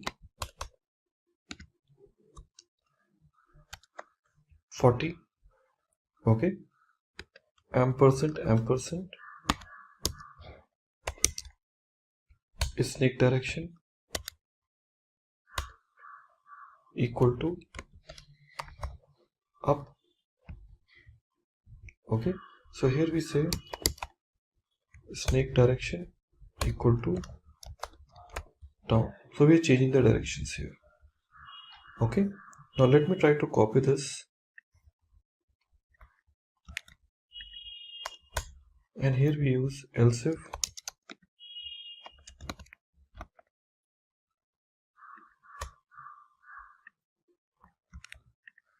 four times. Okay, so here we talk this 30, 40, and here we say 39, and followed by 38, followed by 37. 39, 38, 37, and here we say up. Let's change to what? Left,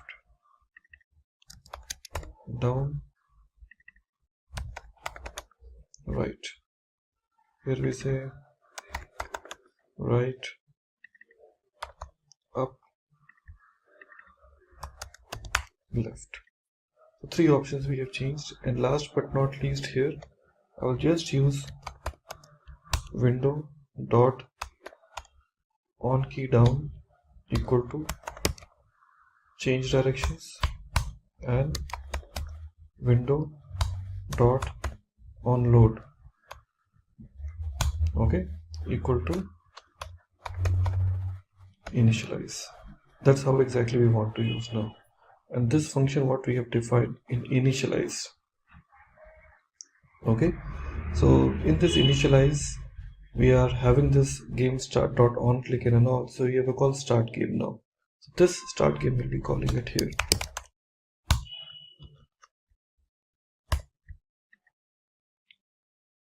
Okay, so in start we have a call snake, we have a call snake dot push, and after that we are calling this function called what?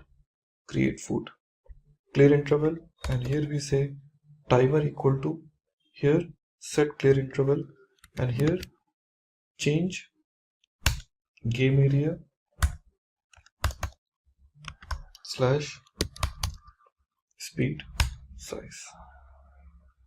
That's how we want to use it. Okay everyone, so our code is almost ready. So we have this complete JavaScript code ready with me. Now it's time to basically use within my HTML just to check how it may behave. So in my HTML page I have written this normal speed, number, game speed, value, button, start, we will call game start. After that we have a call canvas where we written id equal to call game area, dev class equal to relative, and that's it. And here we have a call script src equal to app.js. So that's it what we have written now. Finally we would like to see how it may look if I try to use in my browser. Let me try to refresh. Okay, I really do not see any changes in my code.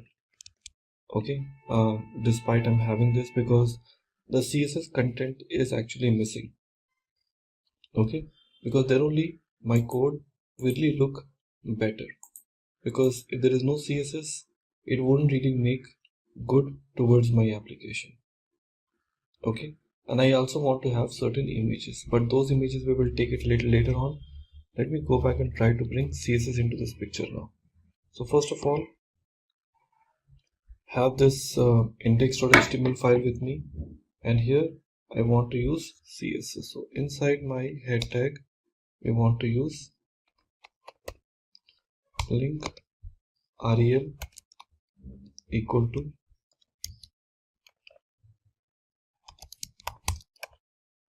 style sheet, okay, href equal to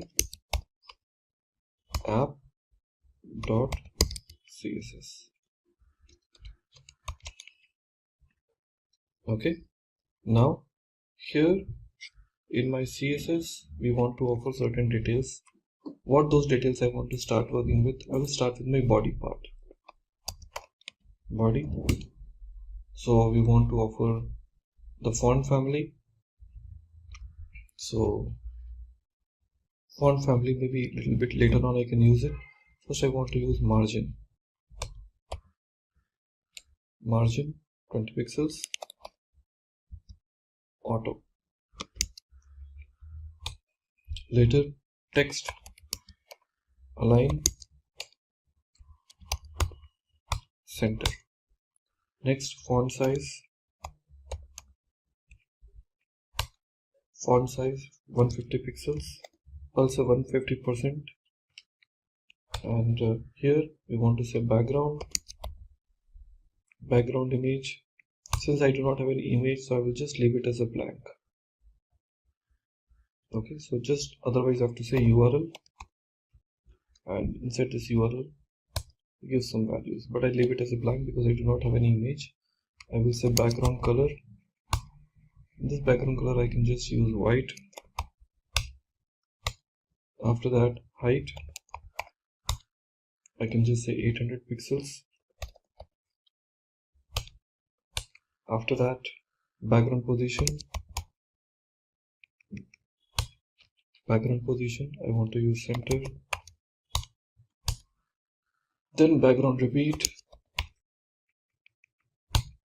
I want no repeat. Then background size cover. Okay, let's see if there is an effect in my. Okay, I see it's now in the middle. Better. Now inputs canvas, we have to basically take that.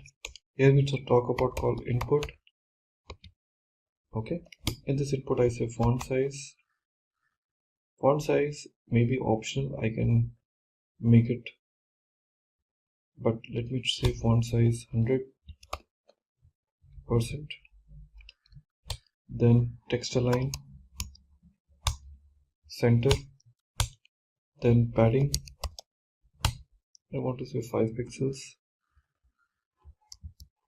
and 7 pixels. Okay, looks better now. Well, here after that I can use canvas. In this canvas I want to say the background color. I just say white. After that border radius I can say 20 pixels. Then shadow if I want to use it, so I just say box shadow. I can say 3 pixels, 5 pixels and 6 pixels, and the color is black. Let's check. Awesome. So I can see here the logic is there. So shadow you can easily see how it has been using, and that's it. And this div, I can say div dot relative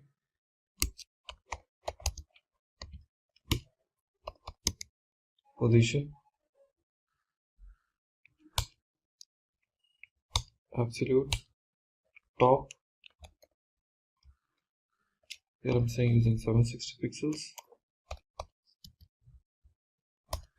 Left 120 pixels. That's it. So this is where exactly I program. Now when I say start, okay, so there may be some error here.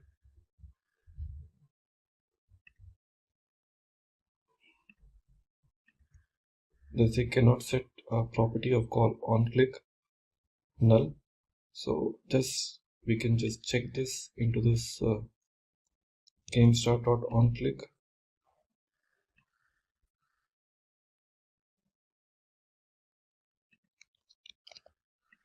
Let's check.